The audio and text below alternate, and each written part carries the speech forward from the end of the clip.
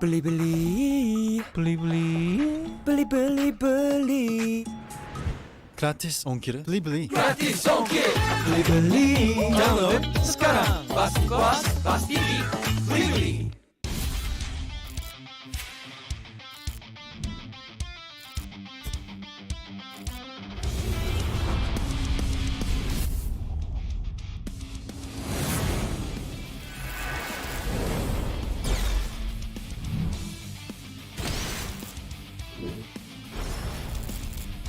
おっす、決まってこうぜ。少し乱暴しようか。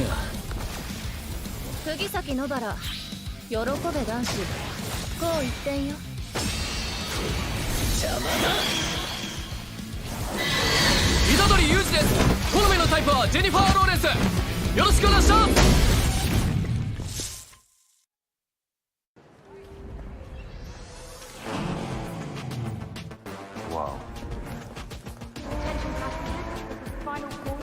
Wait, is that a phone? Look at the performance, the graphics. That thing's a gaming machine.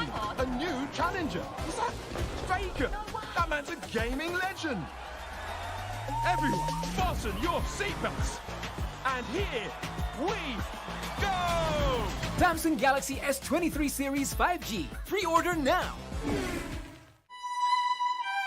This is where you can find yourself. As true as the purest gold.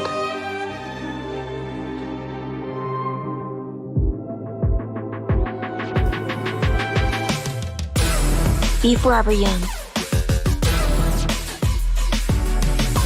Be lavish. Be timeless. I am 24K, bling like no other. Halo para pengejar. Saya bantuin ya. Kejar ini, kejar itu. Kejar, keep kalem, pasti ada diskonnya. Pesan GrabCar pakai promo Yuk Grab.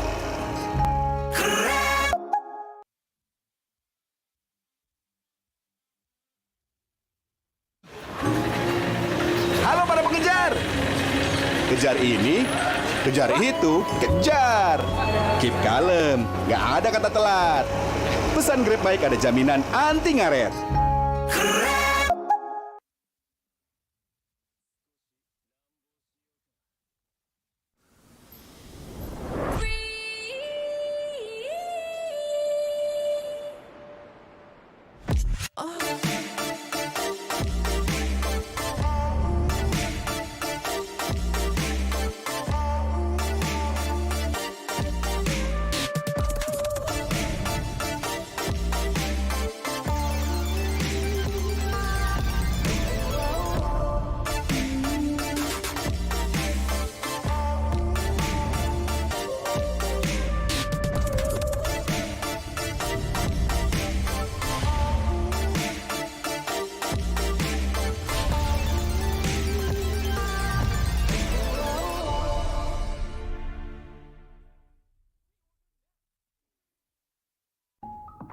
Beli.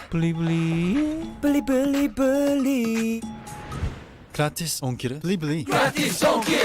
Beli. Download sekarang. Bas kuas, Bas TV. Beli.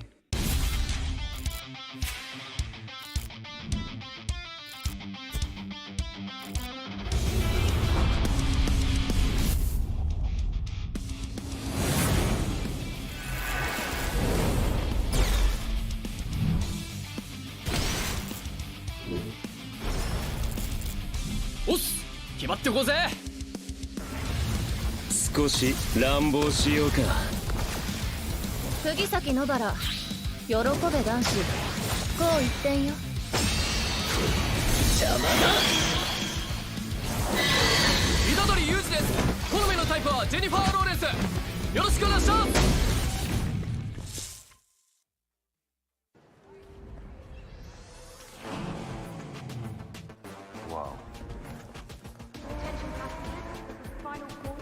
Wait, is that a phone? Look at the performance, the graphics. That thing's a gaming machine. A new challenger. Is that Faker? That man's a gaming legend. Everyone, fasten your seatbelts. And here we go! Samsung Galaxy S23 Series 5G. Pre-order now. This is where you can find yourself. As true as the purest gold.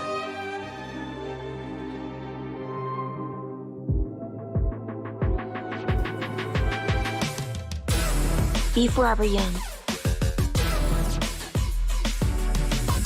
Be lavish. Be timeless.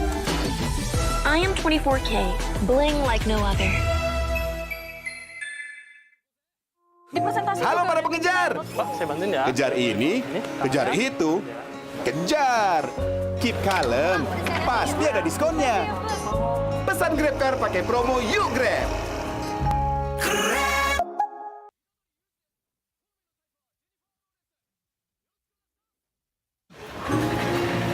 Halo para pengejar. Kejar ini, kejar itu, kejar. Keep kalem, nggak ada kata telat. Pesan Grab Bike ada jaminan anti ngaret.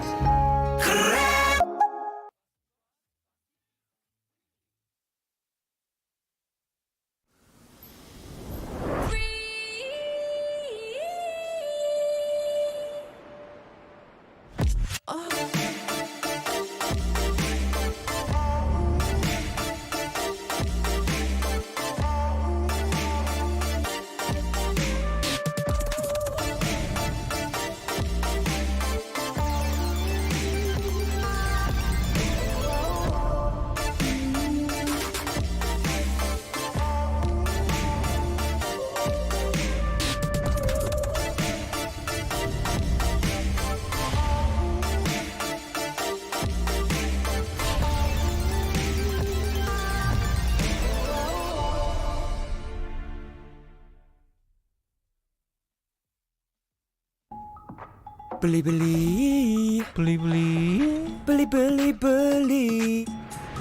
Gratis ongkir. Beli. Gratis ongkir. Beli. Download sekarang. Pasti puas, pasti geek. Beli.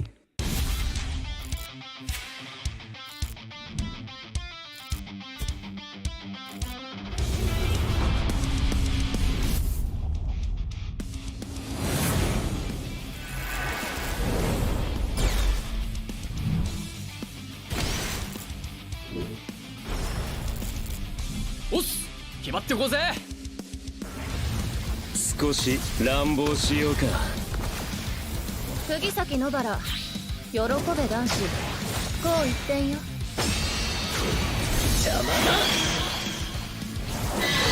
虎杖裕二です。好みのタイプはジェニファー・ローレンス。よろしくお願いします。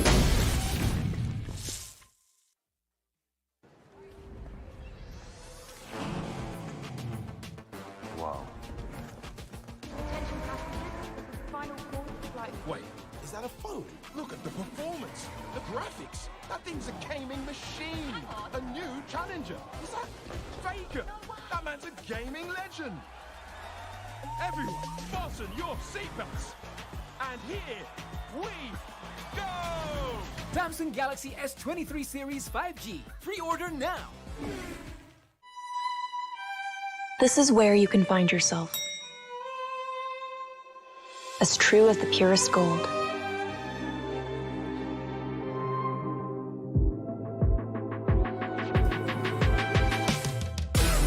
Be forever young. Be lavish. Be timeless. I am 24K, bling like no other. Halo para pengejar. Saya bantuin ya. Kejar ini, kejar itu, kejar. Keep kalem, pasti ada diskonnya. Pesan Grab Car pakai promo Yuk Grab.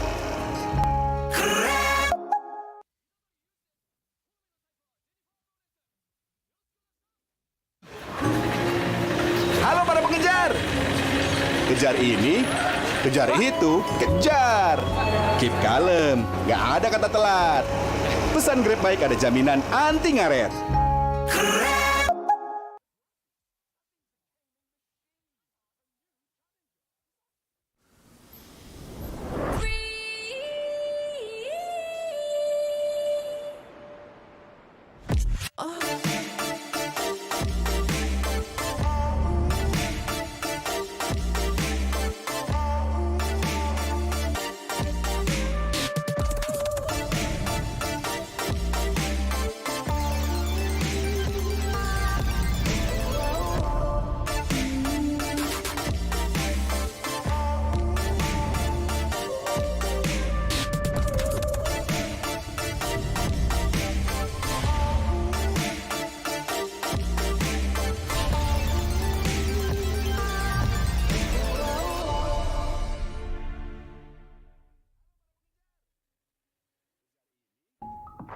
Beli beli. Beli beli.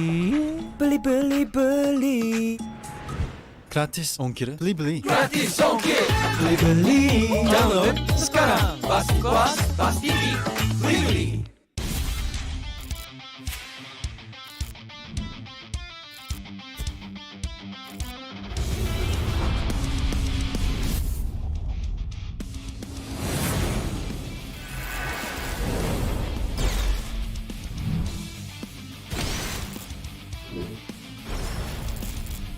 おっす決まってこうぜ。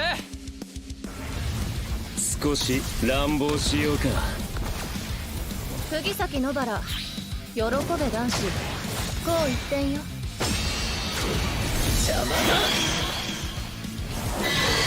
虎杖裕二です。好みのタイプはジェニファー・ローレンス。よろしくお願いします。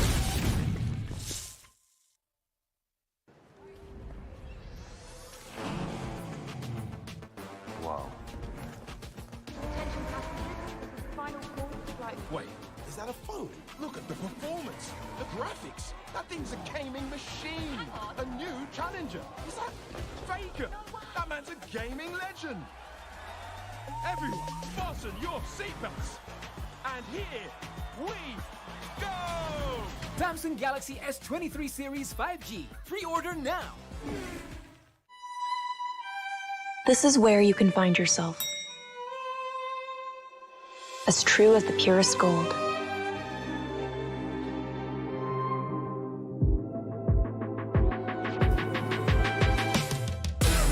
Be forever young. Be lavish. Be timeless. I am 24K, bling like no other. Halo para pengejar. Pak, saya bantuin ya. Kejar ini, kejar itu, kejar. Keep kalem, pasti ada diskonnya. Pesan Grab Car pakai promo Yuk Grab.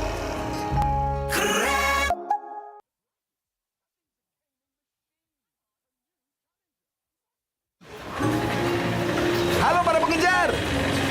Kejar ini, kejar itu, kejar. Keep kalem, nggak ada kata telat.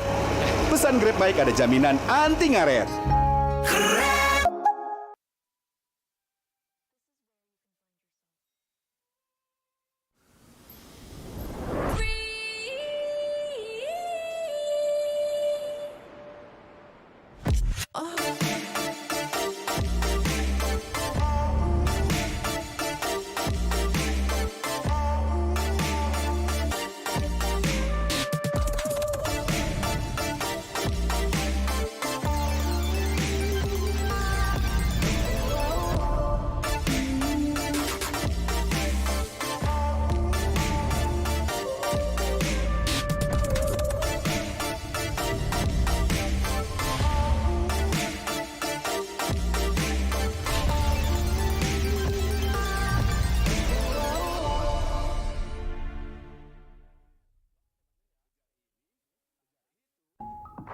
Beli beli. Beli beli.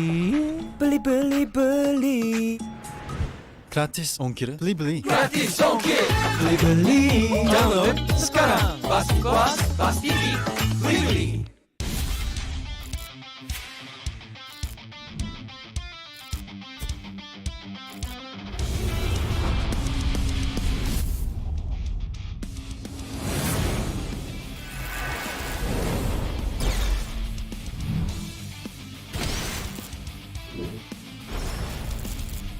おっす決まってこうぜ。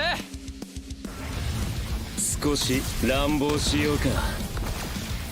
釘崎野原喜べ男子こう一点よ。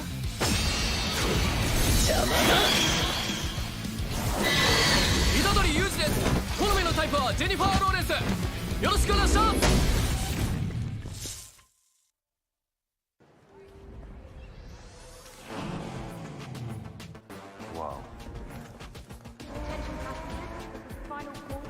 Wait, is that a phone? Look at the performance, the graphics. That thing's a gaming machine. A new challenger. Is that Faker? That man's a gaming legend. Everyone, fasten your seatbelts. And here we go! Samsung Galaxy S23 Series 5G. Pre-order now. This is where you can find yourself. As true as the purest gold.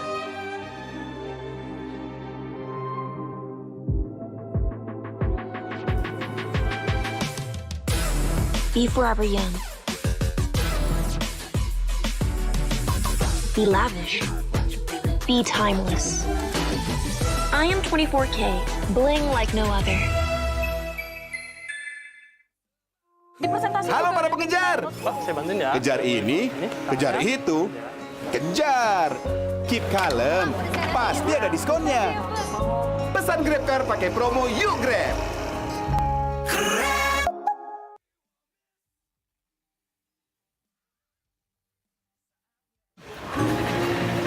Halo para pengejar. Kejar ini, kejar itu, kejar. Keep kalem, nggak ada kata telat. Pesan Grab baik ada jaminan anti ngaret.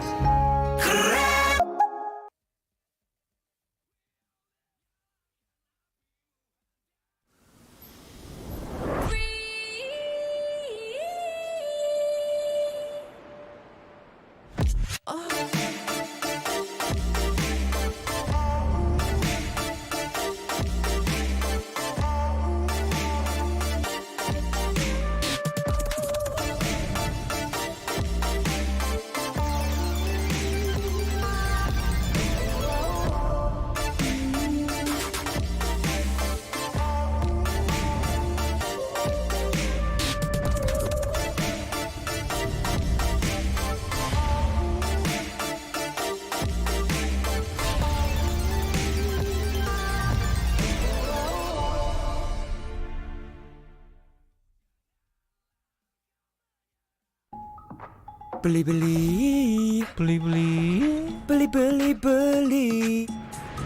Gratis ongkir. Beli. Gratis ongkir.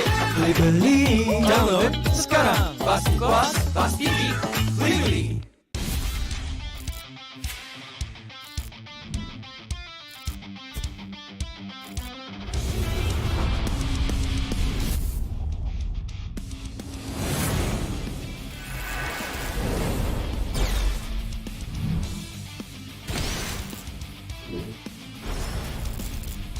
おっす決まってこうぜ。少し乱暴しようか。釘崎野原喜べ男子こう一点よ。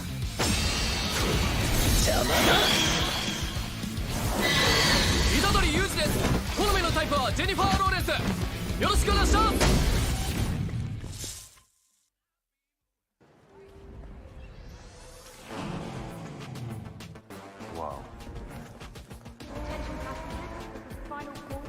Wait, is that a phone? Look at the performance, the graphics. That thing's a gaming machine. A new challenger. Is that Faker?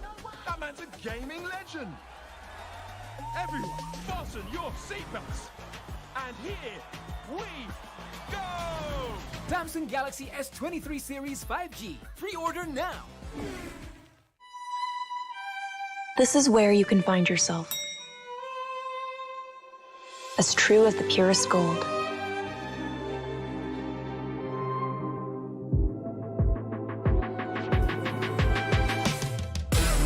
Be forever young.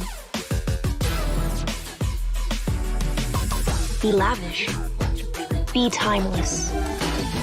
I am 24K, bling like no other. Halo para pengejar. Saya bantuin ya. Kejar ini, kejar itu, kejar. Keep kalem, pasti ada diskonnya. Pesan GrabCar pakai promo Yuk Grab.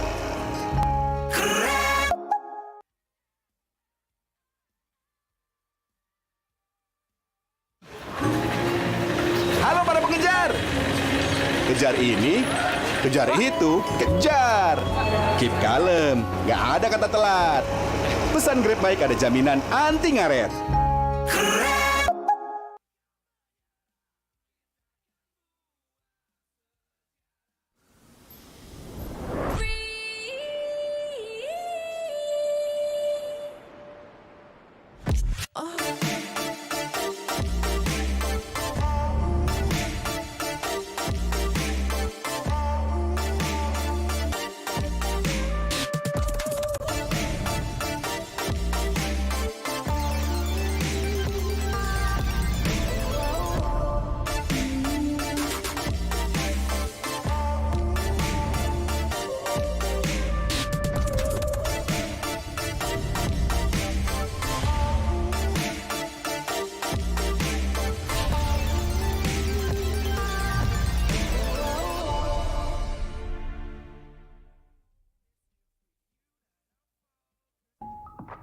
Beli-beli. Beli-beli. Gratis ongkir. Beli-beli. Gratis ongkir. Beli-beli. Download sekarang. Pasti puas, pasti geek. Beli-beli.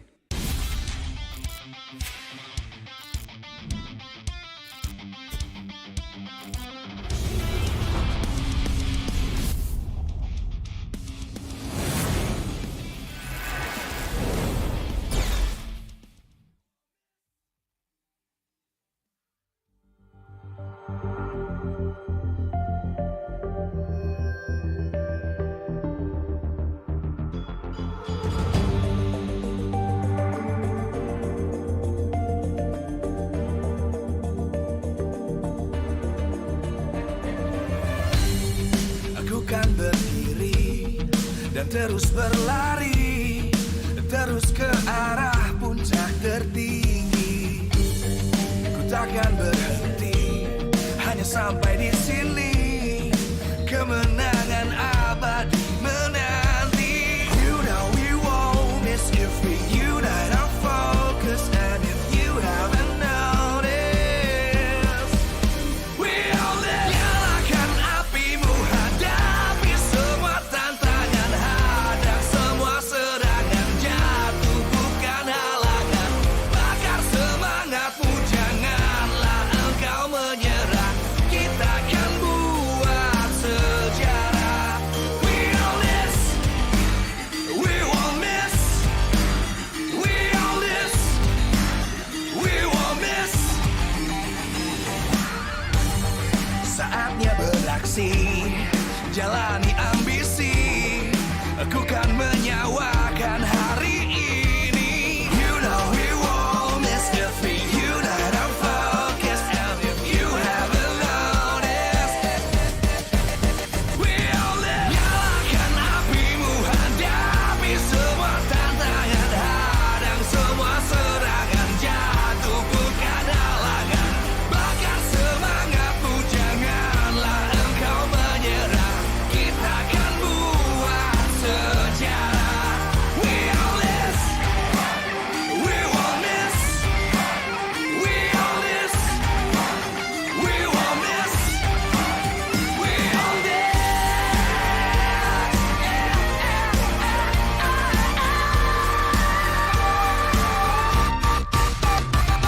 Nyalakan apimu, hadapi semua tantangan, hadang semua serangan, jatuh bukan halangan. Bakar semangatmu, janganlah engkau menyerah. Kita akan buat sejarah. We all this.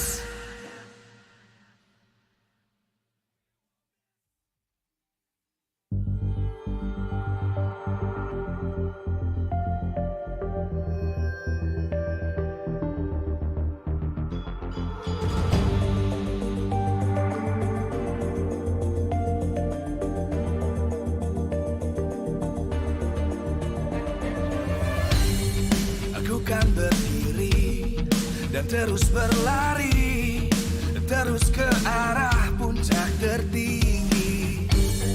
Ku takkan berhenti, hanya sampai di sini. Kemenangan abadi menanti. You know we won't miss if we unite our focus. And if you haven't noticed, we all live. Nyalakan apimu, hadapi semua tantangan, hadang semua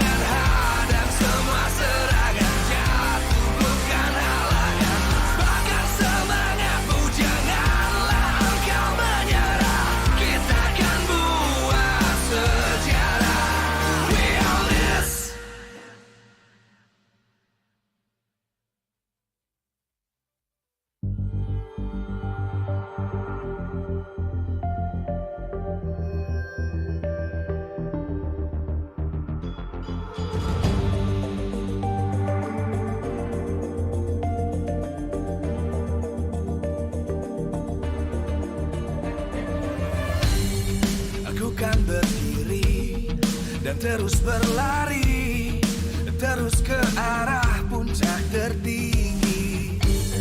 Ku takkan berhenti, hanya sampai di sini.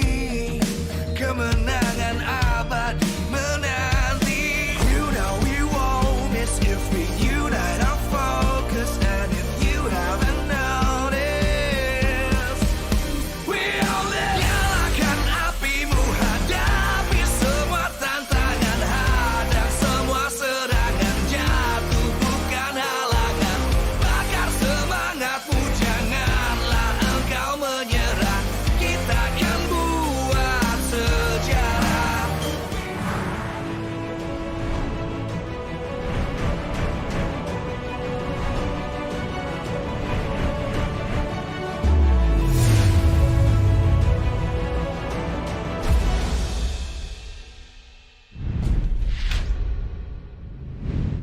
Welcome back, ladies and gentlemen, to MPL Indonesia Season 11 for the regular season, Week 1, Day number 2. Bringing you 4 incredible matches. We had 3 yesterday. We're getting a +1 right here. Welcome to the English caster desk and the English stream. We here on the desk will be accompanying you throughout the day. It's me, Mirko, joined by our analyst, Arashi, and a newcomer over in the English desk. Who are you? Why am I here? You're here for MPL. That's what you're here for. That's and why.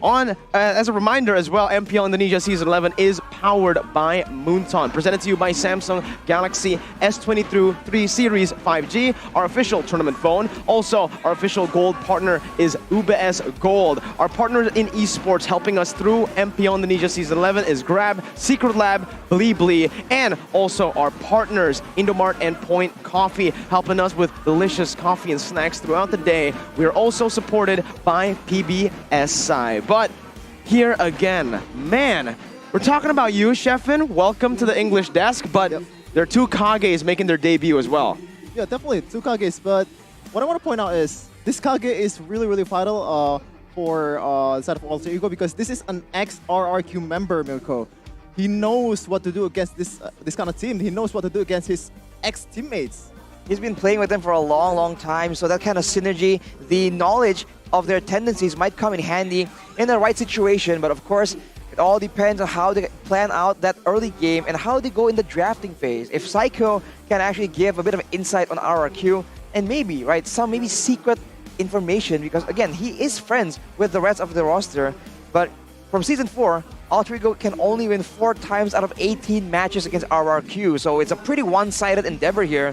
But of course, in a new season, where upsets do happen, there's nothing to say that Alter Ego cannot start the trend right here, right now.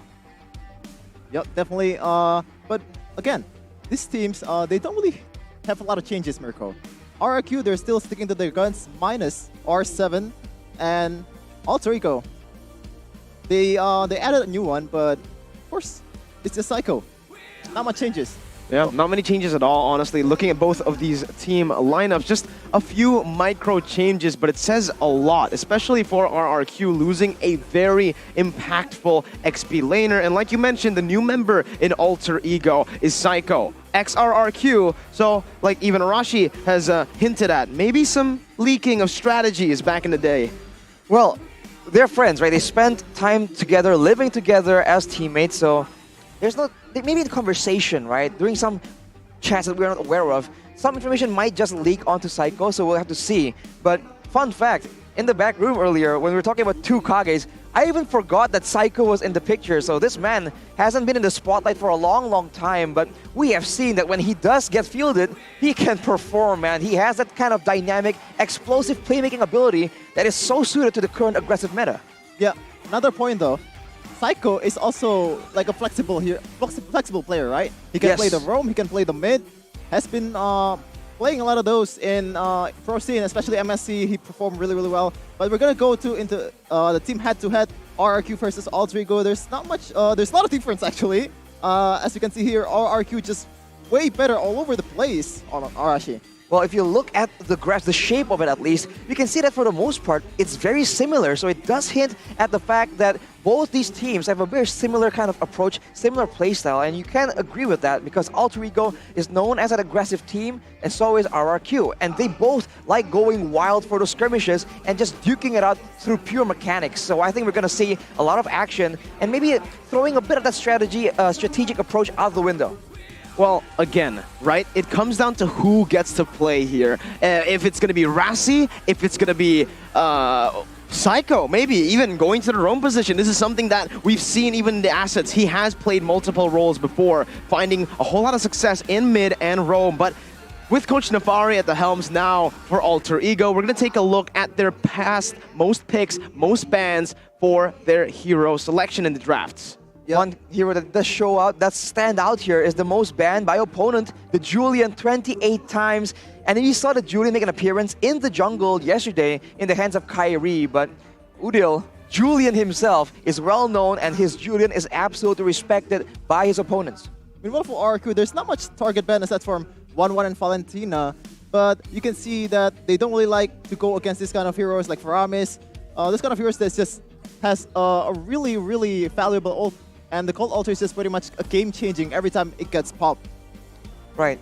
Being able to delay the aggression, stall out the pick-off potential coming in from RRQ is critical because we see that when the fight gets drawn out and they lose the element of surprise, teams really start to find ways to try and deal with it, and this crowd control stop the more outplay-heavy team. Because like Albert on the Assassins, right? If you can lock him down, for example, it's just a lot less threatening than when he just pops out of the jungle and just takes you out just like that. So I think crowd control and ultimates that can just stall out team fights like that, as Chayo mentioned, as Shevin mentioned, is very, very good. Funny that you say that, right? Because Albert on Assassins, we haven't really been seeing Albert on Assassins so far this season. He's only played 2 games, so very, well, technically, yeah, only 2 games. So we still don't know if he can go back to the Assassin route. But what we do know is Udil is still one of the best mid laners here in MPL Season 11 with his key player highlights. Arashi, take us through it. Well, you can see that he's just so dynamic and he has a lot of experience under his belt. So he knows when to actually turn it around and go aggressive after just kiting back away. This is him on his signature Julian pick. And you can see that he's very methodical and careful in how he approaches these fights. And he knows as well which spell to empower to ensure that he becomes the most trouble for his opponents. Just adjusting it as much as possible.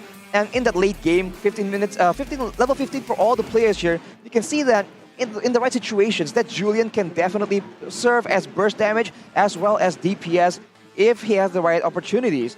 Here we see him follow up on a gank, and you can see that he just stays back and he knows that he is one of the main targets for his opponents, so he just baits out and keeps them on their toes, hiding in the bush, playing around with that vision, and when they are least expecting it, he goes in and zones away the whole back line. This kind of teamfight presence is what makes his Julian such a menace to deal with. Yeah, definitely a difference to other mid laners out there. Udil knows when to go in and go out, different with maybe some of the mid laners out there. They're more comfortable with heroes that has a long range artillery, like Xavier, like Eve, like Farsa. But right now we're gonna go into the stats for Clay. Very, very different from Udil. Hero damage per minute and teamfight participation is definitely the highlight. Oh, KDA too, actually.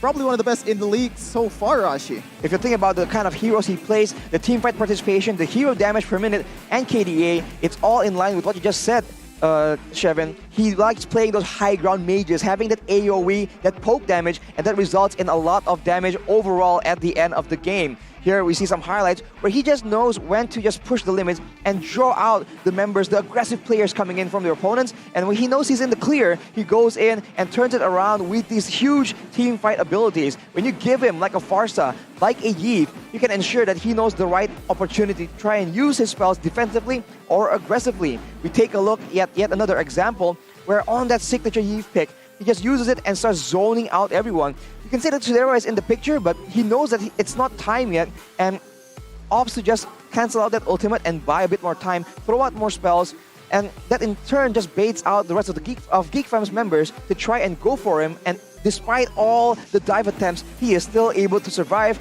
And I think that's a hallmark of Clay's gameplay. He sticks there, He stands in place, does a lot of damage, and yet finds ways to survive from any kind of dive attempt. That win rate though, right? 36.36% after picking it up 11 times on his remarkable hero. I guess his remarkable hero has been nerfed, especially now.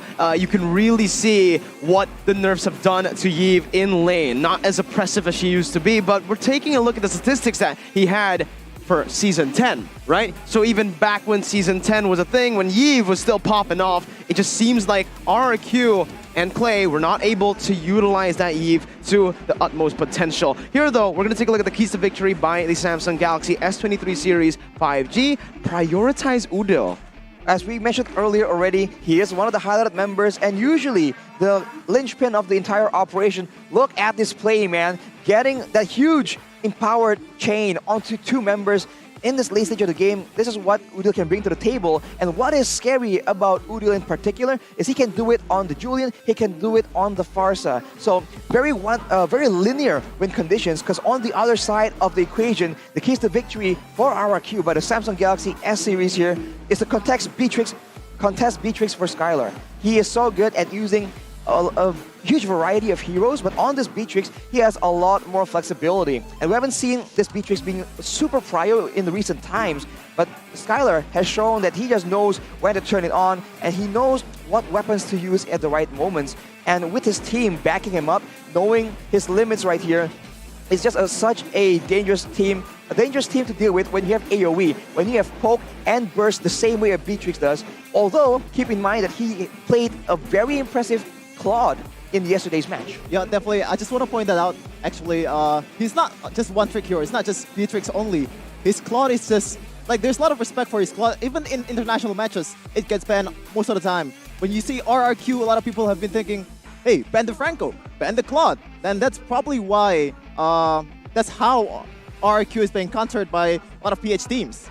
Well, we've seen that many, many times, but speaking of awesomeness and how both of these teams have awesome players, we have an awesome gadget for all of you guys back at home, the Galaxy S23 5G. You guys want to always win and flex on social media when playing games with friends? Well, the new Samsung Galaxy S23 Series 5G with this epic smartphone that makes your games an auto win.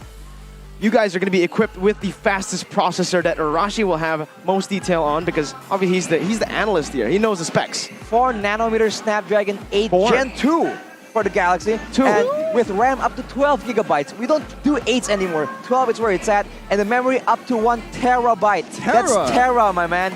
And of course, the screen is dynamic AMOLED 2X with 120 refresh rate. So don't worry about getting those quick fast hand plays in Mobile Legends. And of course, with that smooth frame rate, you also have a huge battery life, 5000 mAh, which allows you to just play all day long. And it charges really fast as well. So you have an all-in package right here. You don't need to worry at all when you get the Samsung S23. It is all good. So grab it right now, pre-order it right before the 23rd of February where it ends. But speaking of grabbing things, go and grab food and maybe grab transportation over here to the MPL Arena to catch this match live, because you can probably hear the atmosphere going crazy in the arena. The RQ and Alter Ego fans are here. And why? How did they get here? It's super far away sometimes from their own house. 90% promo code with the Grab Bike promos now. And even with 50% discounts at the Grab Food to power you guys up when watching online. So at this point, all you gotta do is scan the QR code down below Arashi to get a lot of crazy promos. And if you guys want to win MLBB Hero Skins, get ready for the Grab Challenge on the 18th of March. For more details, check out grb.to/MPL. But back again to the match at hand. Alter Ego RRQ, we've seen this matchup so many times. I think the most memorable matchup was back in Season 6, where it was absolutely crazy, right? Yep. That crazy atmosphere. Unfortunately, it was online, right? Now it's offline, though. So you guys can catch it. Buy your tickets at bleeblee.com. Yeah, watch MPL ID Season 11 live. Go get your ticket on bleeblee.com for MPL ID Season 11. You can look at the stage. Beautiful, beautiful stage. A lot of people are here, and you can feel the atmosphere and actually experience it on your own with buying it in Bleeblee. Yeah. Wow. And we're gonna go into the lineup for RRQ versus Alter Ego. Any predictions, RRC? Oh, I hope we see new faces right here, but for all Rizal, it's going to Kids. be Udo in the mid lane, high in the EXP lane, and it's going to be Rizal and Kids in the gold lane and jungle, and Rassi right here back again in the roam position. So a bit different, but essentially not too foreign of faces for the side of Alter Ego, and for the side of RRQ. It's the same lineup we saw yesterday. Clay, Lemon, Skylar, Albert, and Vin. And we've seen that Lemon in particular gets highlighted because he's now in the EXP lane, but he's shown that he can hold his own against the rest of the EXP laners in MPL ID right now. Yeah, definitely not the strongest debut in MPL ID Season 11, but there's a lot of brilliance in Lemon's game. Yesterday, especially with Edith just going in with a flicker miracle against a Hanabi. Just very, very aggressive. The old style of Lemon, this kind of mechanic is very, very, eccentric to Lemon. And not gonna lie, I was kind of disappointed, There's no Psycho, there's no Nino. Especially Psycho, because I expect him to be here, especially against RRQ. He knows what to do. Like, why is he not here, Miracle? Why? Why no Nino? I mean, again, right, Rizal, he is a star in the MDL. Back when they were able to capture the title, I believe in Season 4 of the MDL, it was a stomp all the way through, and Rizal was a big part of that. Rassi as well. So maybe with this lineup, they're trying to bring in Rassi with obviously Rizal. This is the main duo. They have two duos that they can swap constantly. Psycho and Nino, Rassi and Rizal. That's what I'm getting at here, because Alter Ego really like their pairs from what we've seen throughout the seasons. The concern right now is that with a change there, will they change their playstyle as well? Because the roamer is usually the key to all that early game aggression. Walking up to the stage, ladies and gentlemen, give it up for Rex, Regum, Kaon as they make their way up on stage, confident as ever, full of smiles.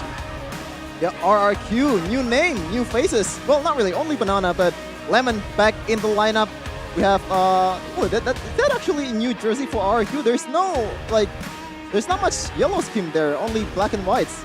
Might be rebranding, then making a statement perhaps that this is a different RRQ, locked in and ready for the current season, Season 11.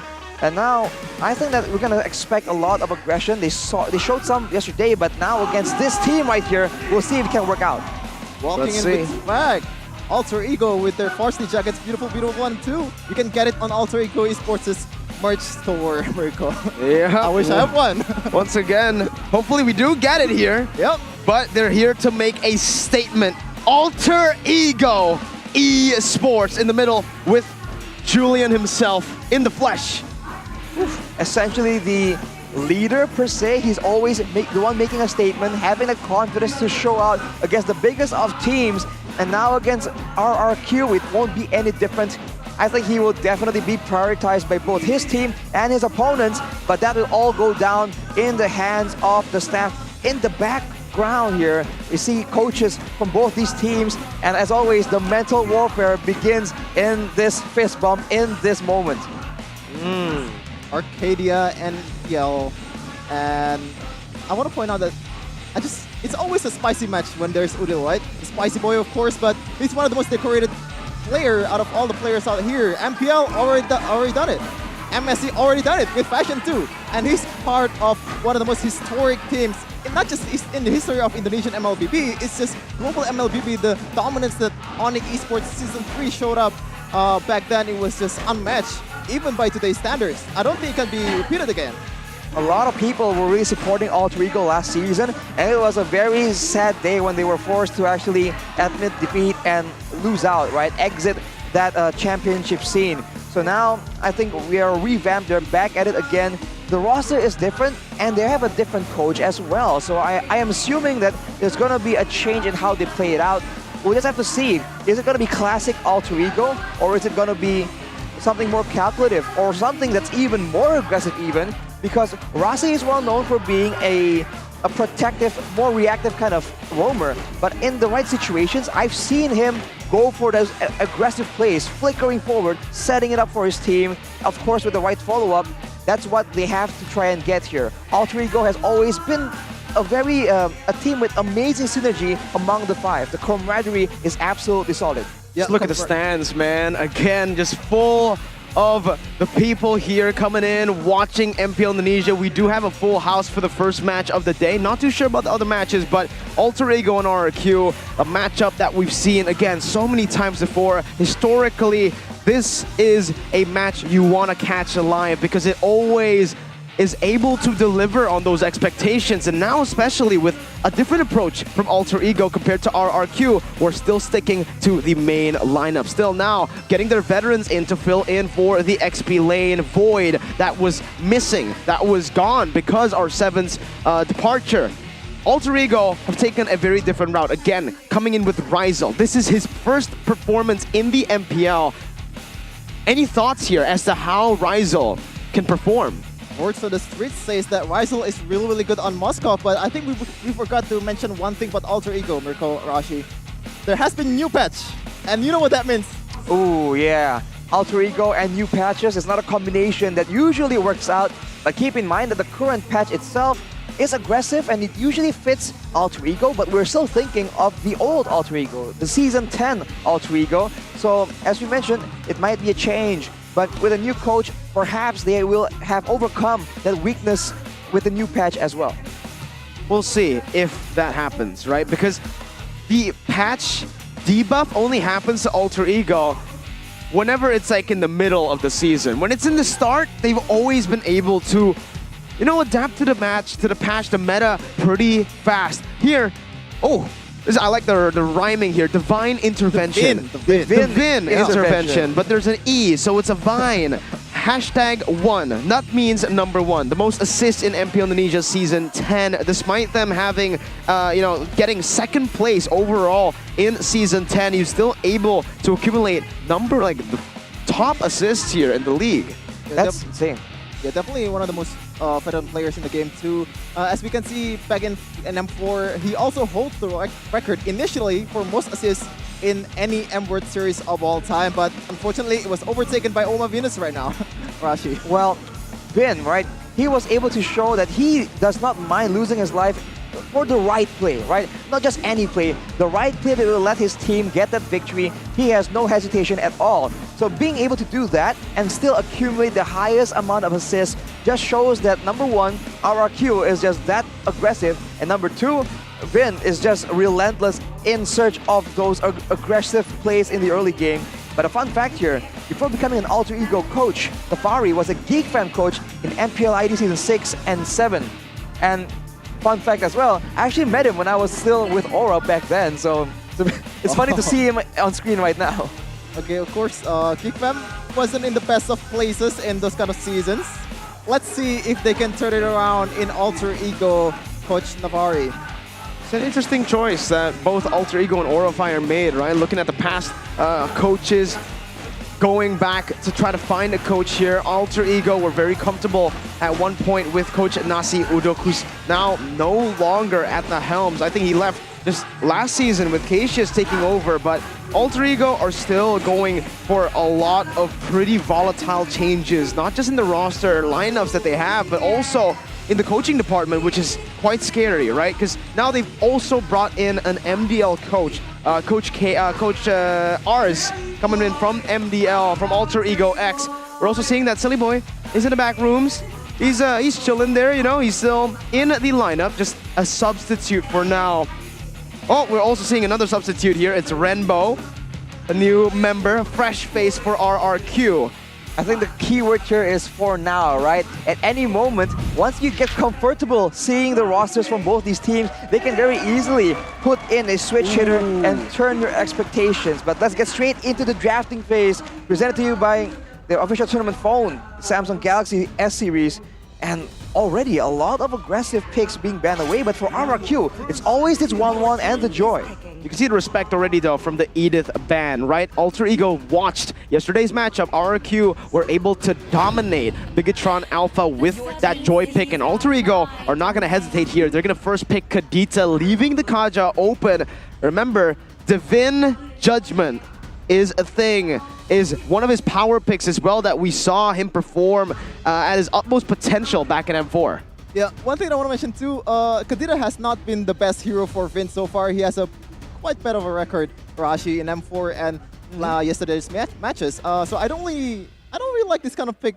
Kadira in the first pick especially. I think they can save it up for the later stages of the picking phase, but already the Vin, Judgment, and Fredrin right. for RRQ. Literally, the Divine Judgment is available for RRQ right now, as well as that flex pick Fredrin, but that Moskov, man, we talked a bit about it. It's just like a signature pick sort of for Rizal, and having the Youth song right here means that they're really going all in for that dive, so we'll just have to see if they can make this work out, because with the Moskov, it's a marksman that can still go that aggressive with a bit of crowd control as well. It might be able to deny the playmaking attempts made by Vin in this matchup.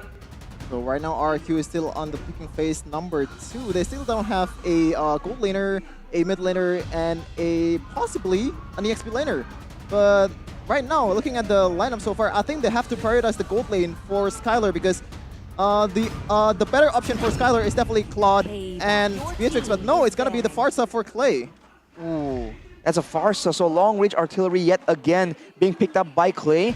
And keep in mind, with a Farsa, it's a bit different than the Yve. It's not just utility, it's the possibility to be roaming all around the map with the wings by wings. So having a Kaja and a Farsa, a bird combo if you will, means it's a lot of crowd control and a lot of bursts, so you can expect aggression all the way from level 2 for the side of RRQ. And against Alter Ego, the Kadida will require that ultimate to become a real threat. Oof, man, still though, right here, we're gonna take a look at the bans in the second phase with the Yve and the Harith. You're already seeing some respect going back over towards RRQ, and even RRQ respecting Alter Ego's mid lane presence with Udil. Here, we also have a pretty interesting stat. Lemon has played mid lane in MPL ID for Season 1 and 2, then he swapped over to XP lane for Season 3, then he was the gold laner for MPL Indonesia for the roster for Season 4 and 5. RRQ, though, still respecting the Atlas, even though we all know that Alter Ego, with Rasi in the midst, will most probably go for those cover heroes as a roamer, right? Again, those Rafaelas, the utility picks, maybe even the supportive picks coming in.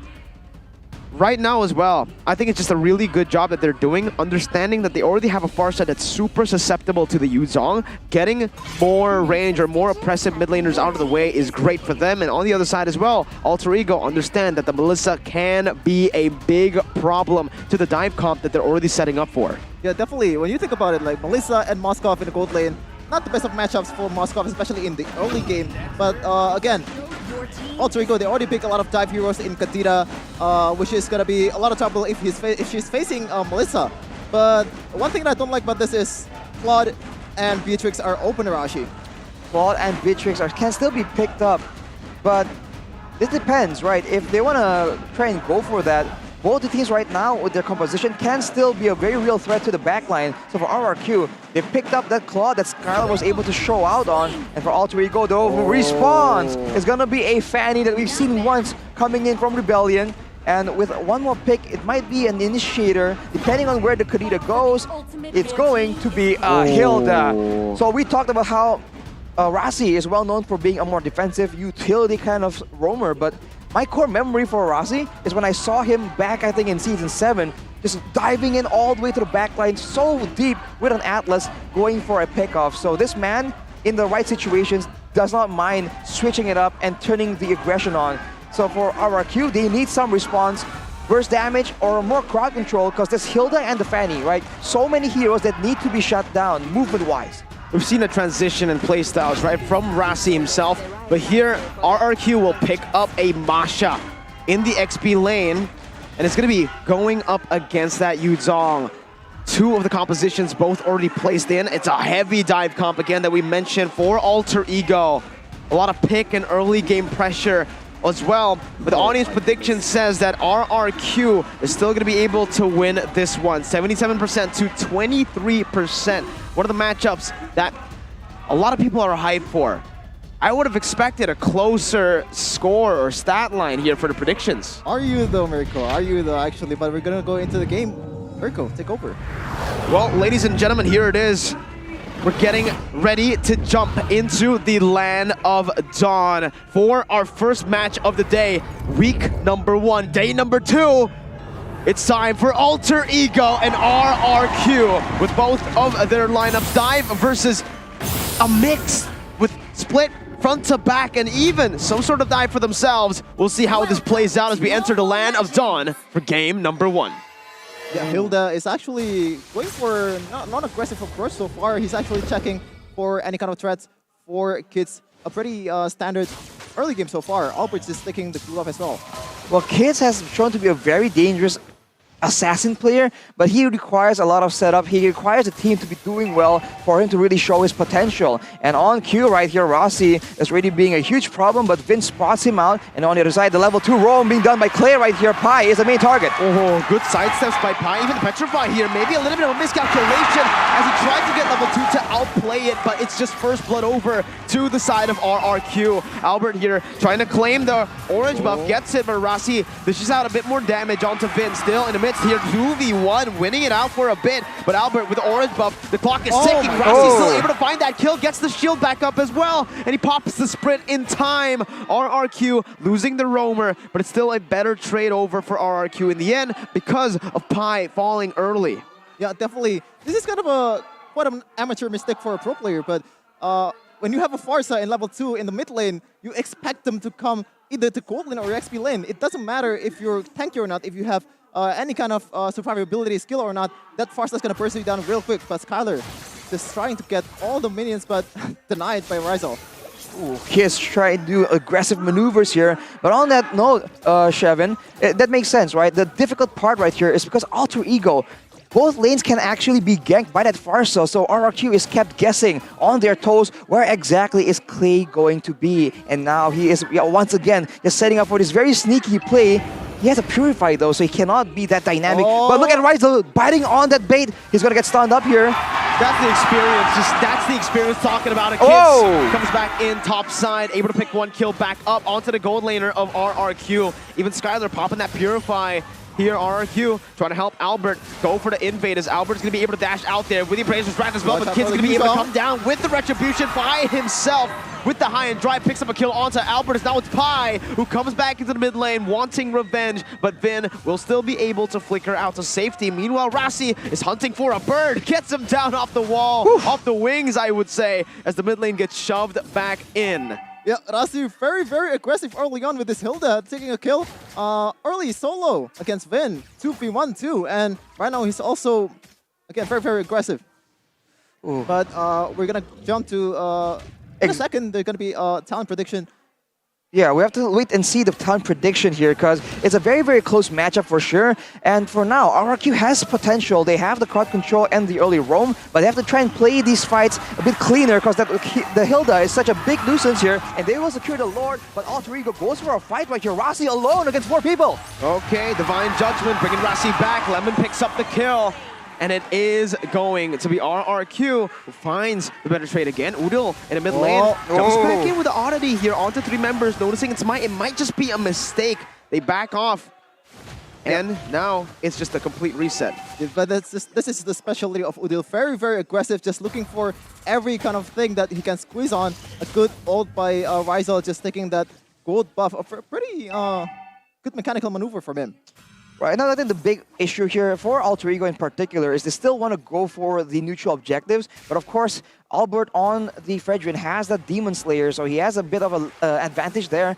So Kids is stuck trying to make the plays around the map, but against a Kaja, right, there's always the threat of the Vin Judgment just catching him out. But if RRQ are just a bit too aware, a bit too focused on Rossi, there could still be a lot of trade back with the Yutong going in with the Petrify as well as Udil on that Kadira. So the amount of pick-off on Alter Ego is huge, but if RRQ fight as 5, it's going to be a different story altogether. Yeah, definitely the hardest job here is for Rossi. He has to open the map with a lot of threat for him as well, even though he's Hilda, even though he's tanky.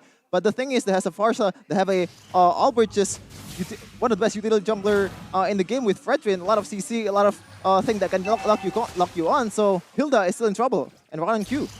Look at the talent prediction right here. Bit of an opposite situation. More RRQ votes on the English desk, only 1 on the Indonesian desk. So we'll see who actually gets the right prediction. And if you want to get some food here, some snacks to watch this very intense match, you can take it from Grab, scan the QR code, or go to grb.to/MPL, because this game is only just beginning. 5 minutes in and already so much action, and right on cue, that's Udil making the play happen. Nice kill over. Again, this pick composition from Alter Ego will be able to catch, just anyone, about anyone. Even if the Masha steps out of place, they are probably going to be able to burst them down. But now, into the turtle. Alter Ego have used a lot of resources, but now it's still the Black Dragon form, zoning Albert away as Rossi is going to be able to put some damage down again. Kids now jumping in, but the damage coming through. Fraser's wrapped by Albert, still buying a whole lot of time, but will be slain in the end. That's the jungler taken down by Vin. Flickers forward with the Divine Judgment, brings Pi back, and it's a kill over. Lemon as well is able to find the kill onto Udil, and RRQ claps back. You go for a pick comp onto one, we can team fight all day long. Interesting approach from Alter Ego. They know that Udil doesn't really have the resource to burst people down, but they still go for the contest anyway. But it turns out that's a wrong decision for them. A lot of resources gone too, and they're losing the fight. Yeah, there's just so much AoE coming in, particularly from RRQ, so if they engage on anyone but Clay or Skylar, they run the risk of just getting completely comboed here. And as we mentioned already, they don't really excel at the 5v5, so Alter Ego have to find a different way out here, looking for maybe a split push, looking for multiple ganks. They need to try and pull apart RRQ, because otherwise it's too difficult. Let's see, Skylar again with the BMI gets out, has the Purify, it's all good here. That's the problem of the Purify Claw that we saw even yesterday. No one was able to catch Skylar. Now with the Feather Airstrike as well, Ryzel was not able to actually take down the turret. So many resources placed down with Alter Ego's early game composition, and it seems like RRQ will be able to fend off the storm. Maybe even at this point, they've taken the early game control over despite having weaker heroes. RRQ, Albert, whoa, just walking up under the base, under the turret here. Is going to be knocked up, petrified. Not too sure what that was from Albert, and RRQ walking up with just a very low cannon minion, but he's going to be punished for that, for sure. Yeah, and right away, Skylar and Lemon already switching places. Normally, you'd think that Marksman is gonna stay in the lane when they still have the turret to take, but interesting approach from RRQ. They choose to go for Masha against the Moskov. Normally, you'd go... Skylar is still in the original lane, but Masha against Moskov is a pretty good matchup for RRQ. Well, a Masha against a Marksman, that's definitely something that Lemon can try and get something at. It's an interesting dynamic for sure. But having a Masha on the opposite side of the Lord is also a big part of how RRQ is going to try and play this macro game out. On that note though, Albert, before that play, he just finished the Antique Cuirass, so maybe the idea is that he doesn't think they would, Alter Ego would use all their magic damage onto him, and he would be a bit more tanky. But of course, under the turret, that's a bit too bold. But Clay now with the Lightning Truncheon will be able to do a lot of damage, unless Rossi says otherwise. Whoa, whoa, whoa, what was that interaction? Rossi now in the midst of it all, going to be able to back off with the Conceal as Udil jumps in with the Petrify, but it's going to be the Purify again! Baiting Udil out! Pi with the Black Dragon form, melted down by Skylar, he's forced to back away. What was that interaction? Vid flickered with the Divine Judgment. Was Kids able to steal Cable out of that one? I don't know, maybe that's the new patch for, the new update for this patch, but one thing I want to mention, but this is 4K gold lead so far for RRQ, and right now they have a better late game composition because this Fanny will fall off really, really hard. And another problem they have to face is how they get Kids' buff, which is very, very important for Fanny. Probably a game changer. Especially because RRQ is so ahead right now. Lemon 4-0, very subtle, but this man is doing wonders on this Masha. He has the Twilight Armor right now, so that's even more damage that Alter Ego needs to consider. And if you look at the items for Skylar, he has these steel leg plates just in case, just to stave off some of that physical burst, and he has the power spike already, the Golden Staff as well as the Demon Hunter Sword. But look at the Feather Airstrike just completely zoning Alter Ego away. Yeah, definitely a loss for Alter Ego Esports. They gave up the Lord, but it's a good decision in the end, because like there's no way you're gonna get the Lord with that kind of cover from Clay from Farsa. With just the Feather Airstrike is just too much, Arashi. It's the Feather Airstrike and the crowd control, because early in that fight, whoa, look at the damage though. What, the Thunderclap comes in, and Udil now gets chased down, and there won't be any kills on the map, but that's how fast it happens, man. I was just about to say that the issue for Alter Ego as well, they have a lot of assassins, a lot of dive potential, but they're up against so much crowd control. In the purple buff earlier, the reason why Udil got shut down there was because of the taunt coming in from Albert's Fredrin. So it's not only the Farsa, it's not just the Kaja.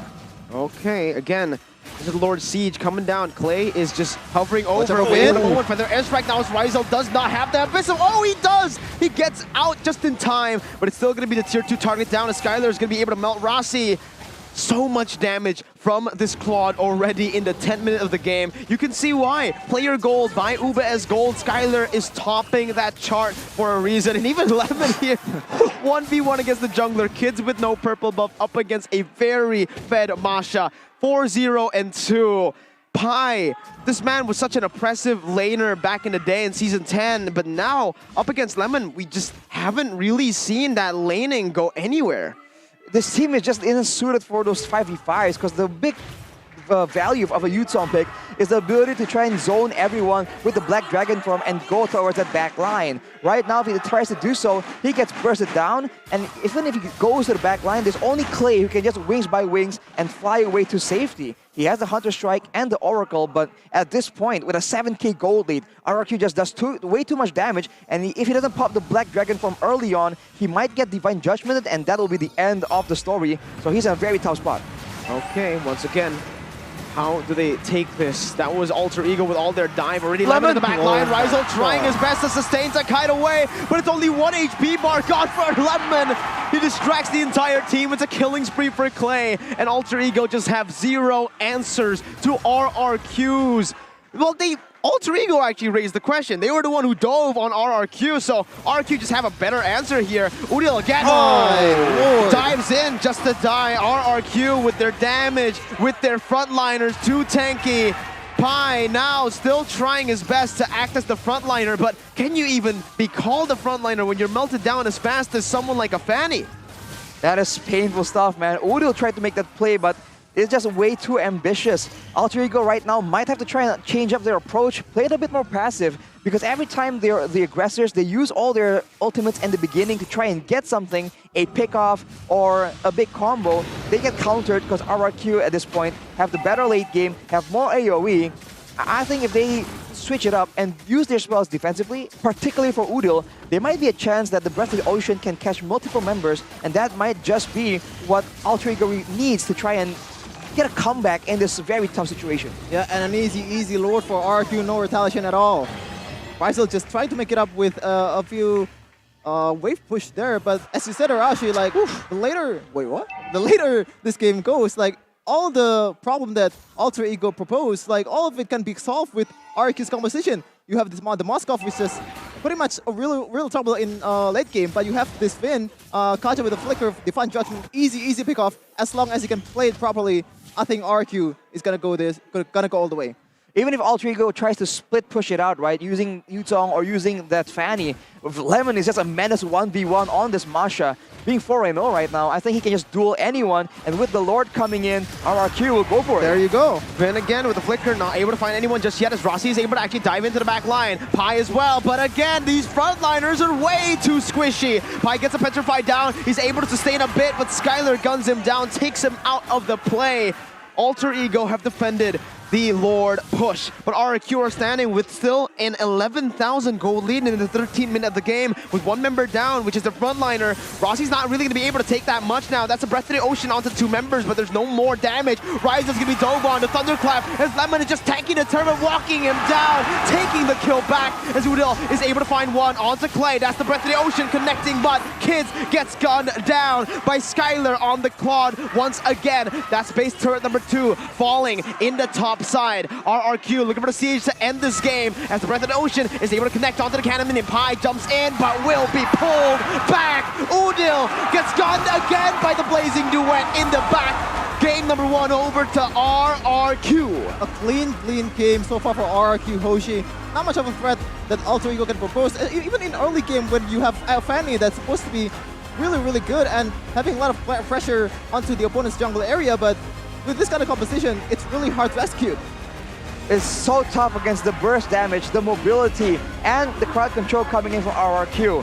It seems like Alter Ego were trying to fight fire with fire and go toe-to-toe with RRQ in the aggression, but they don't have the tools to make that happen. And even when they tried to attempt ganks, it was all turned around by RRQ. And at one point, when you're so far behind, they had to go for 50-50s, right? Gambles in the mid-game. It just did not pay off. RRQ are just way too experienced in that situation, and they get that very dominant victory for game number 1. It's now back to the drawing board for Alter Ego.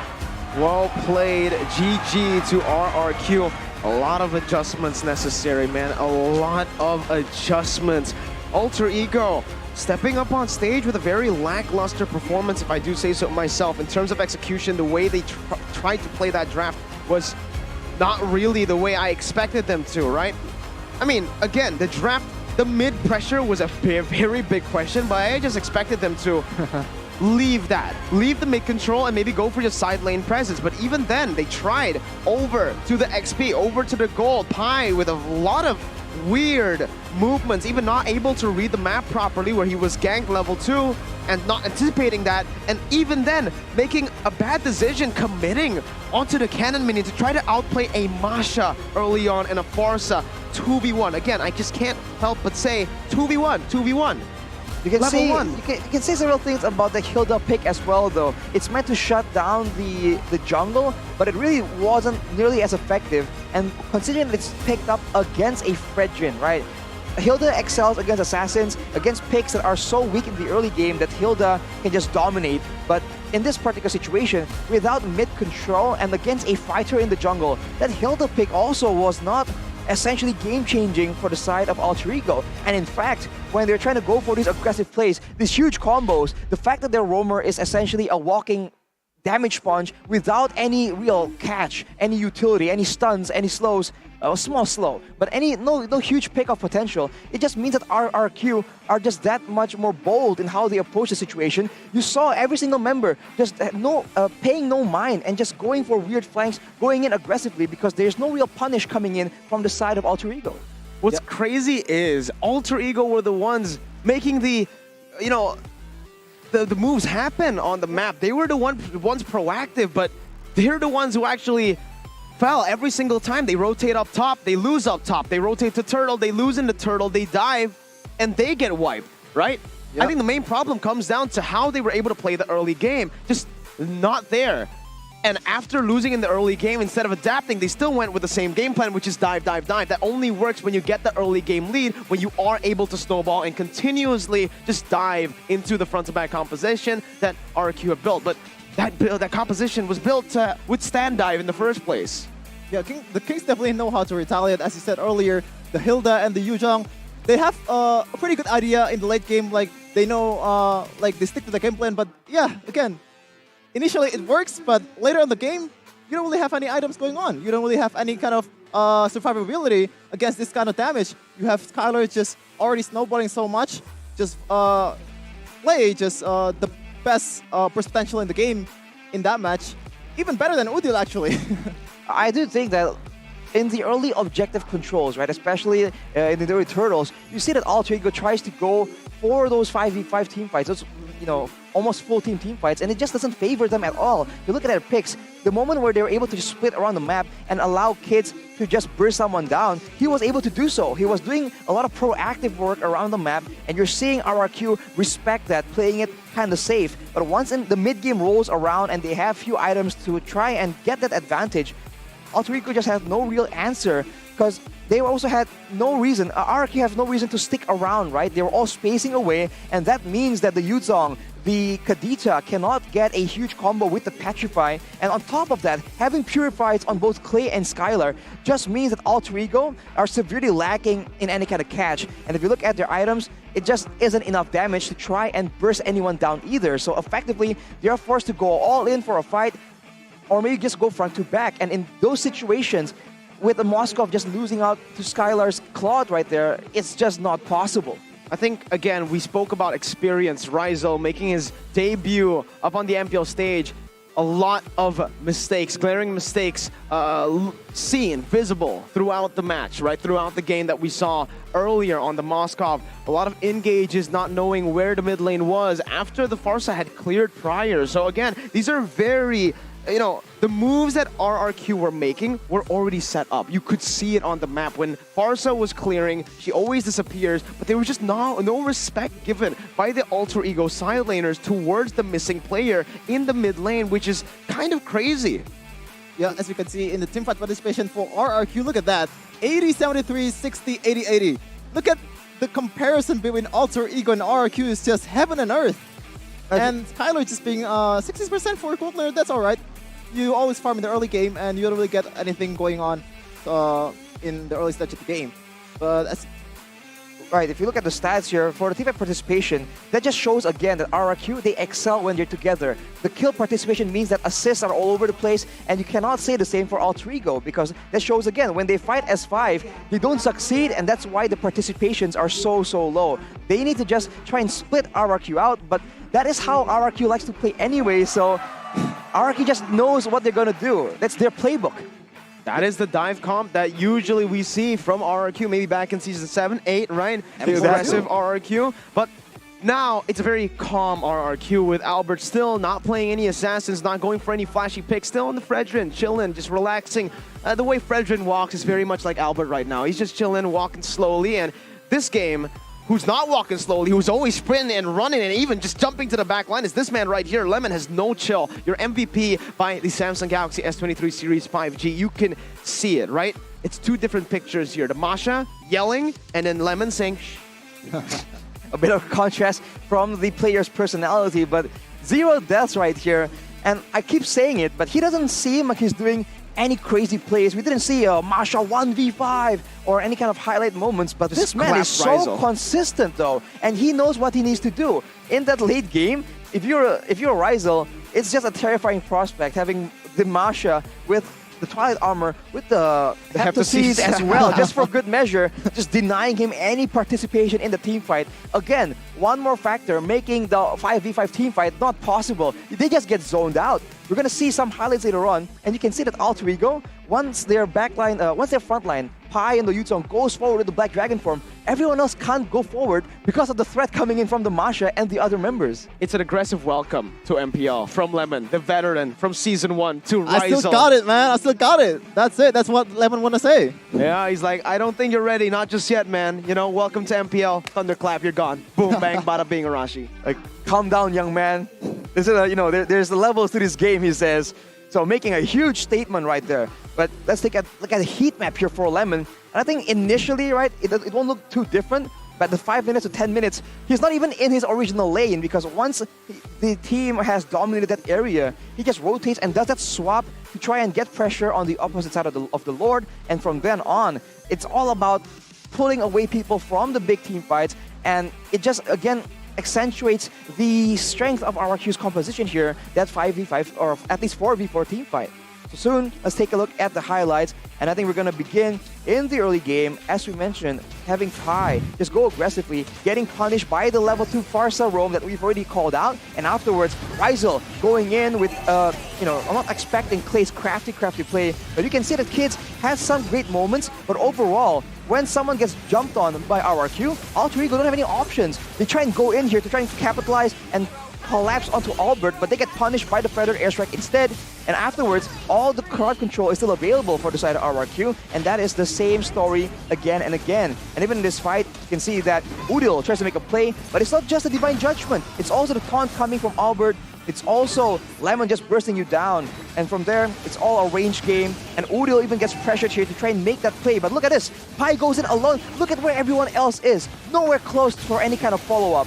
And eventually, the lack of burst damage, the lack of range on the side of Alter Ego just means that RRQ can get a very easy wipe out before taking game number 1. So definitely, all the way from the drafting phase, something needs to change for Alter Ego. I agree. I think it just starts in the draft, right? It's a very gimmicky draft in the first place, bringing the Kadira as a solo laner. Usually when we see the Kadira, it's always paired with maybe something like a Cho that can help clear waves, a Grok even, but here, Kadira solo, or maybe even when we see the Kadiras, it's the Roamer who goes Kadira, and then we see another mage to clear out the mid wave as a laner. But here, we're seeing a Kadira solo laning against a Farsa who already has good wave clear. Even up against Yves, Farsa can withstand that level of wave push, the clear, but up against Kadira, well, Kadira is just a sitting duck.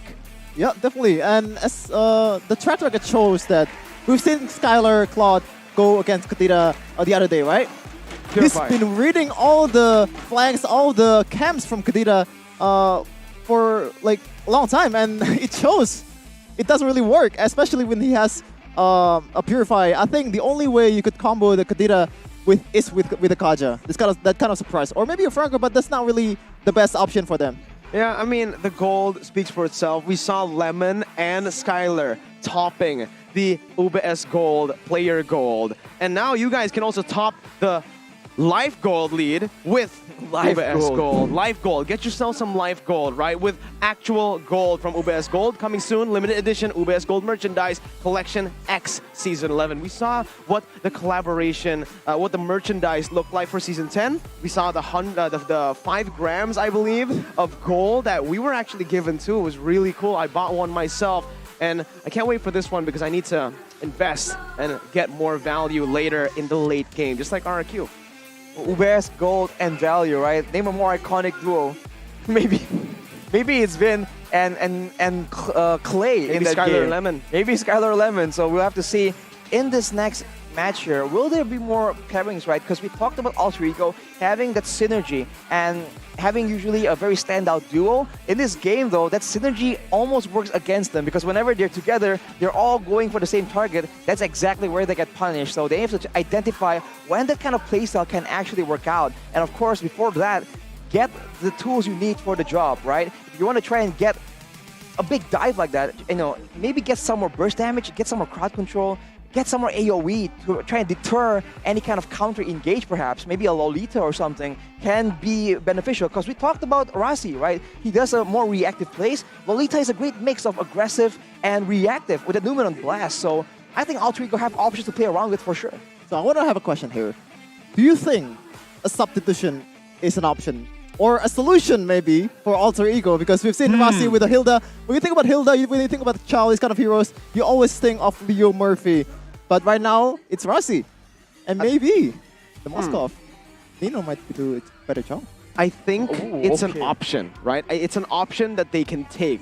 Substituting their players, taking Rizal out, taking Rasi out, maybe putting Psycho in with Nino, like you mentioned, who is always a very good player, a solid player. We've seen Nino from Season 7 even. When he joined in the MPL, he was able to create an impact almost instantly after joining the team from the MDL. But for now, I think it's better for the longevity of the players here, for the side of Alter Ego, to keep the same lineup first, right? It is still the first match, their first match in MPL ID Season 11. Give Rizal the proper time, because if you do, this man was able to prove a whole lot of people wrong in the MDL with his performance, and I'm pretty sure he can do the same here. It just comes down to how the team plays around him and how he makes these adjustments, because even though there were a lot of mistakes that were visible in game number 1, it were mistakes that are very easily fixed. There are very easy solutions to the problems he was facing, his positioning, the way he was playing with no respect towards map pressure as well.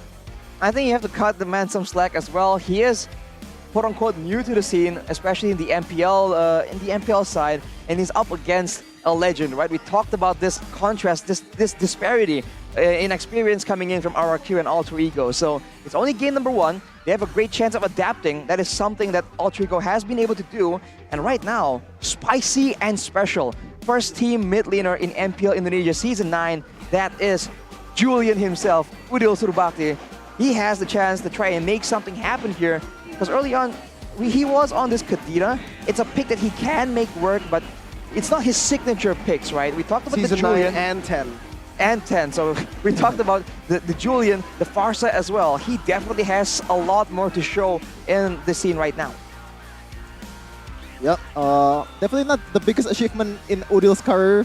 First team MPL, mid laner, Season 9 and 10. There's a lot more achievement. There's not a lot more accolades that he has collected so far in his career. But we're going to go into the draft. Any prediction, Mirko Rashi? I think for Alter Ego, they are definitely going to look for some more crowd control. Can you imagine, right? Knowing that you want to go toe-to-toe against RRQ, but always just losing out because you don't have the right tools.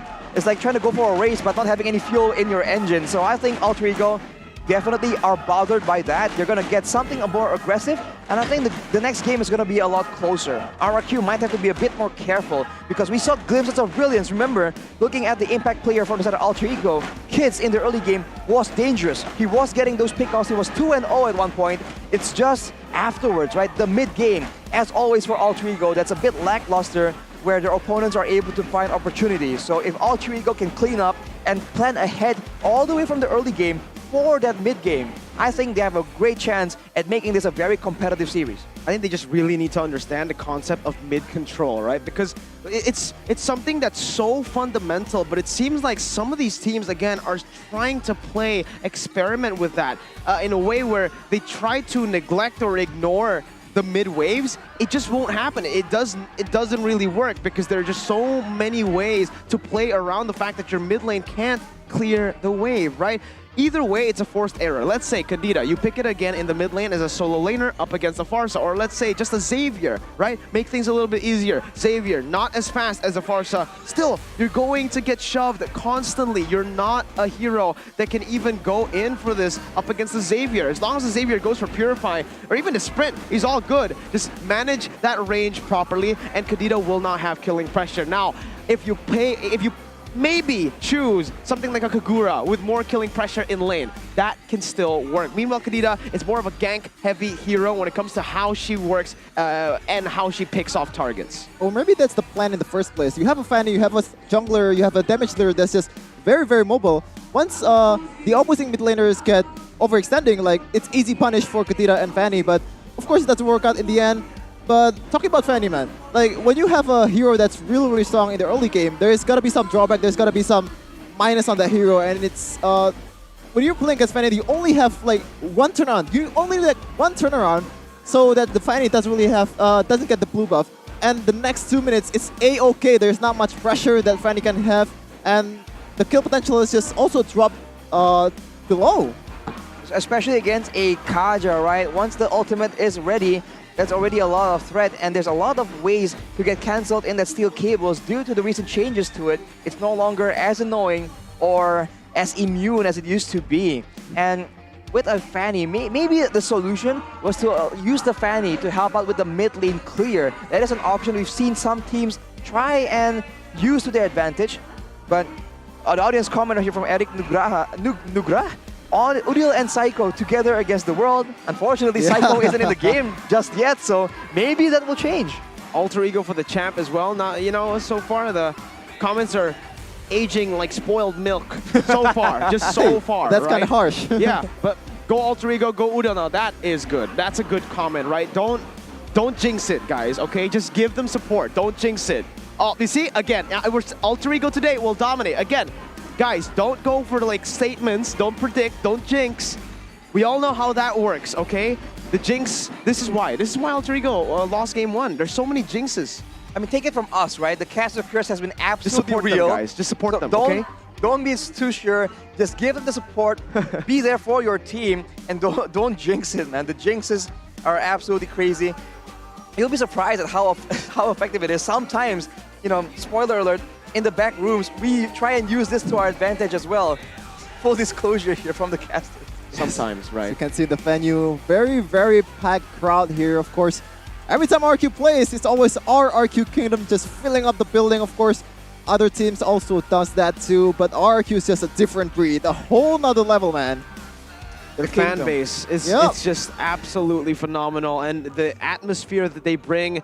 Even at M4, we saw them, one whole stadium yelling Viva RRQ and Indonesia chanting. It's always great to see them. And even after RRQ was sent home, right, they continue, they were actually supporting the other teams, the 2 Filipino teams in the grand finals. They still came to watch, and they still watched supporting full as an MLBB fan. If they're not an RRQ fan, if RRQ is no longer in the tournament, they're an MLBB fan. Well, before RRQ, they're still fans of Mobile Legends, so I think we should be united in our love for Mobile Legends, and then afterwards have a friendly, healthy rivalry among the fan bases. Friendly batter, yeah. The same way you see in the English desk. It's all healthy here, isn't it, Mirko? I'm pretty healthy. I'm healthy too. We all good. We all good. I don't think we'll be here if we're sick, right? So luckily we are healthy. That's true. Ladies and gentlemen, here as well, players are definitely healthy. They're maybe after game 1 not so healthy for Alter Ego in terms of their mentality, right?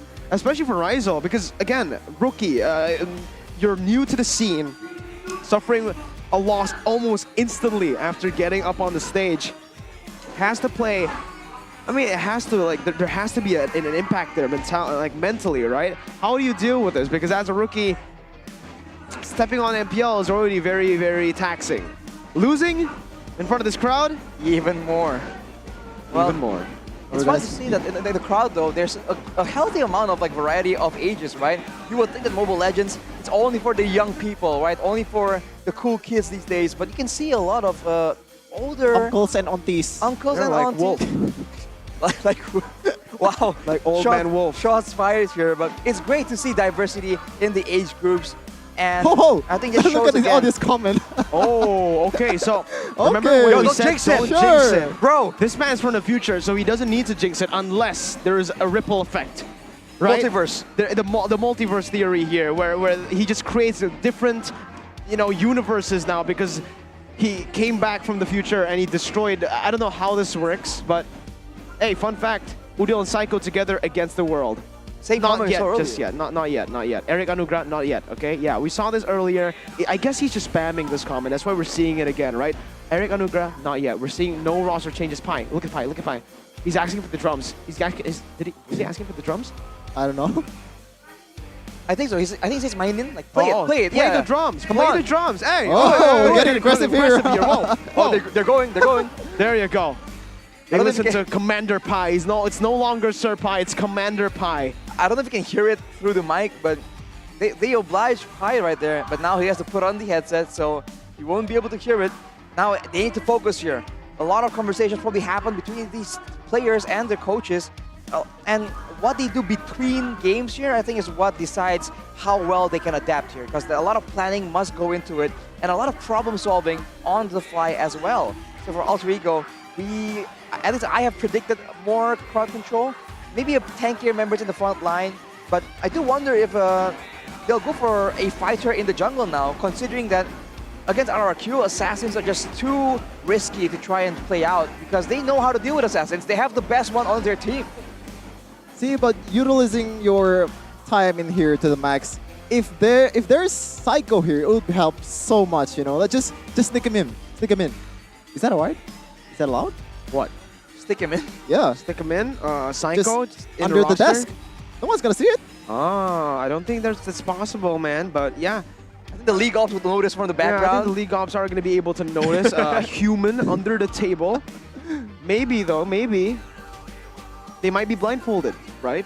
What? Oh, Just why? like the new skins coming in very soon. There's a character that's blindfolded. I can't wait for it. That's why I keep on talking about it. But hey, it's also promotion. So I don't think Moonton...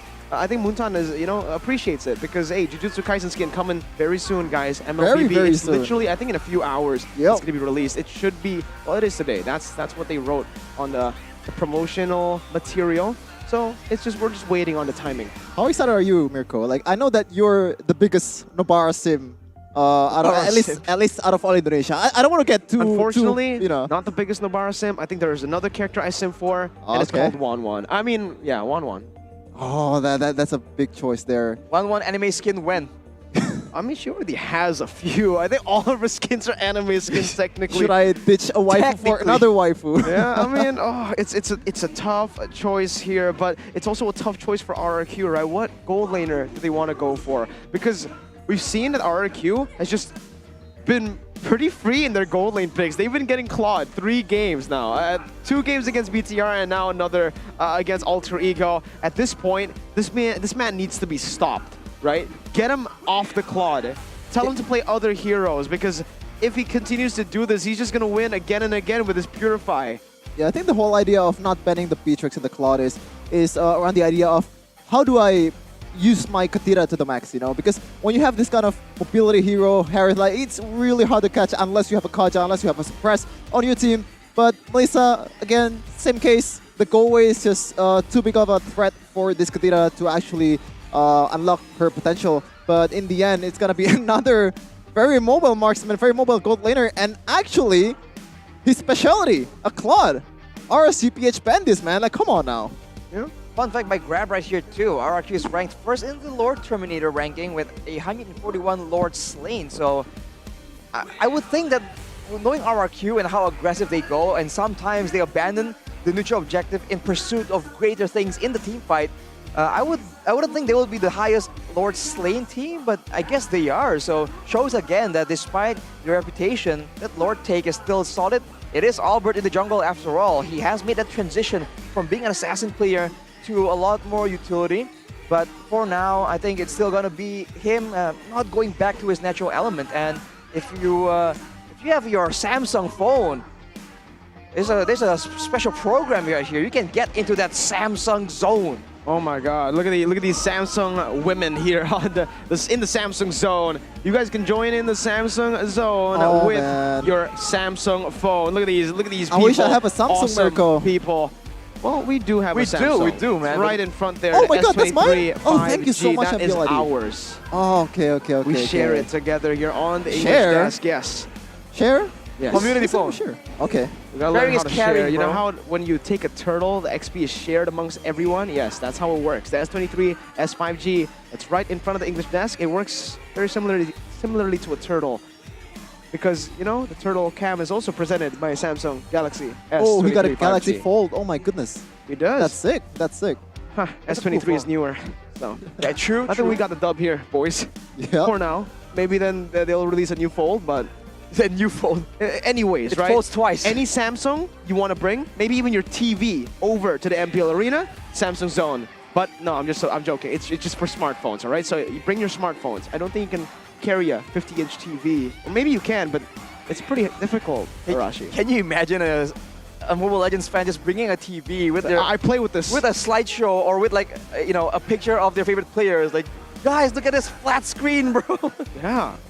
Well, yeah. I mean, technically, there are touchscreen TVs now, right? So, anyways, though, let's talk a little bit about Zin, who has a comment here. Difficult to find a replacement for Vin. It's very difficult to find a replacement for Vin. Vin is in the same level with Ret. Both are idle tanks. Easy game. When playing with them, their shot call is great. Good to hear. Yeah, it's easy to replace skills, but it's harder and more harder to replace experience, and that's what Vin offers to his team. A lot of titles under his belt, a lot of great moments from this pro player has been around the scene for the longest time. Vin. Yeah, it's talking about the shout call here. We saw a bit of that in the mic check the other day, and RRQ, they're sounding a lot more calm and calculated.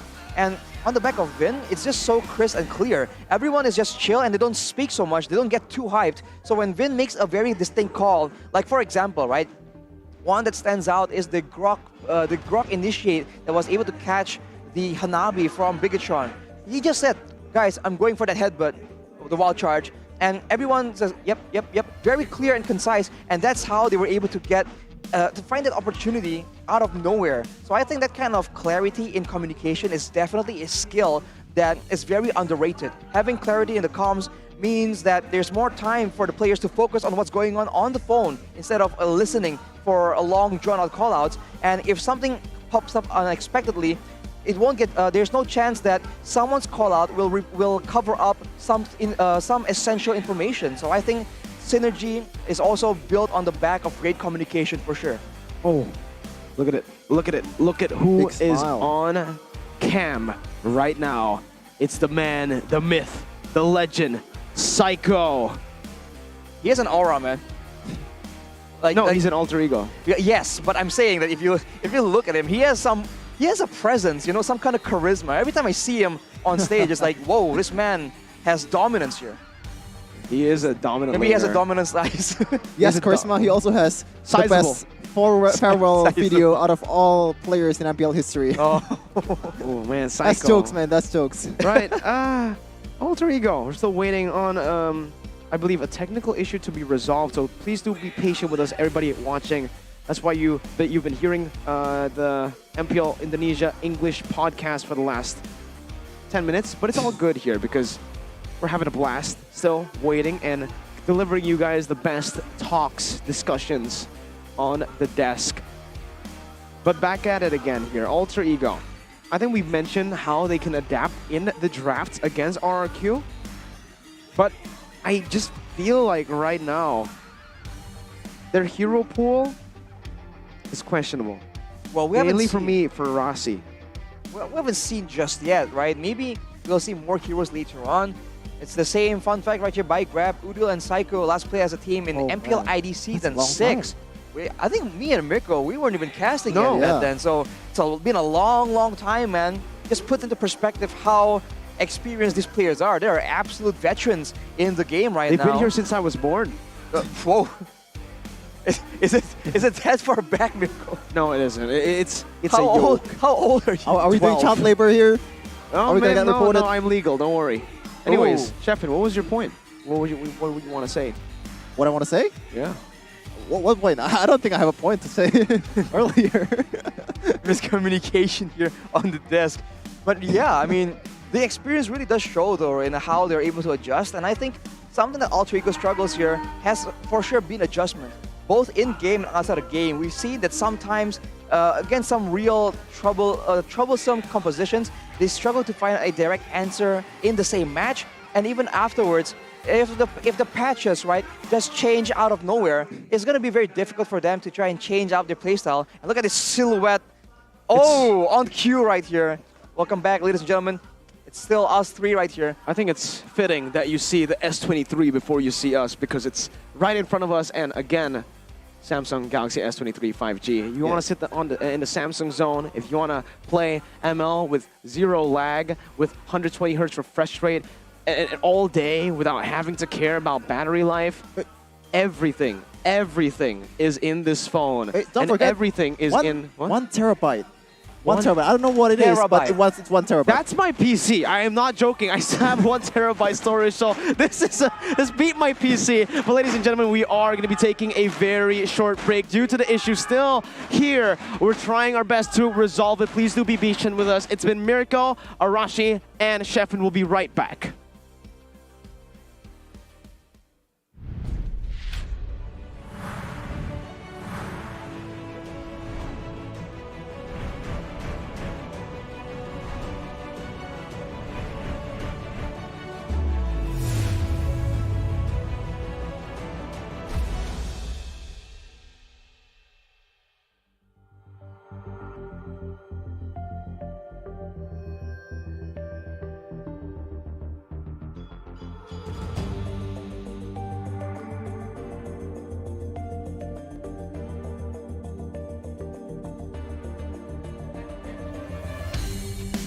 Kan berdiri dan terus berlari, terus ke arah puncak tertinggi. Ku takkan berhenti, hanya sampai di sini. Kemenangan abadi menanti. You know we won't miss if we unite our focus. And if you haven't noticed, we'll nyalakan apimu. Hadapi semua tantangan, hadap semua serangan. Jatuh bukan halangan, bakar semangatmu. Janganlah engkau menyerah. Kita akan buat sejarah.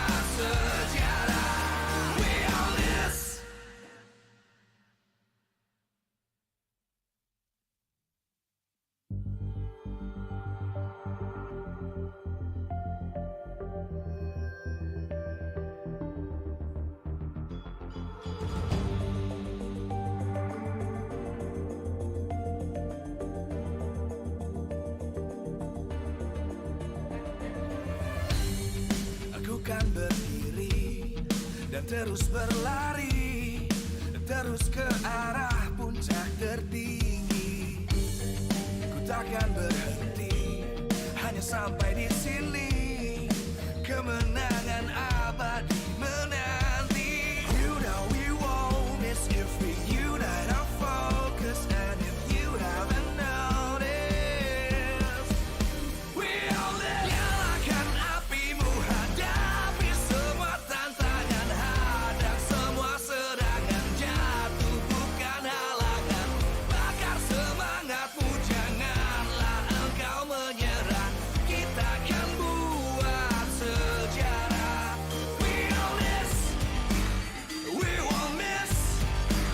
We all this, we won't miss. Saatnya beraksi, jalani ambisi. Aku kan menyawakan hari ini. You know we won't miss if we unite our focus. And if you haven't noticed, we all live. Nyalakan apimu, hadapi semua tantangan, hadang semua serangan, jatuh bukan halangan. Bakar semangatmu, janganlah engkau menyerah. Kita akan buat sejarah.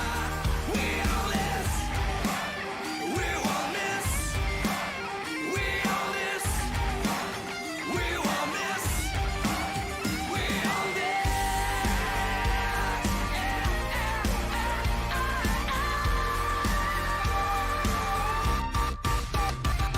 Nyalakan apimu, hadapi semua tantangan, hadang semua serangan, jatuh bukan halangan.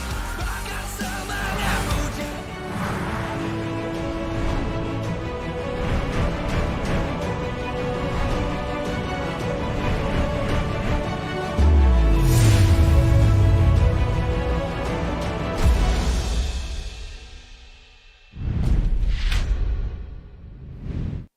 Thank you so much for your patience, ladies and gentlemen. We are back here on the desk to bring you game number 2 of match 1. Still on day 2 of week 1, MPL ID Season 11.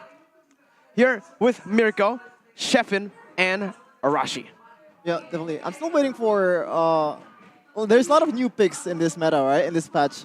Especially there has been some crazy stuff in MDLPH, in MPLPH. We've seen Zilong in MDL ID in gold lane, which I definitely like it. I really like it. I feel like Zilong is one of those heroes that's just very, very cheesy. Kind of like... Have you played against Sun Petrify? That's really, really cheesy. And the whole idea is just to pick up someone and just go out there. Especially your gold laner. And we've seen Hanzo roam too. I don't know how that would work, but... Hanzo roam, wow. Yeah. What are your thoughts on this, It's Rashi? banned for Venus. I mean, there is potential there, right? Having your roam able to just deny the opposing jungler, it's almost like a different take on the Hilda playstyle. And speaking of new things, exciting possibilities, as Mirko has been hyping up for the whole day. Way ahead of you. I pre-fired it earlier. MLBB X Jujutsu Kaisen skins are now available in the game. Check out Yin, Yuji Itadori, Julian, Megumi Fushiguro, and Melissa Nobara Kugisaki. And don't forget the man, the myth, the legend, Satoru Goju, Xavier skin. All is ready, up for grabs. Join the MLBB X Jujutsu Kaisen Gacha event from the 18th of February all the way to the 20th of March and enjoy 50% off on your daily first draw 1x. So every single day to the 20th of March, you can actually unlock a whole lot with 50% off your first spin. And on top of that, a collab item or even a permanent collab skin is guaranteed in the first 10 draws. There were a lot of rumors. Everybody was asking, yo, Mirko, what are we going to get in the first 10 draws? Everybody speculated nothing. You're not going to get anything because all the skins are so good. But now, there you go. That's the relief, the sigh of relief of many people say, oh, we get a skin, but I don't know what skin it is, right? So try your luck and grab these rewards and feel the cursed energy flow. Oof. I think we're talking about can I just log into the game? Give me my phone! We're talking about how maybe it's going to be released like in waves, right? Not all together, but so apparently all the skins are available already. Yep. Just like that. We are rolling. Once we're off air, we are rolling. Yes, I will roll. I have, I think, 20,000 diamonds. I will roll everything for this skin, all the skins. 20K? Much in it. I've been saving for quite a while for this. When they announced it, I was just like, okay, we're done. Look at it. It's beautiful. But you gotta play it smart though. You have 30 days. No, for- no. Oh no. Just go. Okay, I just okay, need the okay. Nobara skin. That's your I way. need the Nobara That's skin. your way. Personally for me, I'm going for a more economic way. I'm gonna draw one. This is the smart way. Yeah, Yep. yeah. It needs patience though, and Mirko is not known to be a patient individual. Not a patient man. Mirko, Well, that's the actually impatient Donnie. one. Oh, wrong guy, sorry. Wrong guy. Donnie can't wait, bang, bang. We saw him at M4. We saw him. We're going to see him later on and tomorrow also. Yeah. I guess he can't wait as well to be casting for MPL ID Season 11. But back again, it's available. Check it out before we get into the match. I think maybe the skins here were worth the wait because now the players get to play it. And guess who just got buffed? Guess who's on stage? Udil Julian Murphy. The actual Julian. The actual Julian. Julian IRL. And by the way, if you haven't watched the anime, Jujutsu Kaisen is a banger. Absolute banger. It is, right? Even for like Arashi, I think you know your stuff more than me. Like I'm not the most, you know. Yeah, I have a pretty hardcore weeb caster name, so I think that explains itself. So it's solid, man. Pacing. How would you rate it? Ooh, 8 maybe. It's up there. It's up there for sure. I think that's the challenge. It's exciting and the pacing, right? At every turn, you just expect something new. It never feels like boring, right? Just like this match right now, you just don't know what's gonna happen. And I've been waiting, you know, as much as Mirko is an impatient person, I've been waiting because I'm quite anxious to see what has Ultrigo cooked up in the kitchen because they are usually the ones that are more experimental. RRQ, on the other side, in contrast, usually just goes for the comfort picks because even though they get countered, in the right hands, their comfort picks can just go well against their counter somehow. That is what RRQ has always been doing. Well, we'll see again how both teams adapt to one another in this matchup. We're going to be still waiting for the match to begin, the game to begin, as we still have actually, I think, an interview segment going on in with our host there, Monica. So we're still waiting on that. I think the issue has yet to be resolved for now, but that just gives you the time to log into the game. I wish I could be my phone's over there. They put it as a display. So I can't really log in right now, but it's all good, right? Because you guys can. Tell me what skins you guys get. Maybe in the first 10 rolls. I want to see some leaks here. Is it random? Is it random? There has been some Because usually rumors. it's not random. There has been some rumors. Should I say it? Can I say it? I don't know. If you want to see the rumors, go check out Mobile Legends Indonesia's Facebook page. Oh. There is some rumors there, but I don't know if it's confirmed or not. On that note, while we're waiting, this atmosphere is nice, man. I've been vibing with this drum beat the whole time. This is nice. Arashi vibes to the drums of the RRQ Kingdom. And RRQ no longer Hoshi, but, you know. Oh, it's in here. It's in here. That's actually kind of sad. His nickname, Arashi Hoshi. What are you right now, Arashi? He's just Arashi. Arashi only. Arashi Kion. It's RRQ, right? No, there's no K on. It's just RRQ. No K on. It's simple, easy, right? RRQ. I think I'd really like to change. It's in there. On your right? In the heart, because you were doing this. I don't think your heart's on the right. Is it not? My guy, do we need to like get him to school? I actually kind of forgot. Like, which part is it? What, are you a doctor now? Hey, I've been... Anyways, guys, that's why we're casters, you know? Biology, not our strongest suit. It's all good, though. It's fine. We're back here in the game. We're still waiting to get into it. And let me just ask you guys this, right? In this matchup, Alter Ego, do you want kids to be on the Assassin again? Or at this point, do you just want utility junglers to be at play? Because, again, Albert's undefeated on utility so far.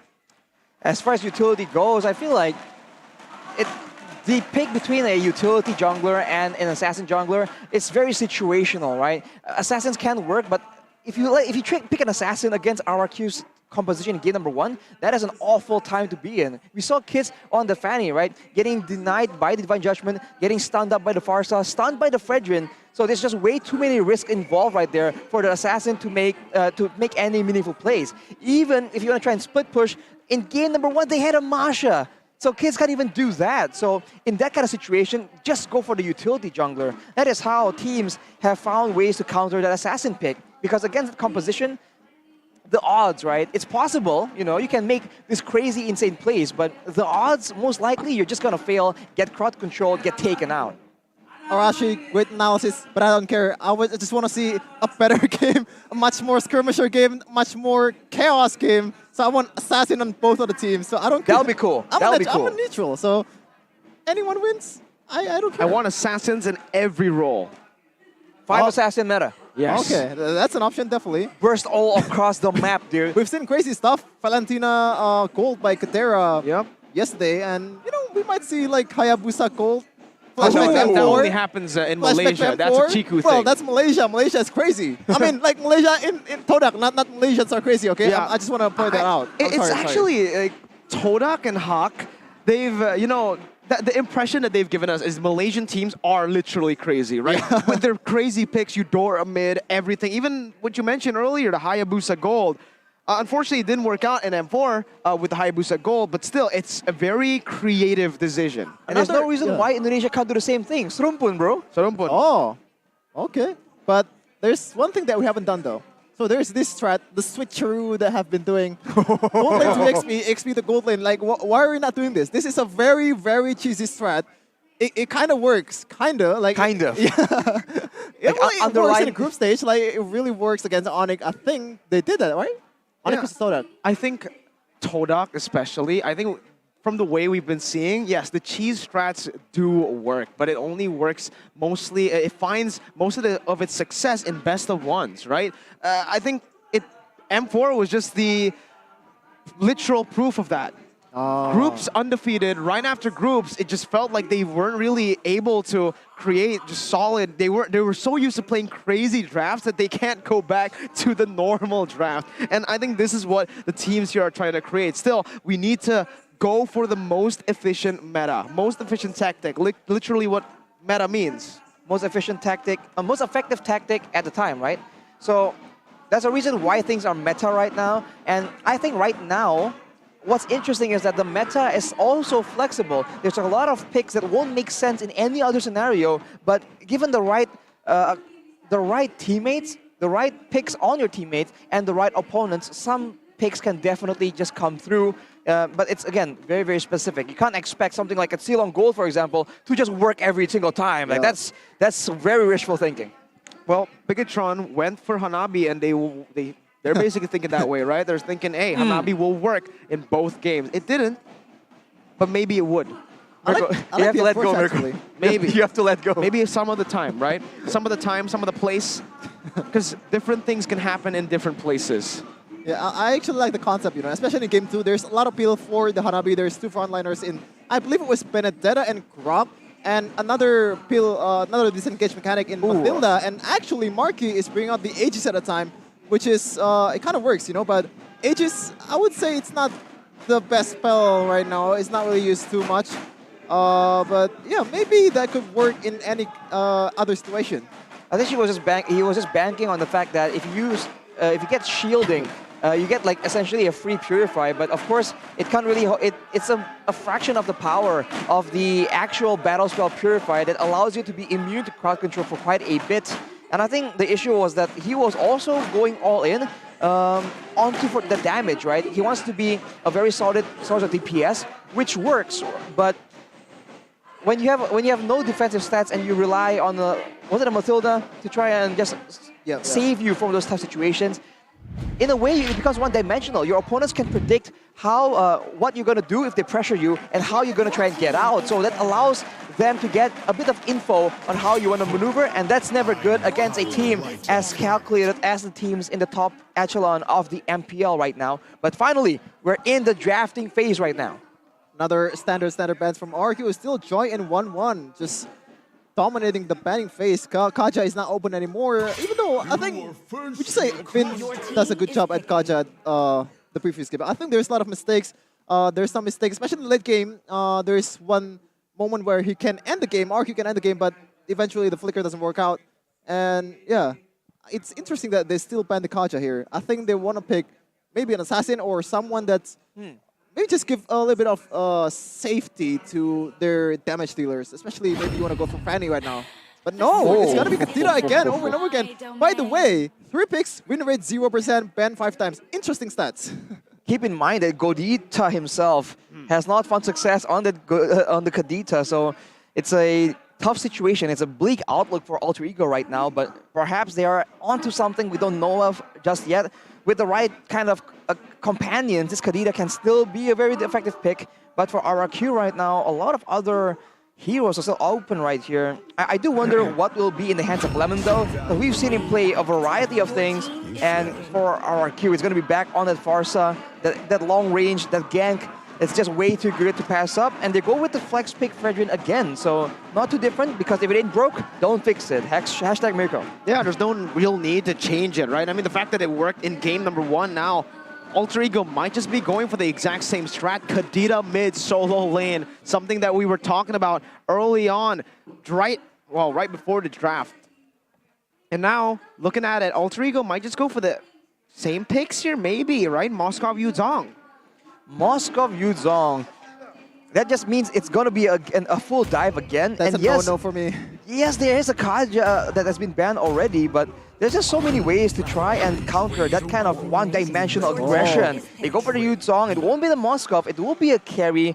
It will be more efficient at dealing with these beefier frontliners, but it still opens him up to the fact of the Feather Airstrike, just zoning him, doing a lot of damage from so far away. So you can expect maybe a Matilda if they really want to try and get that extra safety. It works with the dive potential as well, but I must say, man, for Alter Ego, this is quite the ambitious plan.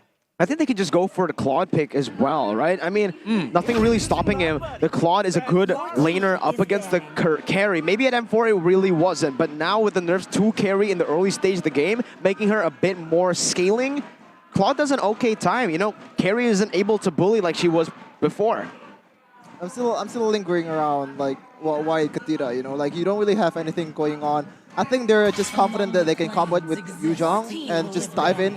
Just like EVOS in ISF against Blacklist International, it works out, but against a composition where you don't really need to stick together, it's going to be hard to catch actually a person, especially when you have a Claude. Fredrin kind of works as a pill too, right? We've seen in the previous match that Fredrin, then a lot of CC basically just stops Kadira from executing the rough waves. And think about that, it's going to be a Yeef and a Lolita ban from ANRQ. The Lolita as well. 0% win rate, was that right? 0%. I thought there was a game where Lolita won, but apparently not. Not yet, I guess. It is a counter for the carry, so Alter Ego very intelligently bans it away. Technically can pick it as well, but they don't go for that option. And for RRQ, still trying to curb the counter artillery long range coming in from the Yeeve, and they're still banning away that Atlas because with how they're playing, how they're clumping up, they don't want to get comboed. Hashtag El Momento. Okay, let's see. With the Lolita ban, maybe they want to go for more roamer bans here just to target Vin. And there it is, yeah, they're just fully targeting Vin this time. They had enough of Vin shenanigans in game number 1 with his Kaja, able to basically stop any kind of dive from happening. And Alter Ego want to go for the same exact strat. It's just now that they have made these micro adjustments to really get that dive rolling. RRQ, they can go for something kind of crazy though, right? A hero up against this kind of dive that, I was expecting something like a Diggy for last pick just to bait out all the CC, all the dive from Alter Ego. That can still happen if the Grok goes XP. It is still a very solid flex pick that Lemon can take into his own hands in the XP lane. So Alter Ego, they need to be really careful as to what they go for right here. Well, the Grok will actually be able to withstand a lot of the damage.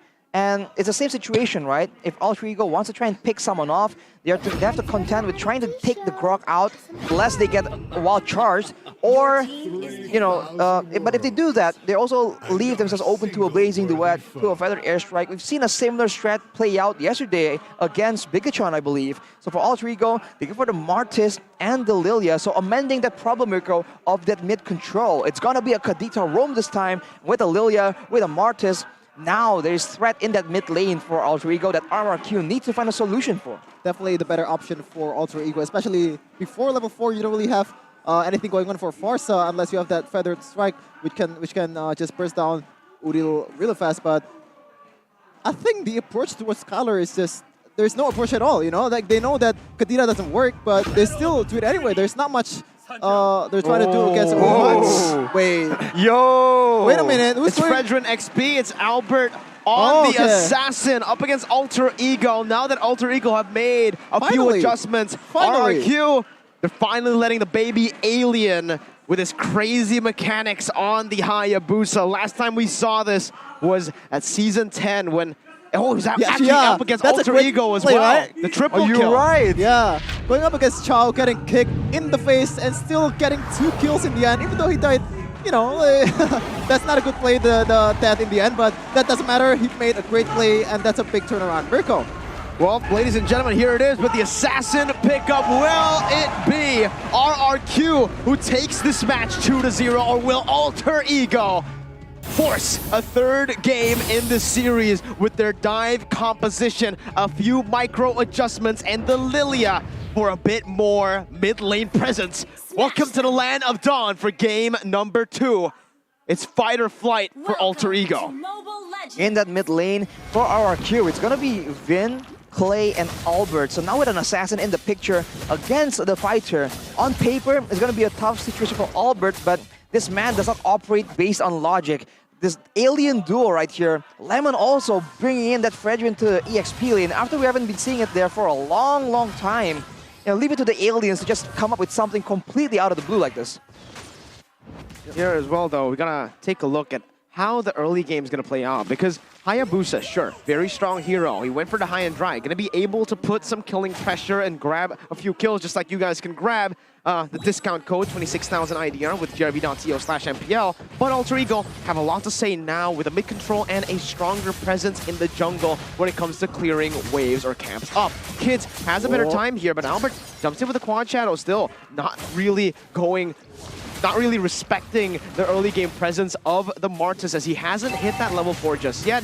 And in the top side, as expected, it is going to be the laning that's pretty all-right for the Claude. Clay going to be engaged on here. Clay is going to fall into the hands of Pi, who is able to claim the first blood, but Albert jumps in again. Still level 3. That's the petrified Pi, able to outplay, unlike game number 1. And you can see it happen here. Alter Ego forcing RRQ to back away, and Kids 1 level ahead of Albert. So I think that's a good fit for Alter Ego. They burned the Purify from Clay, and in the end they also got a kill. Uriel is in trouble. Yep, another kill for Albert in the back. 2-0 so far, a pretty good start for Albert. It's a very good start, and considering who it is, Albert on the Hayabusa, this is dangerous because Alter Ego wants to go for those pickoffs, but against a Hayabusa, that shadow kill can buy so much time, and we know what Albert can do on this hero if he's not shut down in the early game. With that pressure though, Alter Ego will go for the neutral objective contest, knowing that they have more fighters, more tools available, and RRQ will smartly leave it behind and wait for the right power spikes. We're gonna see how this plays out early on, man, because again, it's still so back and forth. It should be Alter Ego who have more to say early on, and that's exactly what they're trying to do. But RRQ with 2 kills on and a little bit of a goal lead building up for themselves, it's pretty good for them. Vin gonna be able to find the wild charges. The Petrify wasn't really able to finish Vin up, and again, these attempts of the pickoffs happening from Alter Ego haven't really been too successful. We've seen it in game 1 and now in game 2. But it's still a small trade, a small good trade. Vin has to go back with the Grok. And right now, they already burned the wild charge too, even though it also trades with the wild wave. But I just want to say, like, Vin, what is his job test in early game as a roamer? Like, when you see this roamer fighting it out, it's Kadira and Grok. There's not much going on. I think it's all about whether or not Vin can find information and avoid getting picked off. Like earlier, he very intelligently saves out the first skill for the crowd control immunity, and he was able to escape with his life. But now there's going to be a bit of a 1v1 situation here. Rasi is a lot more proactive with this Kadita, and it's definitely an issue for RRQ because the Blessing of the Ocean just allows him to be a lot more careless in the early game. But if he maintains the same kind of playstyle later on, with Clay having a lot of burst damage, that will be dangerous. So they have to try and adapt according to the clock in the game. Yeah, after the item check earlier, Skylar just, after the still left, let's straight away to Demon Hunter Sword, and we're gonna see Talon's prediction by, it's gonna be Alter Ego 4 to RQ's 2. Me and Ranger Amas, the Gold Ranger in the Indonesian desk, we're going for our Q right here because, well, I'm slightly biased, I'll have full disclosure, but I do think that they have the tools available to try and outmaneuver Alter Ego here. And look at that, Udil getting bursted down. Oh, has the black shoes though. It's all good for him. Kids already putting the pressure down as Vin is going to be taken low. Decibit finds the kill, back hits, is able to steal the purple buff away. Lemon now jumping onto Rossi as Kids is able to disengage for now, but this is what Alter Ego's comp was made for. The bottom side with Pi in the winning lane, the mid control, and Kids on a hero like the Martis who clears extremely fast. One of the fastest clearers in the game. They have so much more pressure to play with, and they're absolutely utilizing it here in the 4th minute of the game. They just need to utilize it a bit more later.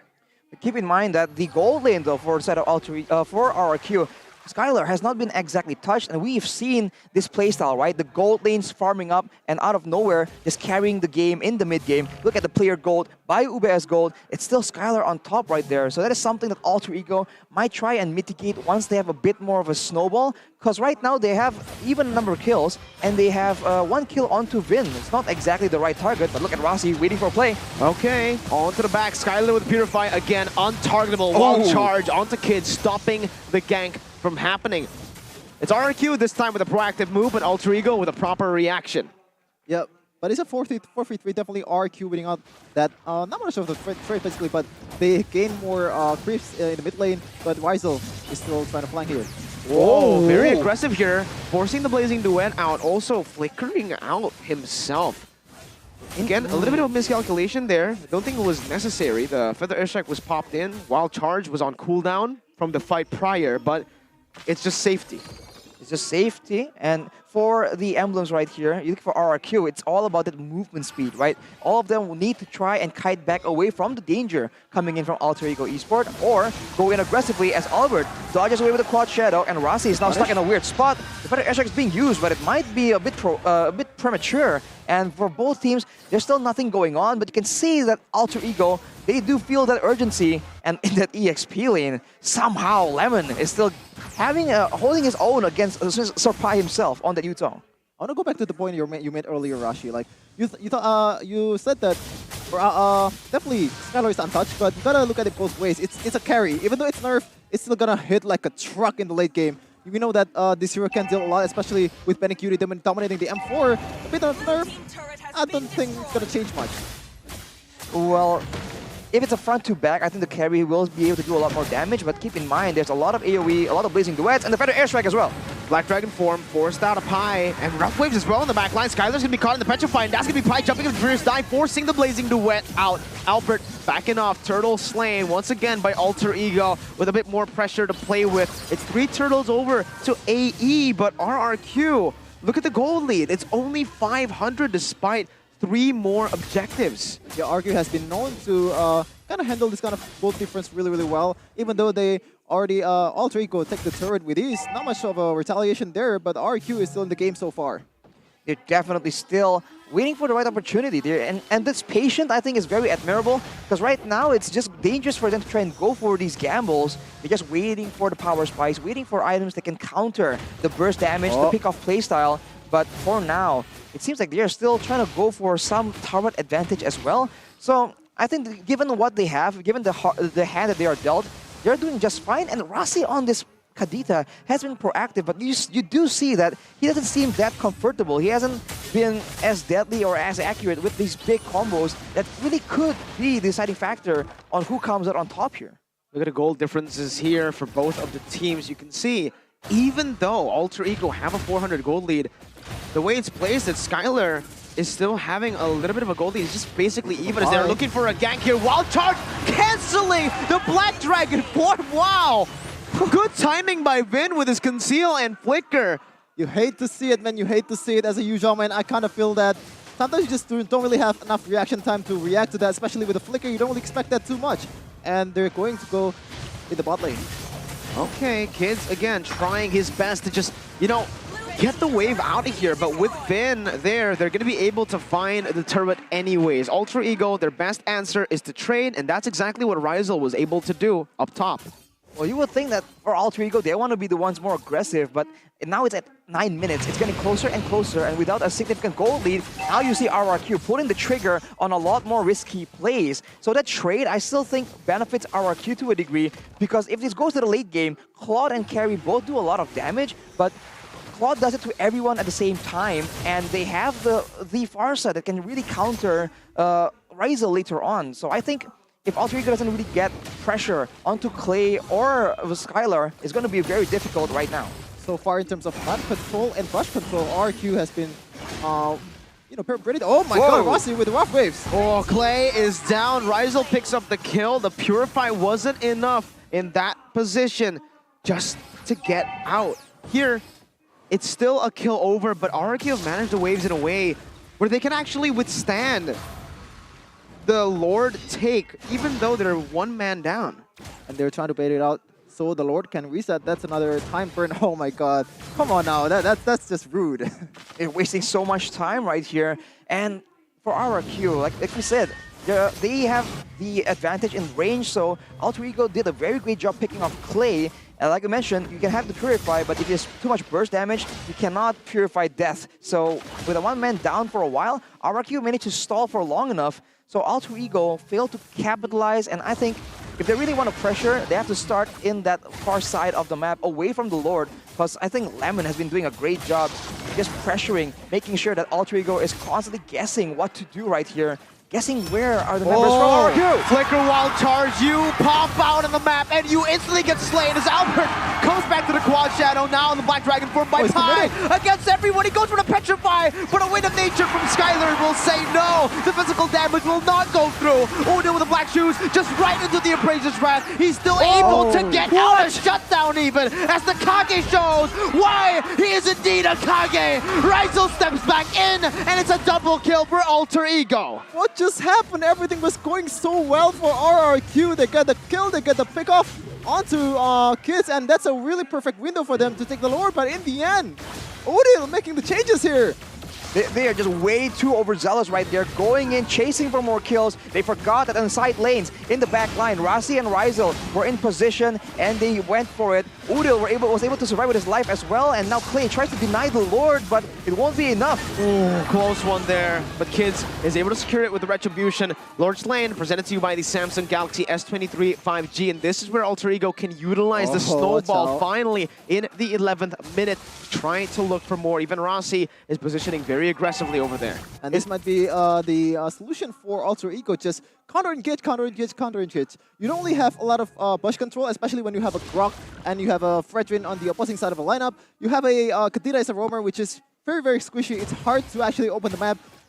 Like, the solution is just retaliate when they actually go in. Just erase the resources from RRQ and just Black Dragon form, everything just going in. Look at the items right here for both the gold laners. Ryzel has a lot more damage with the Corrosion Sight and the core DHS and Golden Staff. And with this Wind of Nature, that means that the burst potential from Skylar and Albert gets nullified. But look at those moves, man. Baiting out the rough waves coming in from Rossi. He has a lot of damage, but he has to be very careful. Udil again, 1 HP. He always is able to do this game somehow. It's Ryzel. Whoa, what was that? Was he invisible on your screen, Zoo? Invis carry, yeah, Black it Dragon is. form, now to Petrify. Clay is going to be caught. Skylar is taken down by Ryzel again. Pi was able to isolate Skylar under the turret for the rest of Alter Ego to take, and this is the very ultra-aggressive Alter Ego that we all know and love. But the Lord is gone for Alter Ego. They only have, they can't utilize it, even though they have a kill just now. It's interesting how RRQ just managing all the resources, even though they are behind. Now Vin is trying to find information. He's going to find Rossi, but Albert is the one they can target now. Rough waves over there. Lemon still able to soak in the damage. Rossi will be forced to back away with the poke coming in from the side of the Feather Airstrike. The purple buff is stolen away by Kids also. So again, it's just Alter Ego. 3.3k gold lead, utilizing the Lord properly to invade the enemy jungle even more and to put more pressure on RRQ. Good idea just now, but the thing is, Ryzel didn't go in the deep fight. I don't know what's going on with that. Probably miscom. Even though Rossi gets the perfect rough race onto Lemon, maybe that's not really the target that Ryzel wants to go for, but maybe zone out by Feather Extract. I don't know. But I think that's a missed opportunity for Alter Ego. Well, with 3k gold ahead right now they finally have the resources to make a play. But look at that. It's going to be a play made by RRQ. They get out. They zone with the further airstrike, but look at Pi. Black Dragon form, Petrify on the 3. Not enough just yet. RRQ is still able to disengage. Furious dive onto the back line. Spy is going to be able to dive in all the way. It's a 1v5, and it might just be a mistake as Albert picks up the scraps, goes back onto Kids. He's still way too tanky, and Kids has taken his purple buff. No more resources to play with, but RRQ are still looking for something here. Vin has opened up that part of the map. Skylar's still going for the chase, has the corrosive side, so it is slowing Kids down slowly but surely. Mid lane going to be pushed down as well, as that's going to be the first tier 1 turret in the mid lane taken out. Lemon, look at how he's positioning. He's trying to zone Alter Ego away from the Lord. They're trying to force it now that they have a man advantage. Maybe even forcing a fight here. Kids, again, trying to open up the map, goes in for the anti-CC, spots Albert out, quad shadow back and forth. Skylar's gonna be caught. No, oh my goodness, he is still able to escape, and it's Kids who falls in for their airstrike. That is the shadow kill in the back, but Rizal picks up another Udil as well with Rossi, takes Albert down. Vin is forced to flicker out. Rizal is all alone, is able to dash away.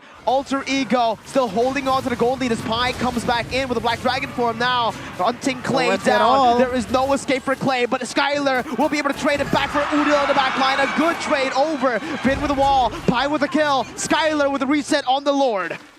Oh my goodness. Action pack all over the place so far. Alter Ego, a good, again, re-engage after the resources are burned. And right now they're trying to take the Lord without retribution so far. This is going to be risky for them and both RQ. I think RQ now needs to play a bit more reactive. They have to try and see where Rizal is before the fight even begins, because he is an absolute menace right here, playing cleanup crew for Alter Ego. They were trying to engage on the Lord, pressure first, and Alter Ego are the ones that can see everyone, see all the threats, and make a very good judgment on when and how to approach the fight. If the tables are turned, I think RRQ will have a lot more chances to just surprise Alter Ego and pick him off with the burst out of nowhere. Because right now, with the Wind of Nature, with Athena on Rizal, and with Udil having the black shoes, you do see that RRQ, they struggle to actually secure and actually take out the members of Alter Ego for good before they can get the neutral objectives. Almost 2k gold lead here for Alter Ego Esports, but it looks like they're the one on the back foot here, already losing the bush control, but it makes sense. You have a Grok on your opposing team, but oh my god! Scholar is very, very aggressive with the PMI, just get away and trying to recall to get some mana back. Oh, what happened there again? Like we mentioned, that late game presence of the carry, even Vin gets shredded like that, forced to use the wild charge defensively, and that's a resource that Alter Ego might just use to actually start the Lord, and that's exactly what they do, but Rizal is all the way down. What are they looking for now? Yeah, they're definitely looking for, this is strategy that Blacklist usually use, an off-lane pick-off, but right now they're reading it well. There is no one clearing on the bot side. RQ read that perfectly. But for RRQ, there's no reason right now because the wave is in a balanced position, so they maintain their control over the Lord, and they don't really send anyone in a very careless fashion, because I think they understand that that is a strat that a lot of teams have been picking up, right? Pretend like you're dancing around the Lord and go for a pickup on the other side instead. So now we can see that it's taken very, very low, but RRQ, they will not be able to find anything just yet. So both teams just trying to flex their macro gameplay. And I must say that in a full-blown team fight, having a carry and a Lilia in the late game, Alter Ego definitely have the edge unless RRQ can start the fight on an advantage, right? If they can get one pick off first, I think that's the only time they can actually risk going for a fight. Clay petrified, purifies away with Wings by Wings as well. He's able to get out, but he's going to be burned down! Rossi falls, but it's only the Roamer traded in for the mid lane. Alter Ego with a man advantage now. And especially when you don't have the Farsa, it's a really perfect time for this carry to go crazy. And he also picks up the Windtalker. This is the best time for Alter Ego Esports to contest the Lord. And RRQ doesn't want to let it go just yet. Oh, it's a wild charge out of nowhere! Just onto the back, Rizal with Wind of Nature, Clutch still able to survive as Pi pops in the Black Dragon form. Meanwhile, Udil and Skylar in a 1v1. That's going to be the winner truncheon, but Vin Albert will be able to circle around Udil, and that's a killing spree for Skylar. RRQ have won. They've taken the dub in this fight, despite not having their mid laner. Look at the gold lead. It's a gold lead for Alter Ego Esports. RRQ has been doing it for years, man. Doesn't matter how many gold you have, but Albert is still going in. Kids might be in trouble. Shadow kill over. That's the penetration dealing its work. RRQ with another pickup, and now to the jungler. It's all but done for the Lord. There is no source for Alter Ego to play with to contest this, and it will just be conceded. Finally, the gold lead goes over. Like you mentioned, it seems like the gold lead was just on Alter Ego for the whole game, but RRQ makes it look like it doesn't even matter. Yeah, definitely, but RRQ right now, they have the high ground. Meanwhile, Alter Ego Esports, what they can do without playing the Kadira when the Lord's just knocking on the door. Now, you can't really do anything. You have to find the perfect flank to be able to actually get someone. It's gonna be really hard for Alter Ego to defend this Lord. Rossi has done it once, he can do it again, and for Alter Ego, they have the damage possible to clear out that Lord really, really fast. But RRQ is using all the ways very, very efficiently. This is where they usually belong, in the, looking for the kill, trying to crack open a base, and with the high ground advantage here, it's going to be a tough spot for Alter Ego for sure. They have to try and play this without any mistakes at all. That fight RRQ got was valuable, but it came off the back of almost every single battle spell being used, so that is what it cost for them to get a winning fight. They picked the exact right moment for it. We'll see if they can find something of a similar nature right here. Lord is going to be able to march down in the base turret down below, taking it down with a Feather Airstrike to support it. Play. Able to dish out just a bit of damage onto kids, some poke. Rossi though, you can hear the crowd. He goes for the conceal. Skylar gets caught, but the dash is there! Oh my god, it could not have been worse for Rossi. Clay is now running Rossi down with the team. Rossi, where are you gonna go? The Breath of the Ocean actually is able to connect. He doesn't have the rough waves to burst him down, though. Rossi is running for the hills. Ha! That's the sticker, and ha back from Albert is the answer. You know what? That's a swag play. I don't care if he dies. I don't care if he does. He dies. He bought a lot of time, and I mean a lot of time for Alter Ego Esports to clear down the top lane, and that's more pressure relief for Alter Ego. If you take a look at the items here at the 21st minute of the game, almost everyone is at a full item slot. The roamers here, one more item to go, but Kids is still able to get that buff at what cost? Finn is Grok. He is Grok. He is him, bro. Every single time these wild charges just come out of nowhere. It is a wild charge, literally. As Albert pops into Quad Shadow, now into the midst, and the Shadow kill too to bait out the Wind of Nature. Ryzel has the immortality. Udil will be able to pop the Black Shoes back to get the sustain that he needs. But RRQ have cracked 2 base turrets now, and the last one is at half HP. You know what? Fun fact. Grok's voice line really matches Finn's demeanor. Welcome to my castle, my friend. This is the kingdom that RRQ has, and this is their castle. That's the castle where they always find their comfort zone. And with a 4K gold lead, of course in the late game, it doesn't matter as much. Udil now has a glowing wand, so RRQ needs to be a bit more careful with that burn, just in case it just has unforeseen consequences. But with 6 seconds to go for the Lord, Kids will only just be arriving back onto the Land of Dawn. This is a chance for RRQ to yet again go for the pickoffs. And honestly, when it comes to how creative you are in finding those pickoffs, I think RRQ is definitely not on top, if not #1 for that department. At any point, you just never know when it's going to come from.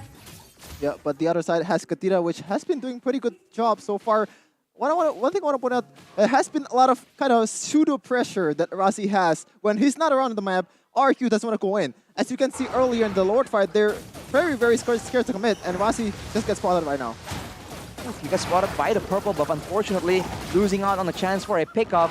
And now without the buff, I was wondering, were they just leaving the buff up to try and bait someone? Because that is something that RRQ would definitely do. And now Lemon goes in right here. Kids is the main target. Better Airstrike has been used as well, though. And they do not find anything for it. Unless Skylar. Oh, he wants it. He wants it. He was not. He doesn't want it. No, he just backs off. He knows that the Lord has been taken very low. Rossi finally with a conceal here, but it's a bit too late. It's a 6,000 gold lead that has been built up by RRQ. They stole it away from Alter Ego. And now, the gold lead, you can feel it, right? You maybe couldn't feel it when Alter Ego had it, but when RRQ has it, you really feel it. And Skylar already full bit, already bought the potion. Doesn't want to go, maybe he has just enough gold for item switch so far, I don't know. Another potion from Albert right on cue. And they're going to go for this fight with the Lord. They want to go for the tower and top side, and they have the high ground to make it work. As long as their main carries don't get jumped on by Pi, by Rossi. Watch out for Vin. This seems to be a good wall delay. Lemon with a taunt onto 2 members, but will be treaded down. That's the immortality popped in as a Black Dragon form. by Pi. Will he pop in onto Skylar? That's the Petrify, not connecting just yet. Skylar's staying, but escape. Albert comes in like the assassin he truly is. Oh Rossi my goodness. finally gets the shutdown that he was looking for.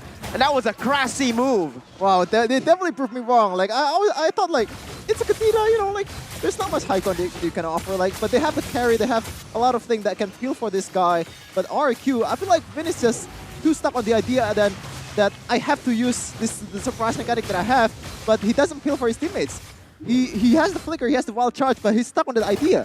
Well, keep in mind that there were 2 engagements right there. Lemon initially was not part of the fight. He lost his Immortal in that team fight, trying to just initiate and buy some time. Let's take a look at the instant replay by the Samsung Galaxy S series. Initially, as you can see, Rizal and Rossi were zoned away by Lemon, and he is no longer part of this fight. It's effectively a 3v4 at this point, and this play by Rossi to just catch Albert when he was backing away is just so valuable. And now it's back to the Lord waiting game, but it's 70 seconds away. And in that time, both these teams, RRQ with the macro surprise pick and Alter Ego with the 2 Petrifies with the more aggressive burst damage potential. This is quite even in a way, and this is why it's just so dangerous for both these teams, playing it kind of safe right now. A good macro decision for Vin. I think his shot called that. He always goes around Skylar like, hey, I want to go into this bush. Let me check it. I want to go into that bush. Let me check it too. Skylar doesn't really have anything that can kind of counter all the magic damage, even though, well, oh, he actually doesn't have Athena Shield. That's a faulty. Doesn't even have boots. Yeah. My goodness. He's full damage. He's a full damage Skylar. You might as well call him DPS Skylar, right? Because look at this. Corrosive Sight, DHS, Windtalker. It's literally just all built to go in. He is waiting for that moment. At this point, he needs to come in like an assassin. He cannot be the man that's helping to deal damage in the front, but maybe he just wants to, right? Just pounces in against Rizal. This guy can deal true damage to you, you know? You don't really have any thing to kind of counter Rizal, but Skylar is feeling it. He's confident right now. As far as burst damage is concerned, yes, the Blazing Duet is gonna give Skylar an advantage in the 1v1, but like you mentioned, having a Wind of Nature, and even early on, in that short trade, you do see the amount of damage that Rizal can bring to the table, so RRQ is definitely playing it very careful, and now with the Lord up, this is now the do or die play. Alter Ego still sending 2 members in the bot side. You don't know it. You're trying to find like a very crafted play and catch RRQ off guard, but with the wave control, RRQ is playing this macro game so well. I don't know what this Alter Ego, but I think RRQ already read that. They decided to go here, grid obstacle. They do. Kids. Ooh, that's the damage. That's why you go 6 item damage, but that's the back line. Clay Winter Truncheon Clutch. Immortality. O'Neal's right there, and Immortality was bought just in time, but Clay will finally fall to the hands of Kids with a Decimate. Now it's the back line. The other one, Pi with a Furious Dive, able to knock Skylar up, but now when the Petrify is used defensively, the Immortality has been bought. Pi not going to be able to actually switch the items right now. That's going to be Kids jumping back in. Skylar going back with a BMI. Lemon flickering forward, but not able to find the finish off onto Pi. The Shadow Kill onto Rossi finds its mark. The winner truncheon by Kids, bought just in time, and Lemon is going to be outplayed. Rizal comes just in time. Meanwhile, Udil is going to fall. His immortality will not matter because the wild charge was timed to perfection. Rizal trying to make the play. Rizal! Godlike for the rookie in this game. Finn trying to look for compensation with the help of Skylar as well. Rizal, can he do this? That's the Wind of Nature, and that means no, he won't. My goodness, it's a 3-for-3 so far, but Alter Ego has the jungler, and this is the perfect time for them to try to get the Lord. There's not much burst that RQ has. They only have Skylar and Vin. I don't think that's enough trouble for them to deal with, but only Kids and Fight 2. I forgot to say that. What's going on?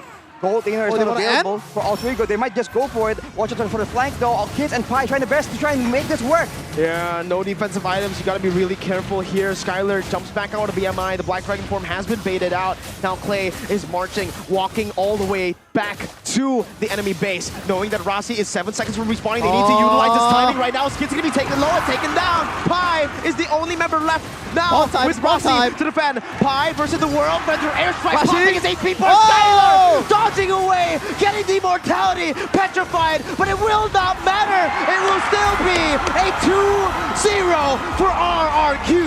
Another W for the Kings of Kings.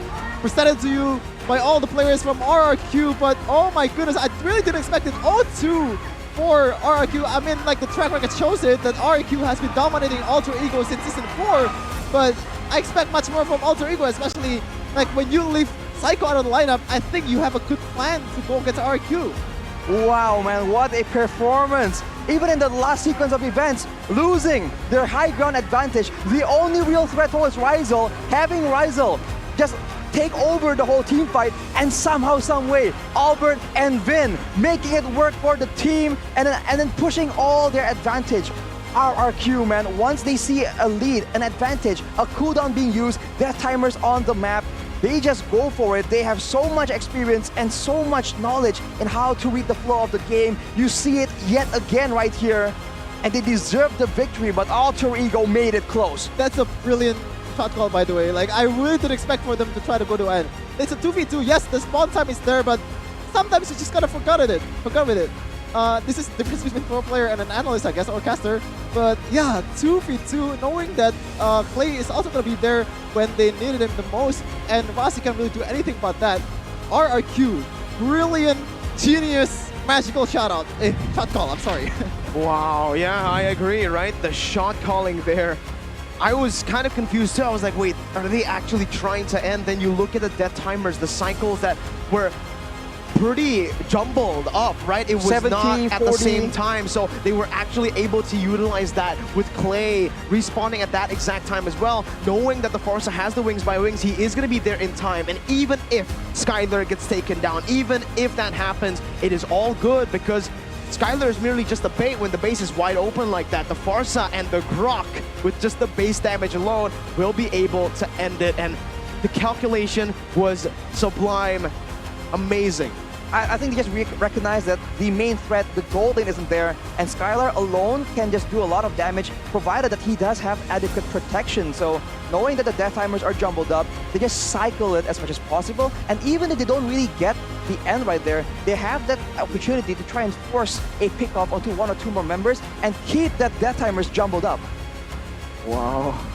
Again, what a performance, but let's hear it straight from RRQ themselves with our host, Monica. Wow, RRQ nggak dikasih ampun alter egonya 2-0. Congratulations RRQ. Dan Albert, kalau aku mau nanyain Albert dulu nih. Albert, kamu sebenarnya berharap nggak sih Psycho main di game kali ini? Berharap sih, soalnya kan Teguh udah lama juga nggak main ya, pengen lihat dia juga main lah. Kira-kira kalau hari ini sebenarnya Psycho main, kira-kira bakalan bisa ngalahin RRQ nggak sih? Gak juga sih. Gak juga. Oke, kita lihat nanti ya di match-match selanjutnya. Skylar, wow, dari tadi mainin nih. Cloud, ini kamu gimana? Apakah nanti seterusnya bakalan mainin hero yang sama? Terus biasanya kamu head to head sama Nino. Tapi kali ini kamu head to headnya sama Rizal. Ada perbedaannya nggak sih? Perbedaan Rizal sama Nino ya? Ya. Gue belum lama sih ketemu Rizal di lane. Cuman gue lebih kangen sama Lino lagi lah di lane. Oh, tapi gimana sih ngelihatnya? Apalagi tadi sampai di late game kalian berdua tuh sengit banget. Kamu ngerasain perbedaannya kira-kira gimana sih? Perbedaan. Oh, ya mungkin dari segi hero sih gue mungkin kalau lawan Kari kan kalau head to head di late game Kari menang lah. Jadi di harta. Oh, oke. Clay. Kalau Clay, kamu lihat game hari ini gimana? Gak dikasih ampun, di game pertama cukup cepet juga ya menangnya tuh sekitar di bawah 15 menit. Sedangkan di game kedua hampir 30 menit. Menurut kamu kenapa tuh? Ya emang gamenya lama aja sih. Ya mungkin karena jeda yang lama kali ya, jadi gamenya lama. Apa karena masih pemanasan AE-nya di game pertama, terus lanjut ke game 2 udah mulai tahu nih strateginya RRQ? Ya mungkin bisa jadi juga. Oke, dan ini dia MVP di game yang pertama tadi, Lemon. Halo. Oh, say hi dulu dong sama Kingdomnya. Say hi dulu dong. Hai Kingdom. Oh, oke Lemon, kamu ngeliat game hari ini gimana? Kamu tuh multi role banget deh. Oh iya, EXP tapi tadi di game yang pertama juga gold kamu malahan lebih banyak dari gold lainernya. Itu seperti apa? Itu karena memang dapat kill aja sih, jadi beda lebih banyak. Oh, di match-match selanjutnya gimana nih kamu? Kenapa? Bakalan tetap strategi-strateginya seperti apa? Mungkin bakalan coba Rafaela EXP. Oh, kita tunggu. Dan ini dia once again congratulations untuk RRQ. Dan kita kembali lagi, kita akan lihat ini dia ada yang mau disampaikan oleh analis kita, langsung aja Koko Lim. Gentlemen, for some analysis, a breakdown there after a wonderful interview with RRQ and our wonderful host, Monica. Lemon speaks. He talks? What? He talks. I thought he just smiles and plays good at mobile. He performs good. Limbad right now, if you know what I mean. I don't think a lot of people know Limbad, but he's kind of like... No, I don't know. Same, what does that mean? He's an Indonesian like magician, I think. Yeah. And he never talks. Yeah, it is. At least on air. So when he spoke, I'm like, it's like the short guy from Suicide Squad. He's like, he never says much, and now he's talking. It's like, what? Wow. Mind blown. What a performance as well, though, from Lemon, right? In the lane and even outside of the lane. Usually, Lemon here on different heroes, on the gold lane, in different roles, mid lane, is a bit maybe too aggressive, too creative with how he actually takes it. But now I think in the XP lane, it suits him very well. You want to get creative with the engages when you're a tanky, sustainable fighter, just like the Fredrin, or even like the Lapu, right? One of his signatures, I would say. Wow, I mean, what really stands out in this game is how willing RRQ is to take the risk. If they think there's an adequate benefit, the same way we see from Vin, right? It doesn't matter if he trades his life for a pickup, if he sees that it's valuable. The same thing happens for RRQ from that final sequence. But before we even get to that, take a look at the item builds here. Clearly, one of the longest games in MPL so far. 28 minutes, man. It was so intense. The longest game. I think it is the longest game so far. It's so close. And if you look at the compositions, it's like both teams are equally dangerous in the late game. It all just depends on the execution for both these teams. The compositions are good at doing different things. And look at Udil with the wands, with the 2 wands and the Divine Glaive. He was definitely doing a lot of damage here. And Ryzel on the carry only picked off a single time in 28 minutes against a Farsa, against a Hayabusa, against a Claude. Just shows again that this man, he belongs at this level, man. A lot of questions were on him, especially after game number 1.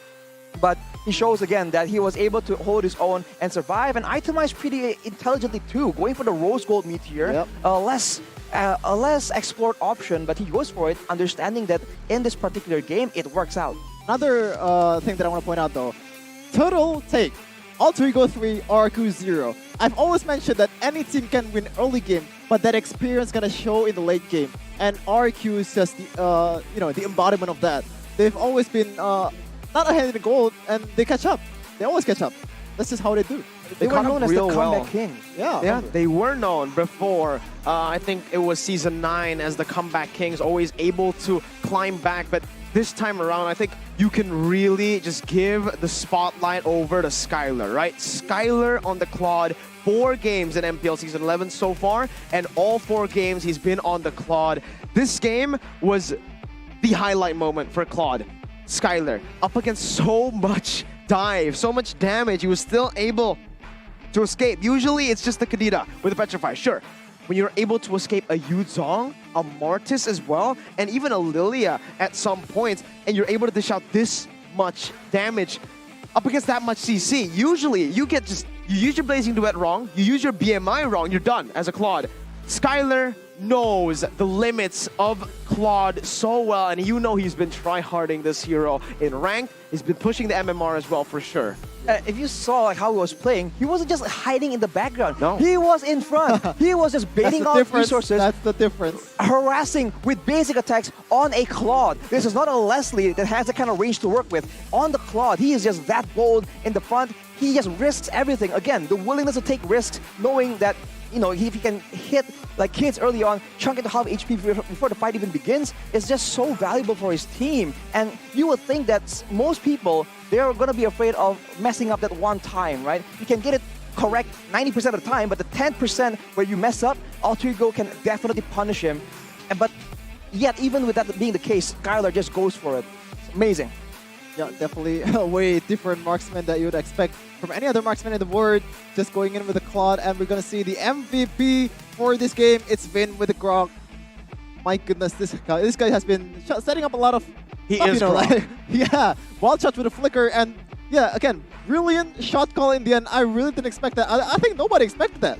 Well, presented to you by the Samsung Galaxy S series, Vin is just so good. And keep in mind, the only reason why the game even got drawn out for so long is because Vin was so proactively looking for the threats, denying any hidden ambush potential that Alter Ego was trying to set up in the jungle, using the crowd control immunity as efficient as possible, and just timing and positioning the wild charge to just deny all the ganks happening in the early game. He was the whole reason they didn't get taken out, because Alter Ego were on a roll.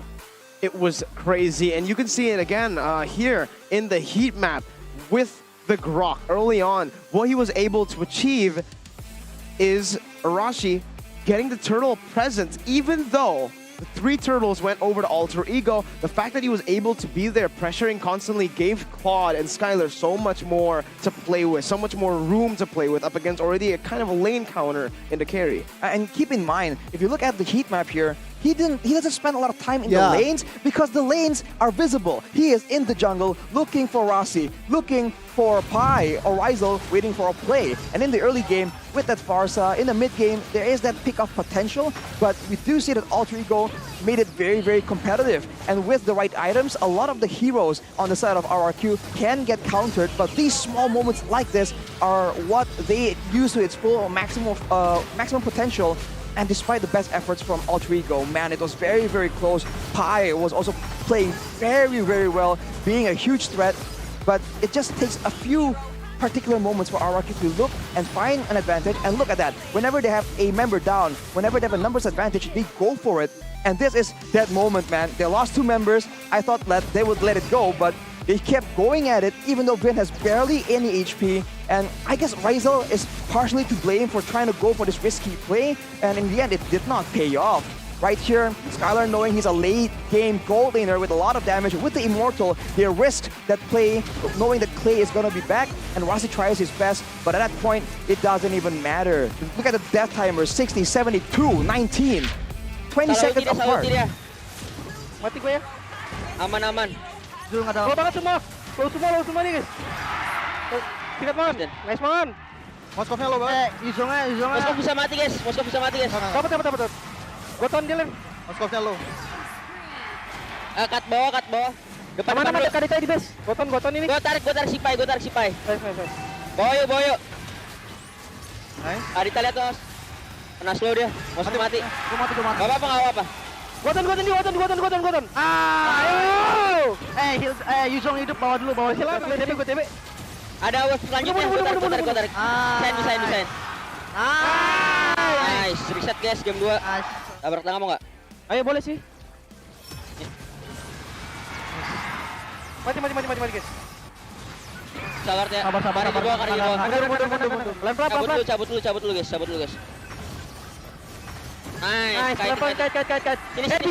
Bisa lagi. Kalem. Warta 20. Martisnya tuh. Martis dulu. Skill 2 Martis. Udah ulti Kadita udah ulti. Martis. Kari. Ada mana? Lihat cari. Gol ulti. Oke.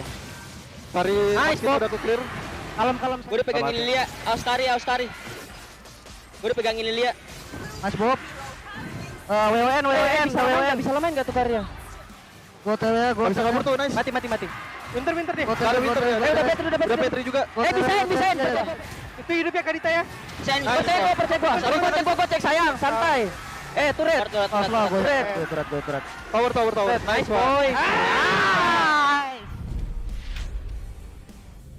Beautiful call there in the end. It was Vin as usual. I think we have been talking about this, right? Without R7, how is RRQ going to perform? Losing a very impactful XP laner, but I think there was a lot of, there were a lot of analysts also saying that in terms of the macro play, it might be cleaner because there's only one voice now. Whereas back then with R7, there's always R7's opinion and then Vin's opinion, and then they decide on the two, right? Now it's clear. They all just listen to Vin, and right now, they're looking like the strongest, one of the strongest RQ lineups ever, maybe. 4-0 early on already, up against Alter Ego, up against Bigetron Alpha with a full revamp, with all the hype behind that roster. Still, they're staying so consistent, and they haven't even revealed that much. Remember, Skylar has only played Claude. Yeah, definitely.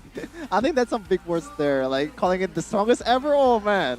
That's so far. way too early, so though. Yeah, well, I mean, way too early. They're looking like one of the strongest lineups RRQ has ever had so far. We've always said that RRQ, they have everything in line. They have the experience. They have the solo playmaking potential. They have the synergy, and honestly, they have that macro and micro aspect all down. It's always about the consistency and how sometimes they just gamble a bit too much, and that might be because there's just a bit of conflict in the decision making. So now that it's more optimized, now that everyone doesn't argue in the middle of the game and maybe talk about it afterwards, it just seems like they all move in a more clean fashion. We said it last season, and now we're saying it again in this season. So I think the improvement is definitely visible. Yeah, definitely. Like, I like the shot calls from Vin. Like, it's just way too fast for his teammates to actually follow it up. And well, just like, let's go. And no one's saying yes. No one is saying yes. Like, just go all the way, pulling all the resources. Exactly, but you know, no in that game, at all. Keys to success here. We're going to take a look at it. What really made RRQ shine? And it's Lemon's gameplay increasing RRQ's tempo. This was the main question. Again, the XP lane being gone, R7, that impact, what's going to happen when someone as experienced as Lemon takes over and as aggressive as Lemon takes over? You can see that the tempo is really good from RRQ, that aggressive tempo from the start, Arashi. Of course, because he has all the experience, all the matchup knowledge. So that would be the deciding factor, and that is RRQ just showing dominance yet again. But it's only the first match of today. Wow. What a performance, but ladies and gentlemen, we still have the next match after this. It's been Miracle, Chefin, and Arashi. We'll be back bringing you match number 2.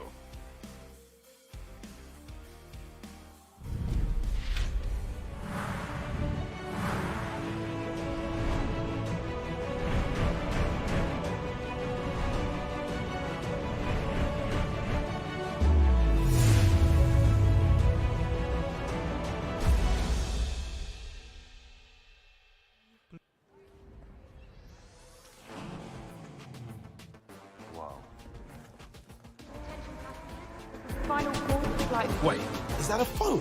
Look at the performance, the graphics. That thing's a gaming machine. A new challenger. Is that Faker? That man's a gaming legend. Everyone, fasten your seatbelts. And here we go! Samsung Galaxy S23 Series 5G. Pre-order now. This is where you can find yourself. As true as the purest gold.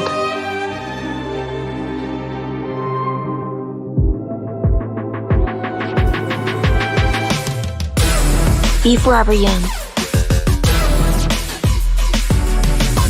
Be lavish.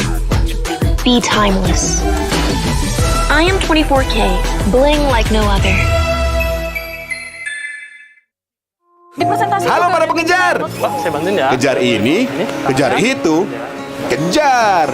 Keep kalem, pasti ada diskonnya. Pesan GrabCar pakai promo Yuk Grab.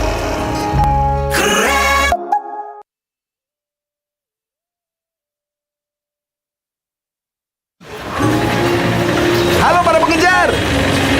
Kejar ini, kejar itu, kejar.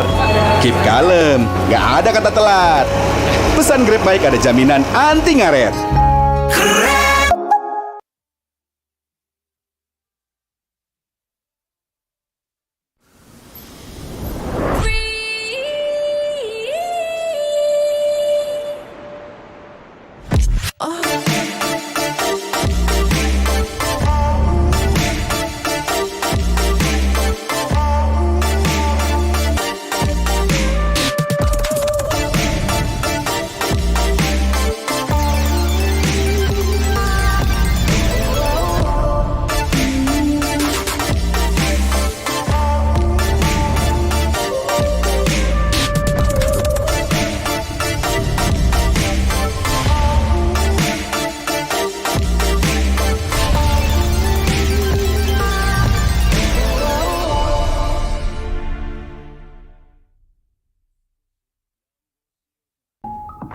Beli.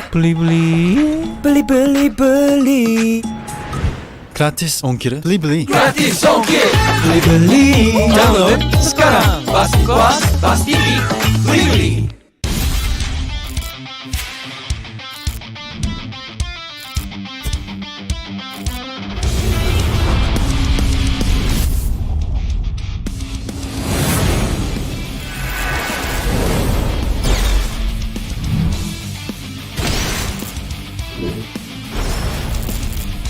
おっす決まってこうぜ少し乱暴しようか釘崎野原喜べ男子こう一点よ邪魔だ虎杖裕二です好みのタイプはジェニファー・ローレンスよろしくお願いします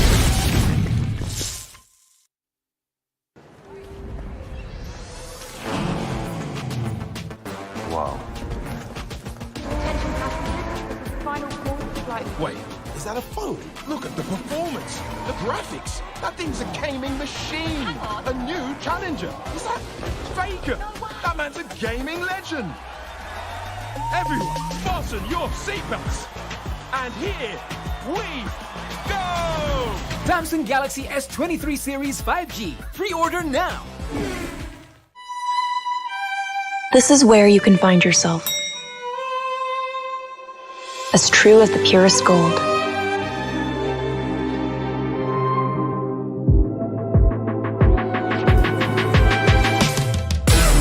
Be forever young. Be lavish. Be timeless. I am 24K, bling like no other. Halo para pengejar. Pak, saya bantuin ya. Kejar ini, kejar itu. Kejar! Keep kalem, pasti ada diskonnya. Pesan GrabCar pakai promo Yuk Grab.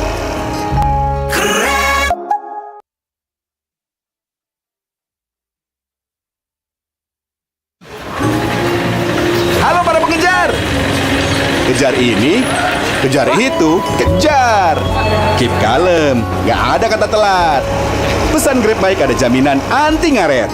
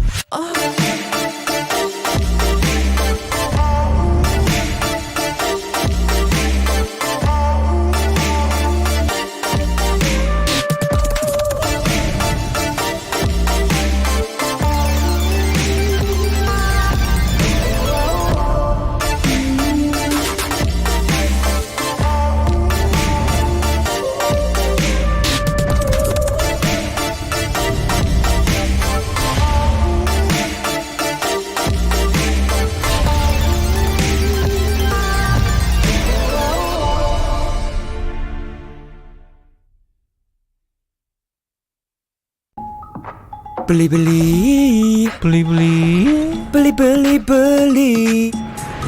Gratis ongkir. Beli. Gratis ongkir. Beli. Download sekarang. Pasti puas, pasti geek. Beli.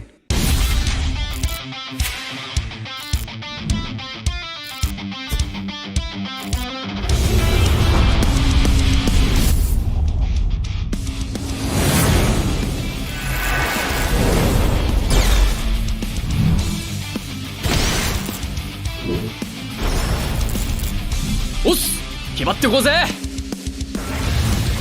少し乱暴しようか釘崎野原喜べ男子こう一点よ邪魔だ虎杖裕二です好みのタイプはジェニファー・ローレンスよろしくお願いします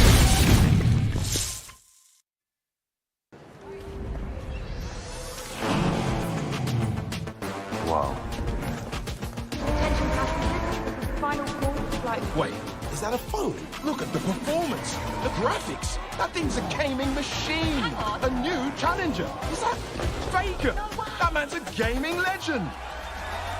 Everyone, fasten your seatbelts. And here we go! Samsung Galaxy S23 series 5G. Pre-order now. This is where you can find yourself. As true as the purest gold.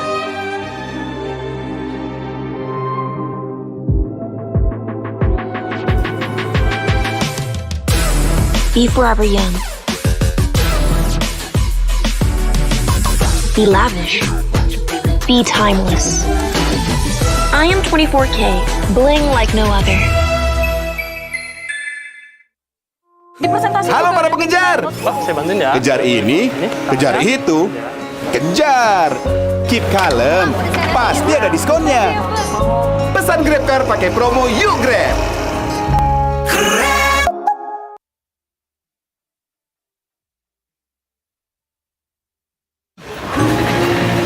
Halo para pengejar. Kejar ini, kejar itu, kejar. Keep kalem, nggak ada kata telat. Pesan Grab Bike ada jaminan anti ngaret.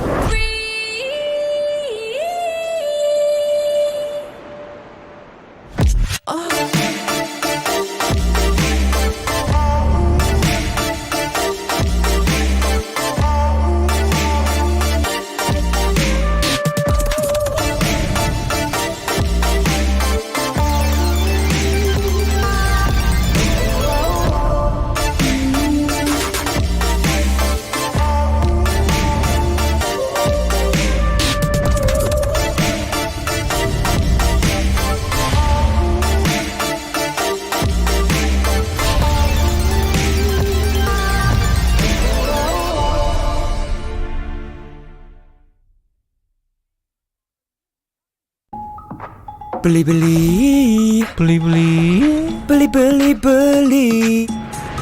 Gratis ongkir. Beli. Gratis ongkir. Beli. Download sekarang. Pasti puas, pasti geek. Beli.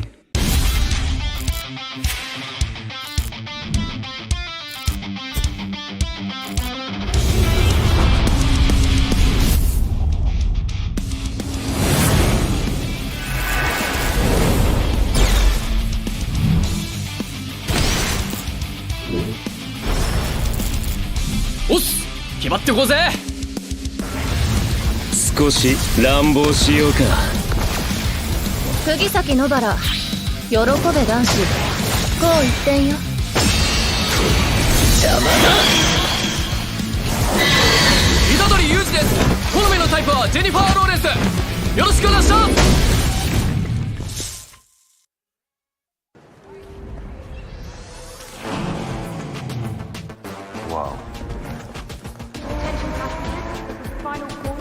Wait, is that a phone? Look at the performance, the graphics. That thing's a gaming machine.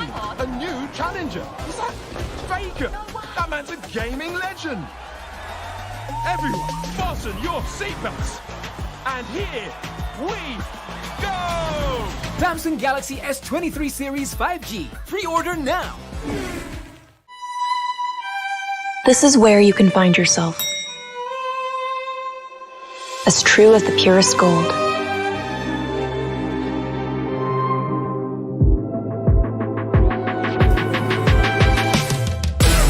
Be forever young. Be lavish. Be timeless. I am 24K, bling like no other. Halo para pengejar. Saya bantuin ya. Kejar ini, kejar itu, kejar. Keep kalem, pasti ada diskonnya. Pesan GrabCar pakai promo Yuk Grab.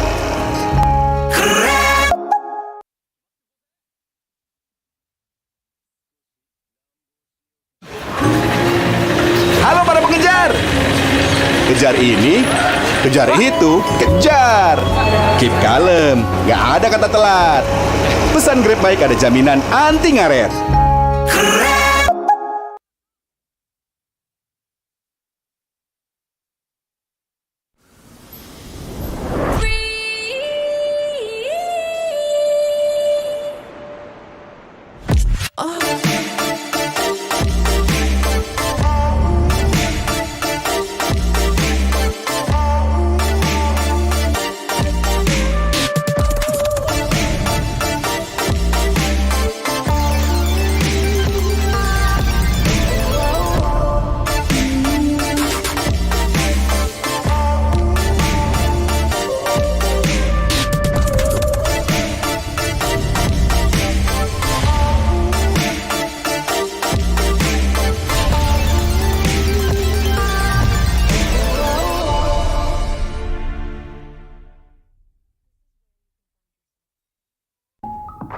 Beli.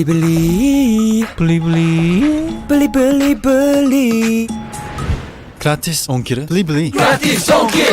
Beli. Download sekarang. Pasti puas, pasti geek. Beli.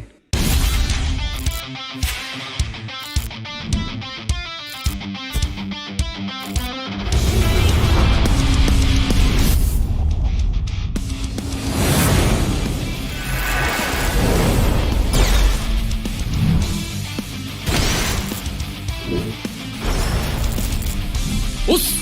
決まってこうぜ。少し乱暴しようか。釘崎野原喜べ男子こう一点よ。邪魔だ。虎杖裕二です。好みのタイプはジェニファー・ローレンス。よろしくお願いします。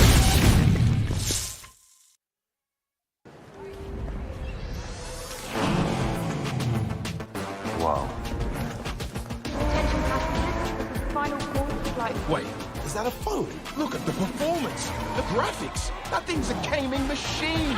A new challenger. Is that Faker? That man's a gaming legend. Everyone, fasten your seatbelts. And here we go! Samsung Galaxy S23 Series 5G. Pre-order now. This is where you can find yourself. As true as the purest gold.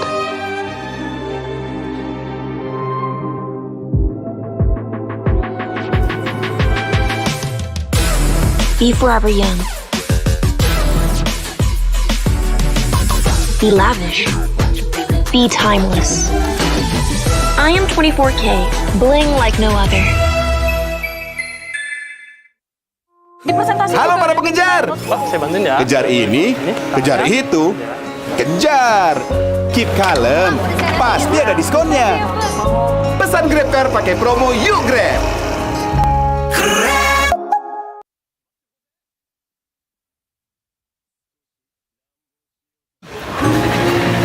Halo para pengejar.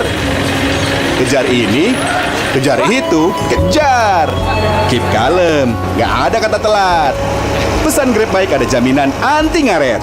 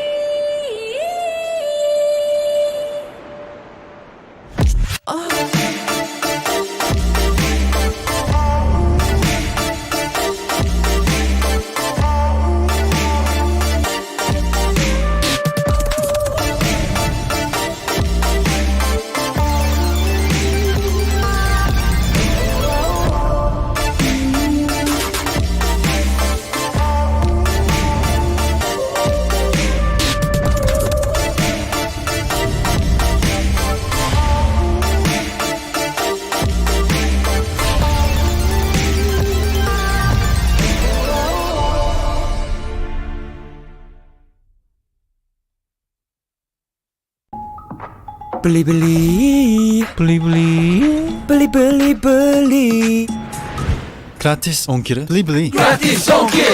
Beli. Download sekarang. Pasti puas, pasti geek. Beli.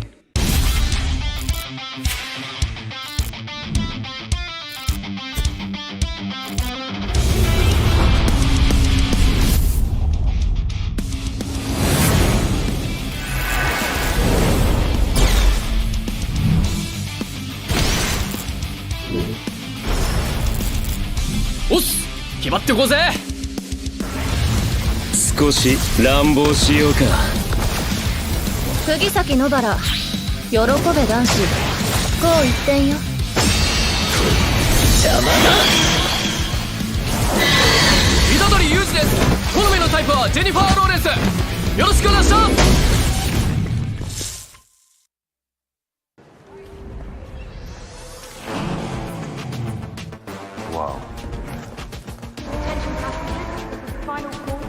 Wait, is that a phone? Look at the performance, the graphics. That thing's a gaming machine.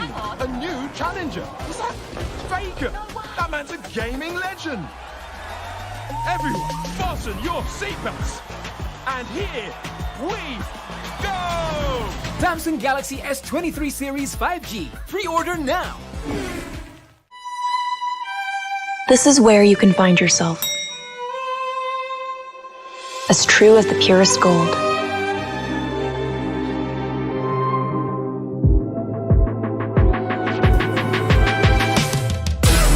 Be forever young. Be lavish. Be timeless. I am 24K, bling like no other. Halo para pengejar. Pak, saya bantuin ya. Kejar ini, kejar itu, kejar. Keep kalem, pasti ada diskonnya. Pesan GrabCar pakai promo Yuk Grab.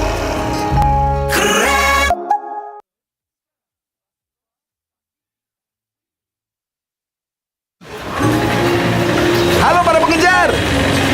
Kejar ini, kejar itu, kejar. Keep kalem, nggak ada kata telat. Pesan Grab baik ada jaminan anti ngaret.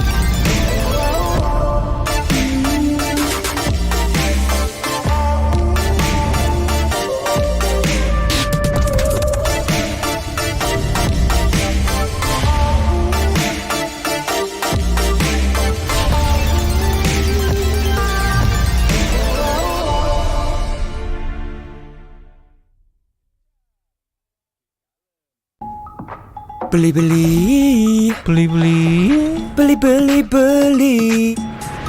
Gratis ongkir. Beli. Gratis ongkir. Beli. Download sekarang. Pasti puas, pasti beli.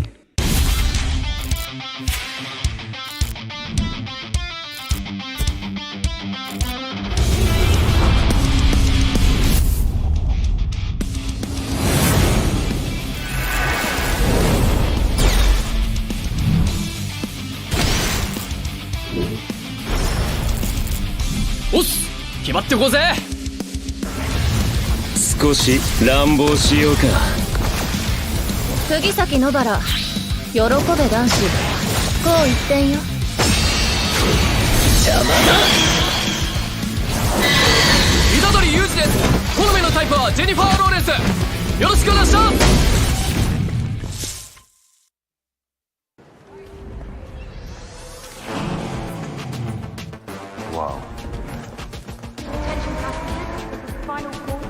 Wait, is that a phone? Look at the performance, the graphics. That thing's a gaming machine.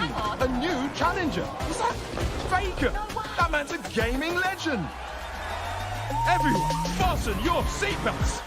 And here we go! Samsung Galaxy S23 series 5G. Pre-order now. This is where you can find yourself. As true as the purest gold.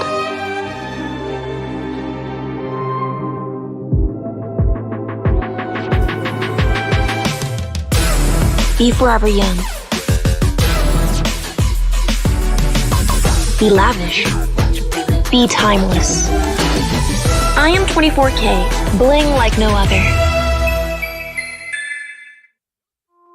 Halo para pengejar. Pak, saya bantuin ya. Kejar ini, kejar itu, kejar. Keep kalem, pasti ada diskonnya. Pesan GrabCar pakai promo Yuk Grab.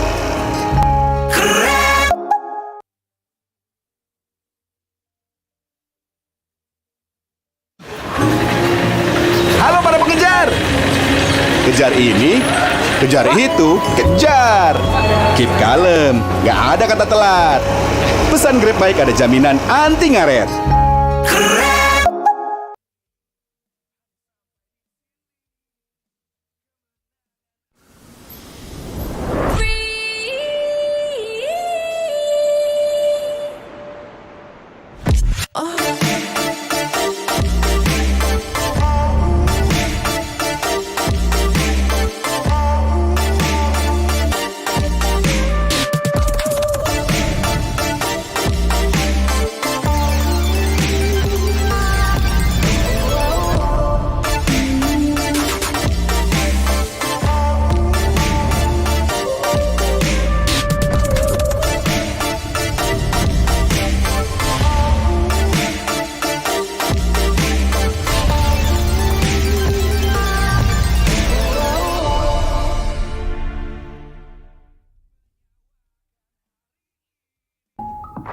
Beli.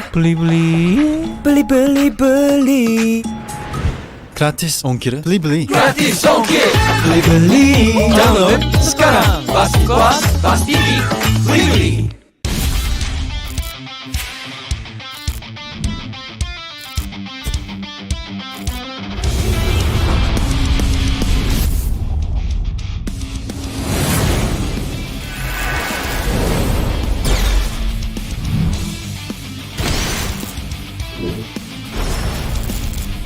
おっす、決まってこうぜ。少し乱暴しようか。釘崎野原、喜べ男子。こう一点よ。邪魔だ。虎杖裕二です。好みのタイプはジェニファー・ローレンス。よろしくお願いします。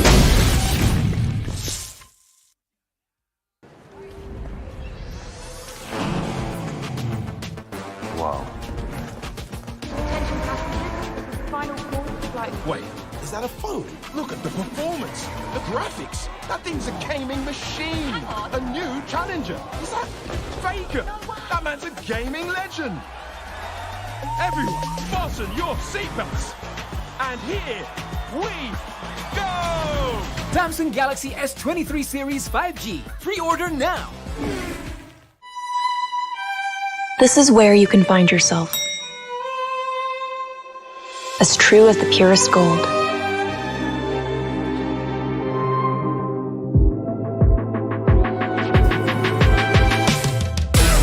Be forever young.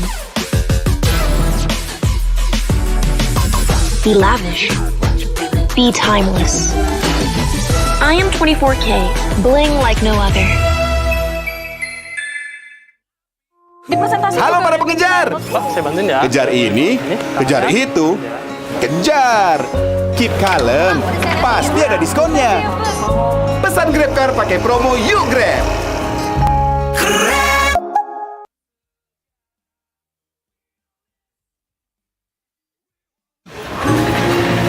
Halo para pengejar. Kejar ini, kejar itu, kejar. Keep kalem, nggak ada kata telat. Pesan Grab baik ada jaminan anti ngaret.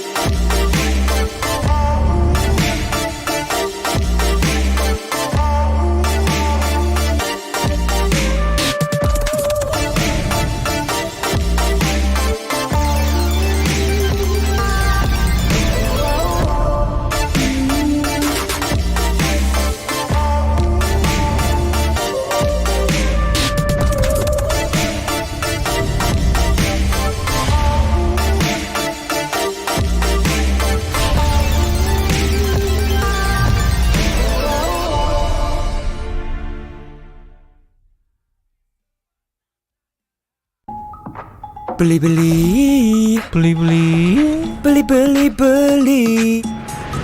Gratis ongkir. Beli. Gratis ongkir. Beli. Download sekarang. Pasti puas, pasti geek. Beli.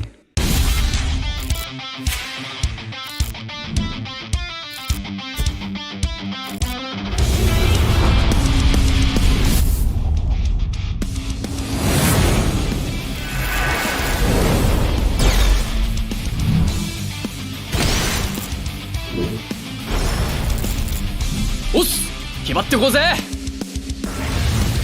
少し乱暴しようか。釘崎野原、喜べ男子。こう一点よ。邪魔だ。虎杖裕二です。好みのタイプはジェニファー・ローレンス。よろしくお願いします。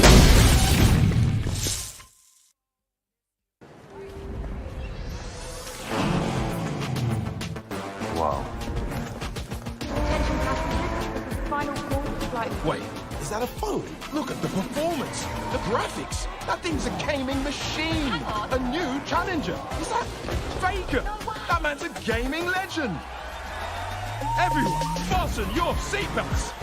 And here we go! Samsung Galaxy S23 Series 5G. Pre-order now. This is where you can find yourself. As true as the purest gold.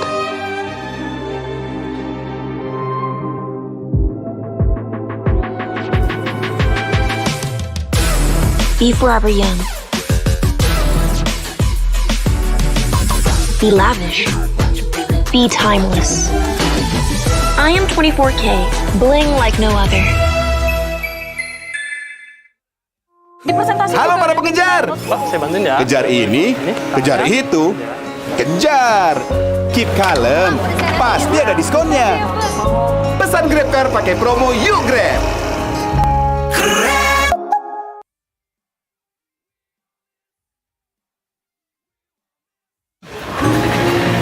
Halo para pengejar.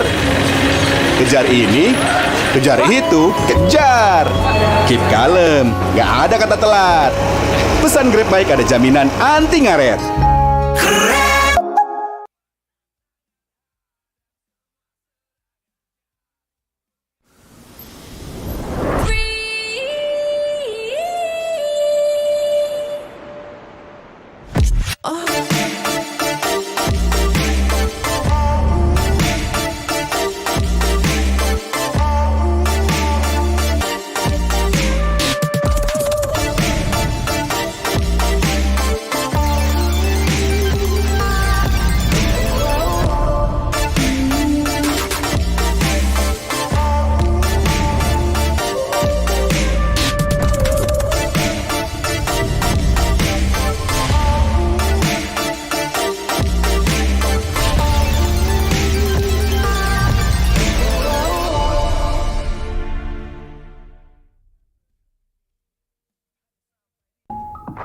Beli. Gratis ongkir. Beli. Gratis ongkir. Beli. Download sekarang. Pasti puas, pasti geek. Beli.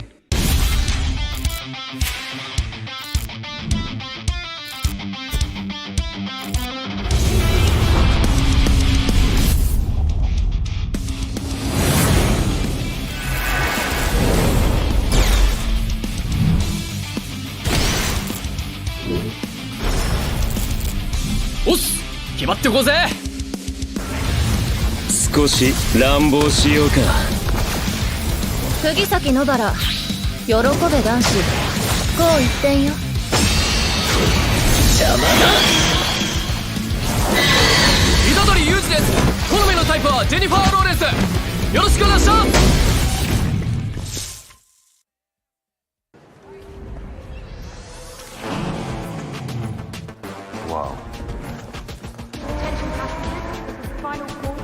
Wait, is that a phone? Look at the performance, the graphics. That thing's a gaming machine. A new challenger. Is that Faker? That man's a gaming legend. Everyone, fasten your seatbelts. And here we go! Samsung Galaxy S23 Series 5G. Pre-order now. This is where you can find yourself. As true as the purest gold.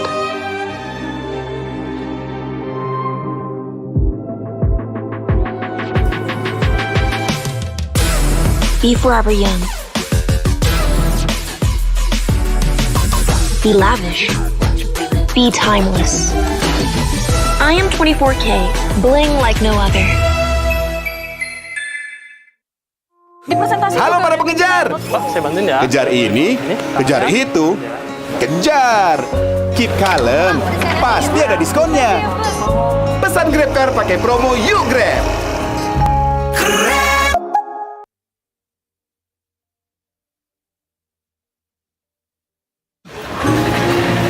Halo para pengejar. Kejar ini, kejar itu, kejar. Keep kalem, nggak ada kata telat. Pesan Grab Bike ada jaminan anti ngaret.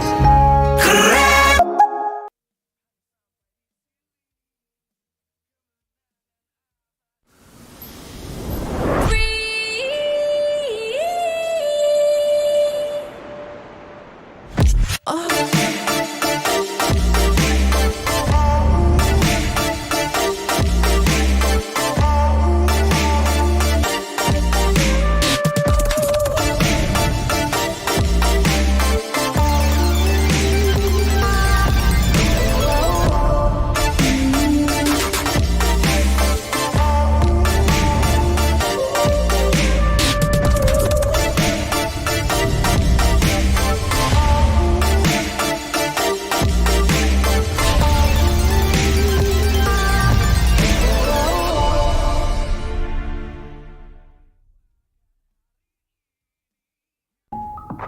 Beli-beli.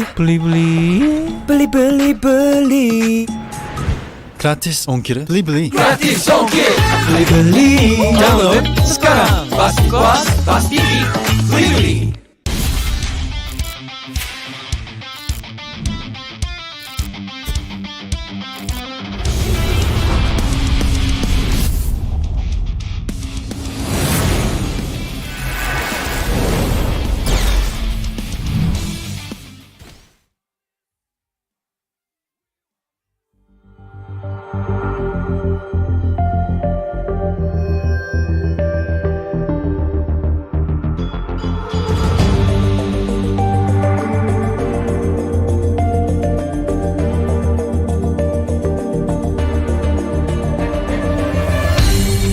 Aku kan berdiri dan terus berlari, terus ke arah puncak tertinggi.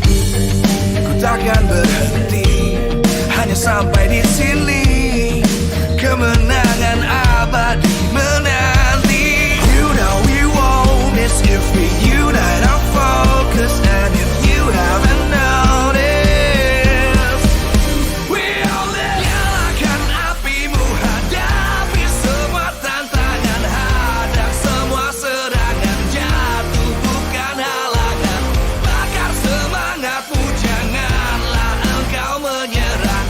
Kita akan buat sejarah. We all this, we won't miss. We all this, we won't miss. Saatnya beraksi, jalani ambisi. Aku kan menyawakan hari ini. You know we won't miss if we unite our focus. And if you haven't noticed, we all live. Nyalakan apimu, hadapi semua tantangan, hadang semua serangan, jatuh bukan halangan. Bakar semangatmu, janganlah engkau menyerah. Kita akan buat sejarah. We all this, we won't miss. We all this, we won't miss. We all this.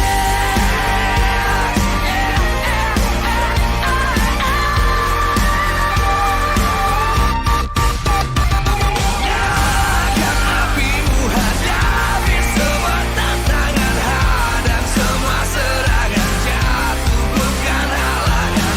Bakar semangatmu, janganlah engkau menyerah. Kita akan buat sejarah. We all this.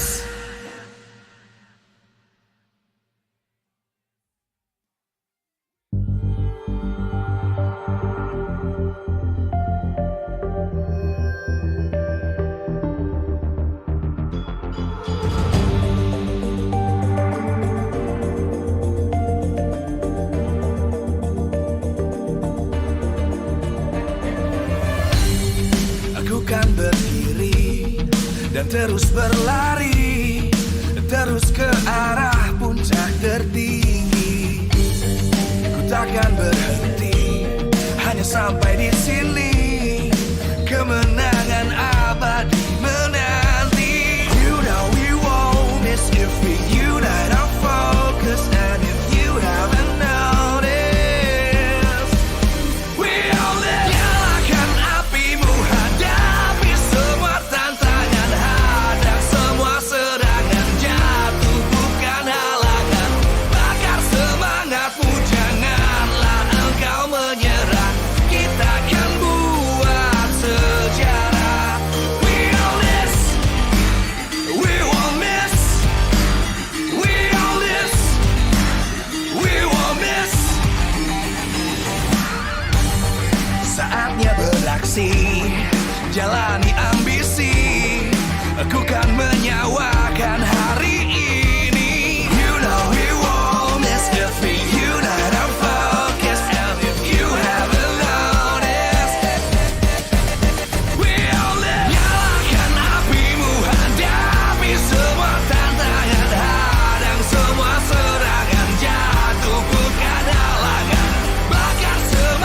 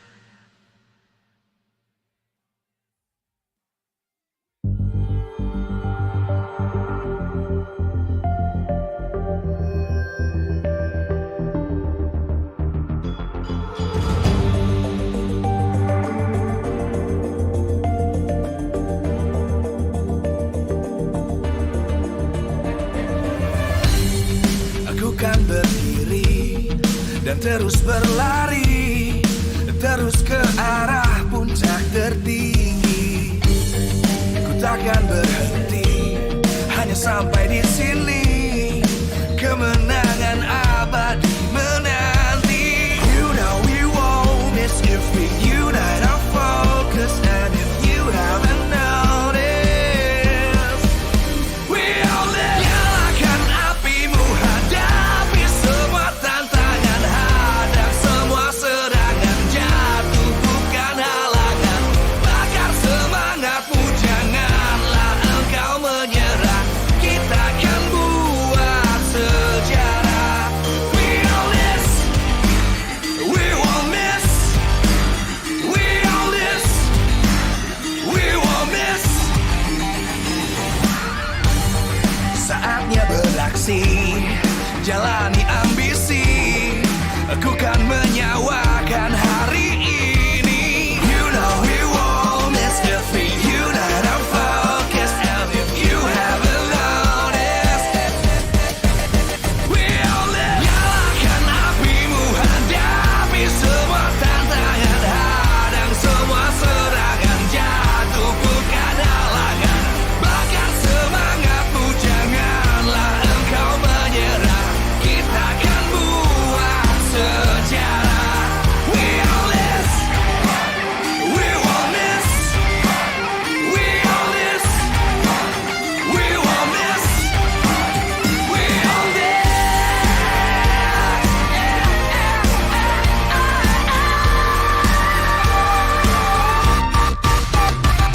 Nyalakan apimu, hadapi semua tantangan, hadang semua serangan, jatuh bukan halangan. Bakar semangatmu, janganlah engkau menyerah. Kita akan buat sejarah. We all this.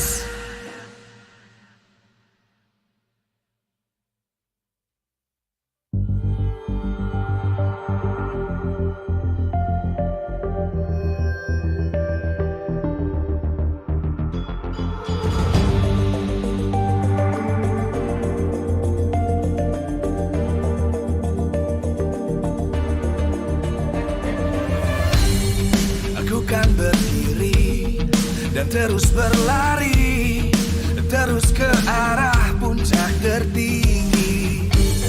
Ku takkan berhenti, hanya sampai di sini. Kemenangan abadi menanti. You know we won't miss if we unite our focus. And if you haven't noticed, we all live. Nyalakan apimu, hadapi semua tantangan, hadang semua serangan, jatuh bukan halangan. Bakar semangatmu, janganlah engkau menyerah. Kita akan buat sejarah. We all this, we won't miss.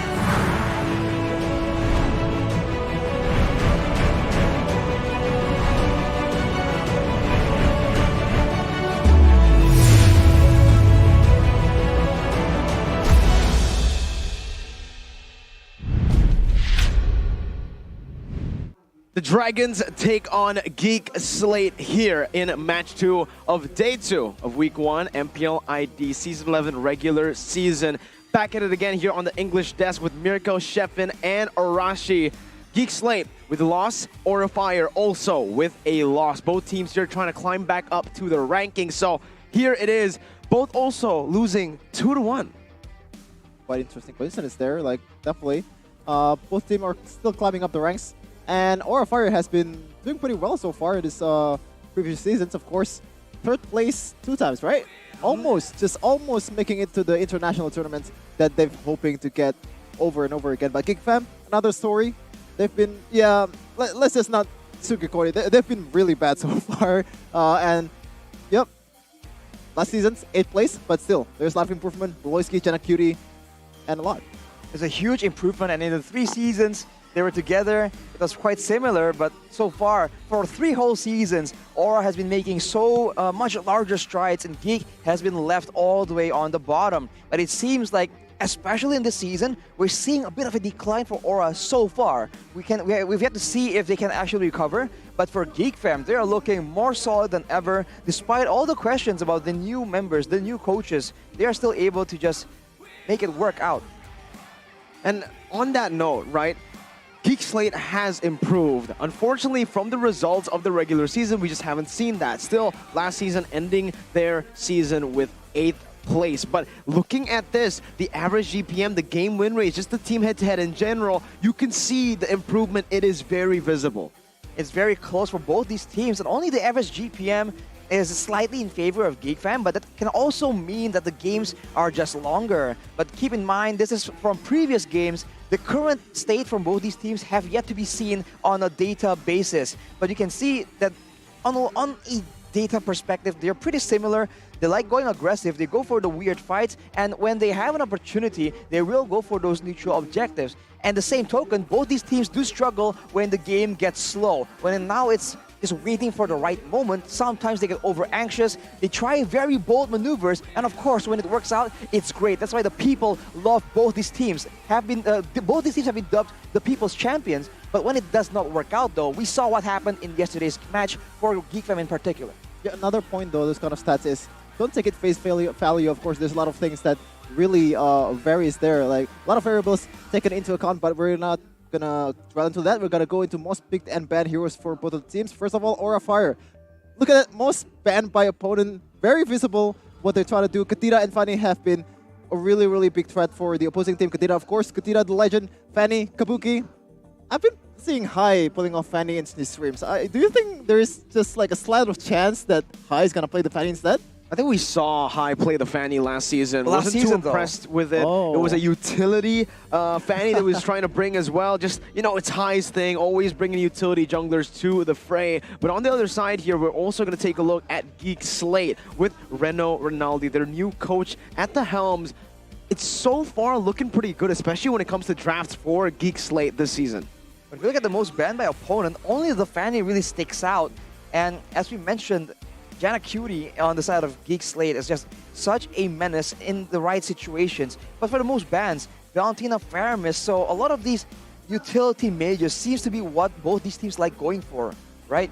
Especially for Aura, now going up against GEEK fam, they have a bit of a similar situation in the mid lane. A strong assassin that can be a bit dynamic, and also a very utility-centric kind of mid lane. So I think we're going to see a bit of a head-to-head clash. I think the side lanes, though, is where we're going to see a bit of a difference. And I think if Aura really wants to try and take over this game, it's got to start there.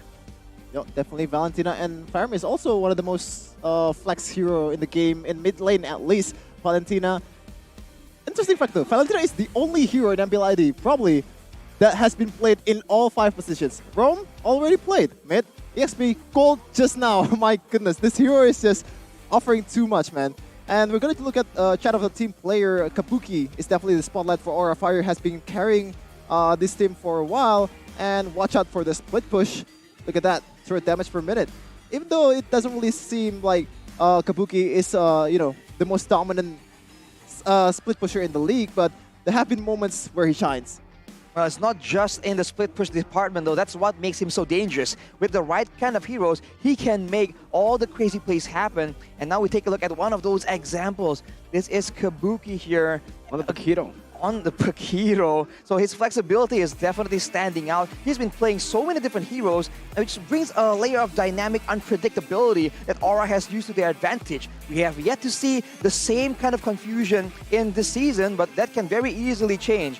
But unfortunately, as we can see from a couple of these highlights, it's a very hit or miss endeavor, right? This was Season 7. When it works, it works really well. If it doesn't work, it doesn't work. So this, considering he's been moved on to so many different roles here, I think Kabuki has shown that he can adapt and play a lot of different things off the back of his insane mechanics. And right here, you can see that there's a lot of criticism on his safe kind of playstyle, but here, when he sees an opportunity, when he identifies the key factors that will be a threat to his safety, he does not mind going in at all. That is a significant improvement. Now it's only about how can the team build and play around him. Because if they're only using him as the tip of the spear, it can work, but usually, as we all know, being one-dimensional in the current state of the MPL, that's way too dangerous, too risky. Yeah, I mean, we saw this again. It's just the level of improvement that this man has shown from Season 7 to Season 8. Season 7, he was getting all the hate as the XP laner for the 0-14 Aura lineup, right? But now, in the gold lane, he's just a different beast. And on the other side, we're talking about Matt here. Also, a person who has transitioned from the gold lane to the XP, so it's the opposite. Well, now you have to question, like, are these stats based on EXP, man? Or is it not? Because if you look at the gold per minute, the turret damage, and the hero damage per minute... I think this is still gold, man. Exactly. It's uncharacteristic of an EXP laner. But to be fair, if you look at his performance in the past few matches we've seen him, right? The small sample size we have, he's been doing a lot of damage, and he's very sustainable in the front. So it's not too far-fetched to expect that Matt is going to be a dominant force, very, very aggressive. And if the team falls behind and he is the only one that's leading, he has no issue at all. But here we take a look at the highlights when he was still in a gold lane position. And it's very difficult against all these very aggressive teams in the previous season. But now, on the Lapu Lapu, on these very dynamic heroes, his aggression really takes root. And you can see that against 3 people, 4 people, he does not care. And he has the experience and calculations to ensure that he is always a constant menace, especially on heroes with a lot of teamfight presence like the Lapu Lapu. So I think that is something that Aura will definitely need to respect and maybe ban or pick away from him.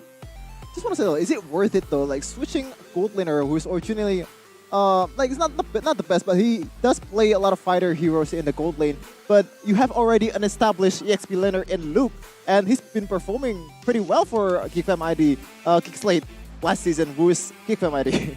I think in terms of the hero pool, that's what Matt brings to the table, right? Because sure, he has been a gold laner for a very long time. He actually joined Season 6 to the Bigetron Alpha roster as a gold laner, but it was the gold lane with the fighters still in that lane. It wasn't the marksman-oriented lane that we all know right now. And with that knowledge, or with that performance, the performance he had back when the fighters, I think it gives him a solid basis as to why he's able to replace Luke, especially yesterday with the Lapu, and also just a lot of crazy flex picks. He can actually just be flexed over with the Fredrin, even the Alice, one of his signatures back in Season 7. But here, we're going to take a look at the keys to victory by Samsung Galaxy S23 Series 5G for Aura Fire. Arashi. The keys to victory will center around the roamer. Both Godiva and Beloyski have been very active, very aggressive, and so that will be a head-on clash, because if you look at the highlights right here, Beloyski is absolutely lethal, and if he gets the right tools for the job, he can absolutely deny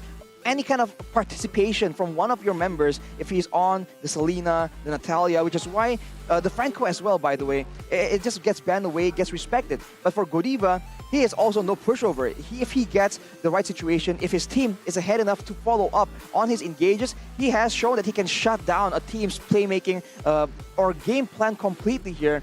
And so it becomes a bit of a head-to-head, and if they can limit the hero pool, right, of Beloyski to allow Godiva to have the space to maneuver, to be the one that's proactive for his team, that can be one of the signature moments, the signature factors that Aura can use to get an advantage here. Yeah, Beloyski definitely notorious for his Natalia. Probably the only Natalia that's really feared in MPL ID, and he's been doing it for years. He's been doing that to RRQ and M3 too, and it's really working out. And we're gonna take a look at keys to victory by Samsung Galaxy S23 Series 5G for GEEK SLATE. GEEK SLATE, right. Winning the matchup in the mid lane and take advantage of Aboise's hero pool. Right, the other lane that has so much bearing here is that mid lane. With the addition of a boy, he's been so flexible and so consistent in a way that Elzura, his previous predecessor, was not. So he is definitely someone that Aura needs to try and deal with. And you can see in the previous games where we've seen him, he just knows where to be at, and he can play both these styles. Close range, long range artillery, everything is just adaptable for a boy, and just puts more depth in the strategy, in the tactics of GEEK Fam. If you thought that they're a team that only excels when Beloyski can get pickoffs, now with a boy in the mix, sometimes he goes for the pickoffs, sometimes he goes for the huge team fight. So now Aura is kept on guessing, and that also means that in the drafting phase, they cannot expect simple picks, because previously, I think a lot of criticism for Elzura is that he is only limited to that Lilia. Yes. A boy brings so much wider of a hero pool into the equation.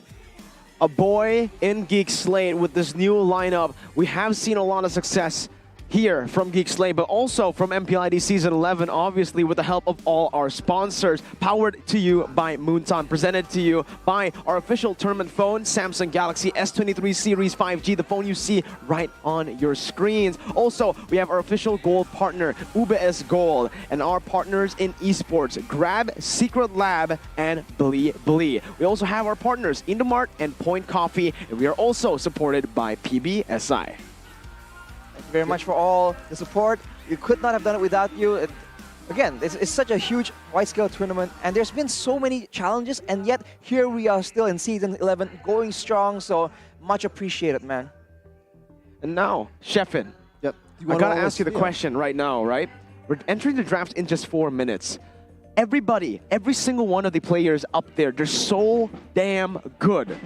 Why are they so good? Of course, like... what phones do they use? Yeah, I think there's, definitely something of a common thing that they use, like Samsung Galaxy S Series, S23, 5G, epic smartphone that makes you auto-win in every games. Samsung Ling. Samsung Ling, Samsung Lapu, everything here is Samsung, and that's why it's been absolutely awesome. Equipped with the fastest processor technology, 4nm Snapdragon 8 Gen 2 for Galaxy, with RAM up to 12 gigabytes, memory up to 1 terabyte. That's more than my PC. The screen is dynamic AMOLED 2X with 120 Hz refresh rate, makes gaming all day smoother and smoother. And when you're gaming all day, sometimes, hey, my battery can't withstand it, Miracle. I don't know if I can do it. 5000 mAh says you can. And go ahead and pre-order it right now up until the 23rd of February, which is also coincidentally my birthday. Maybe I can pre-order it too. Shout out Miracle here. Who asked? All right, Shevin. But if you can grab that amazing phone, you can also match that kind of swag and vest. The unique, special, exclusive merchandise collection for EVOS Gold X MPL Season 11. Don't miss out. Match the amazing phone, the awesome phone, with the awesome merch as well, and look like a top G. Top G. You want to look like a top G? Yeah, top G mentality. I don't know, but okay. I want to be a top G, but I don't want to be the person related to the top G mentality, okay? You know what I mean? Understandable. You know what I mean? Things. You take the good things, right? That's all. And right now, all the good things are on your screen with EVOS Gold. Obviously, we've seen from time to time, Gold Lane, crazy presence, but here in this patch, it seems like it's a bit more flexible in the way that the games can be carried. Sometimes it's the mid lane here taking the role, the Lilias, the Farsas popping off, even the XP lane with the Lapus and Benedetta getting a whole lot of time to shine as the main carry. Is the gold lane still that one source of damage that you can rely on? I wouldn't say so, definitely. There's a lot of option in the mid lane. Farsa and Lunox is pretty... It's not really the most DPS hero out there, DPS mages out there available, but there's a lot of burst potentials. There's a lot of things that you can really... Oh, but we're gonna look at the starting lineup so far for GEEK SLATE versus... Where's it again? Aura. Okay, Aura Fire. I'm sorry. Aura Fire. Same lineup so far. Facehugger, Fluffy, Kabuki, Hai, and Godiva. Don't forget the F. I don't know what the F means. What do you think, Arashi? Godiva F. God 1 VAF. Godivaf. Godivaf. Okay. Maybe that's what it means, Godiva right? fantastic. You can only be guessing. Oh, it's Luke. Oh. It's Luke. Oh, wow. Luke. It's Luke. He's playing in the MPL currently, so it's not going to be Matt.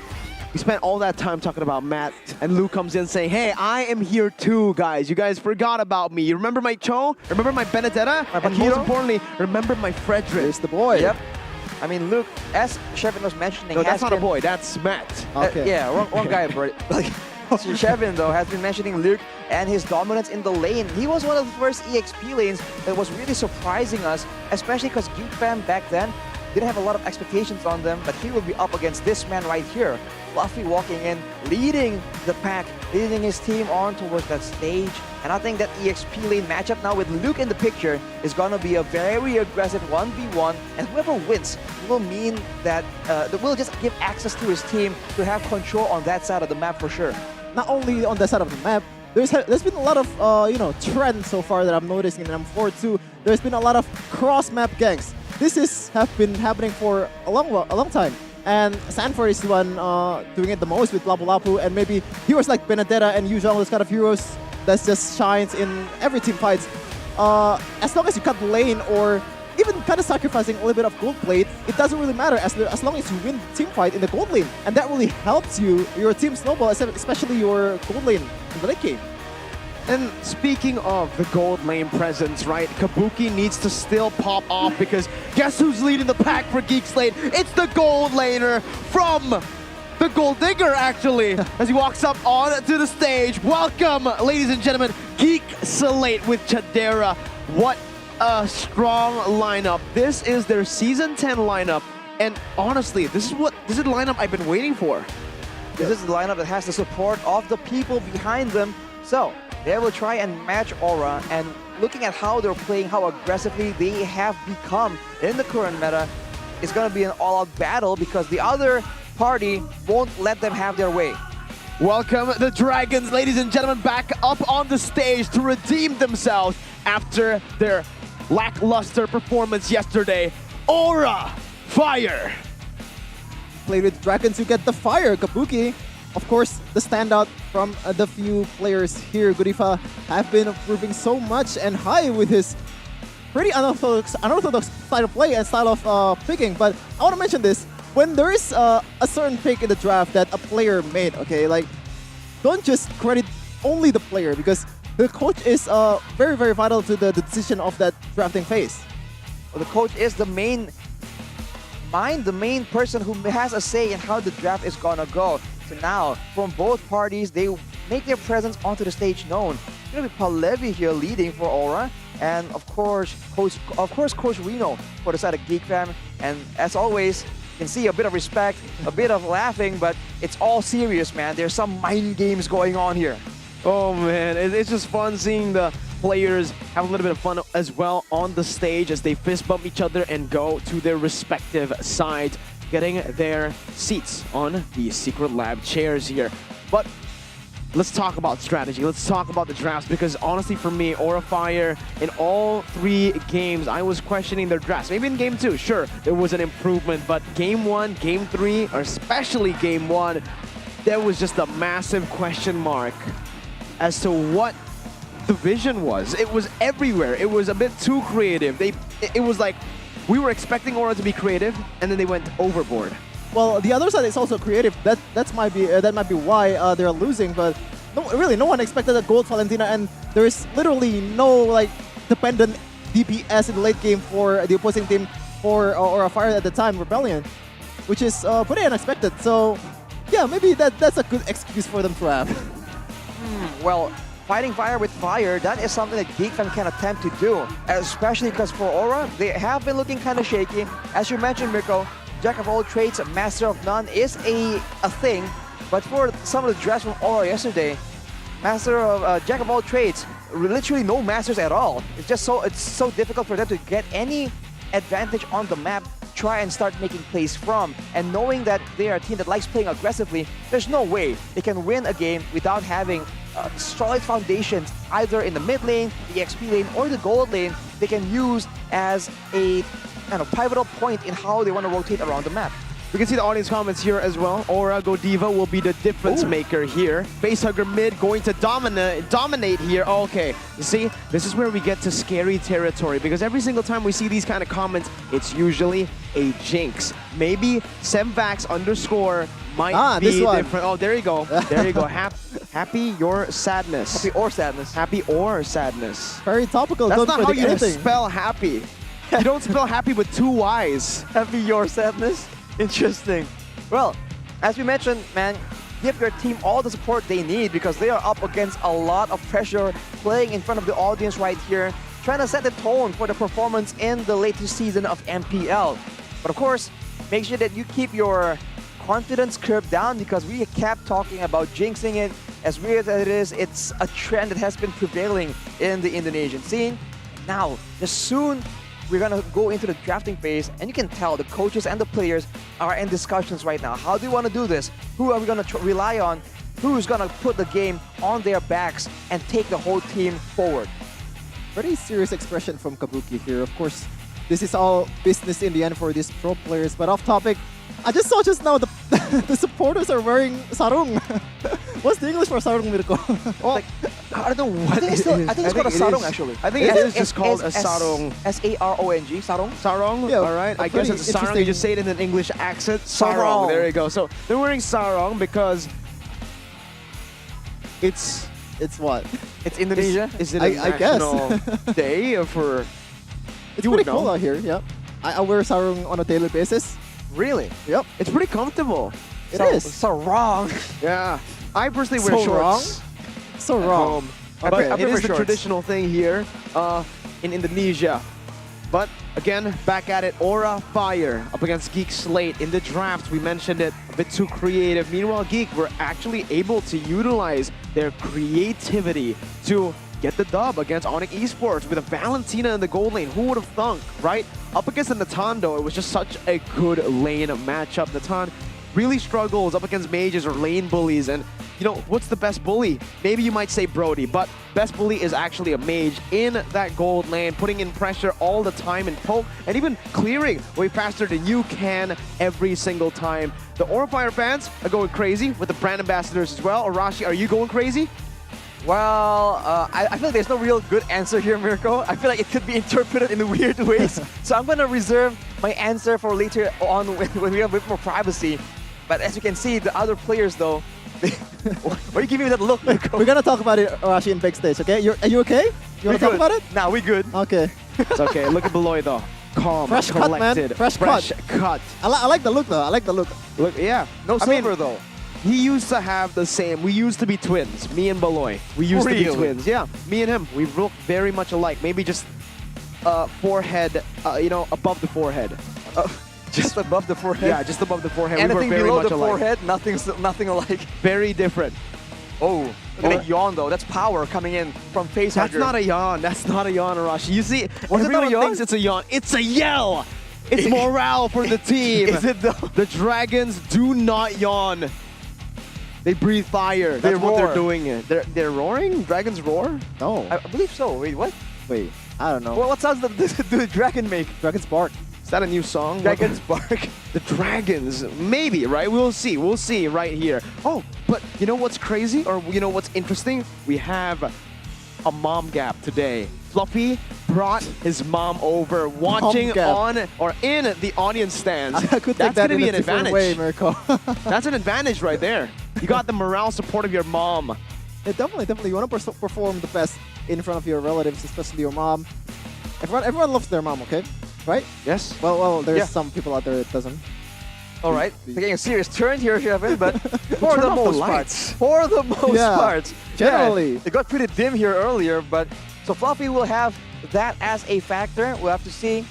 Usually, this is an empowerment, but on the other side, the fans are equally passionate. They want their man, the people's champion, to actually finally find success, or at least crack on past the bottom two position that they've always been stuck in for the past 3 seasons. Or actually 6 seasons. It's been actually quite crazy, right? When you think about it, Season 4 up until Season 7. These two teams were on the same path, not making it to the playoffs, 7 and 8, just changing positions now and then. But now Aura Fire, since Season 8, they have improved so much. Meanwhile, GEEK SLATE, we've only seen their improvement in Season 10, but they have yet to qualify for the playoffs. Now, we're jumping into the draft for game number 1. GEEK SLATE on the blue side with the first pick, and Aura Fire is on the red side. 1-1 join Natalia, respected. 1-1 for Chidera, Natalia for Beloy, obviously. But GEEK SLATE, do they want to pick up something like a Kaja? Or Yi first pick? I don't know. Interesting enough, though. Claude is banned for Kabuki. Like, we've known Kabuki for a while. He's not really known for his Claude, but he does pop off in the second game, specifically yesterday. Oh, okay. A pretty standard first pick for GEEK SLATE. Another... That's a fast pick, my goodness.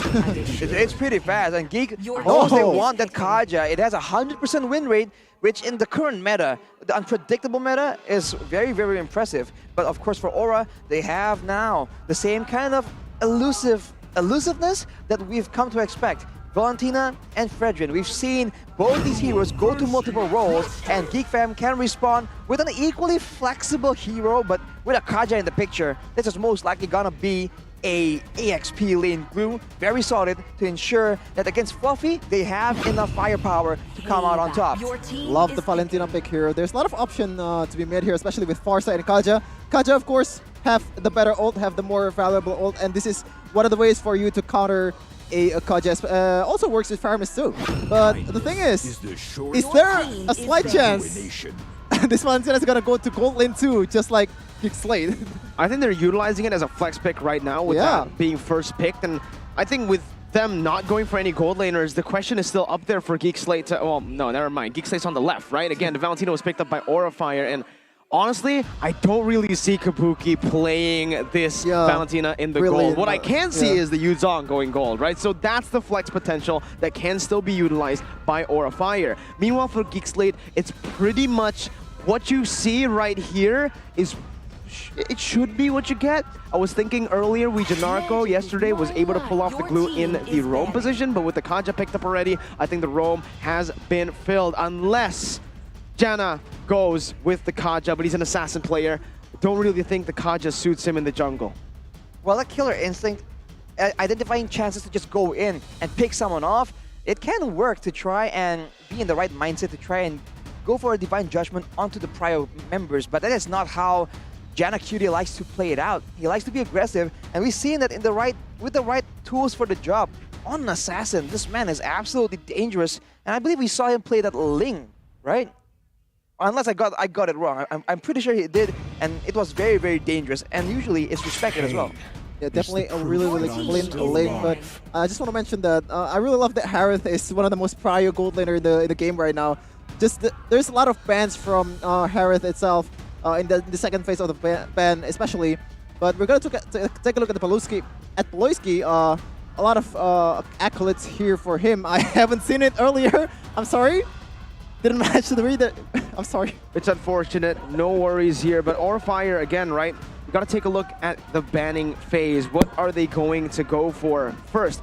With the Harith ban, it does elude as to maybe Aurafire wants to go for more gold lane bans. But if they do, then GEEK SLATE can kind of read the fact that maybe that Yuzong is in fact a gold lane Yuzong. You can already see the route GEEK SLATE are taking. And Aurafire, no, they ban out the lane, respecting Amon once again. But also, GEEK SLATE, one more marksman. There you go. Yeah, 3 marksman bans. They want the Yuzong to go gold, or they want Aura to play a marksman that Kabuki isn't comfortable with.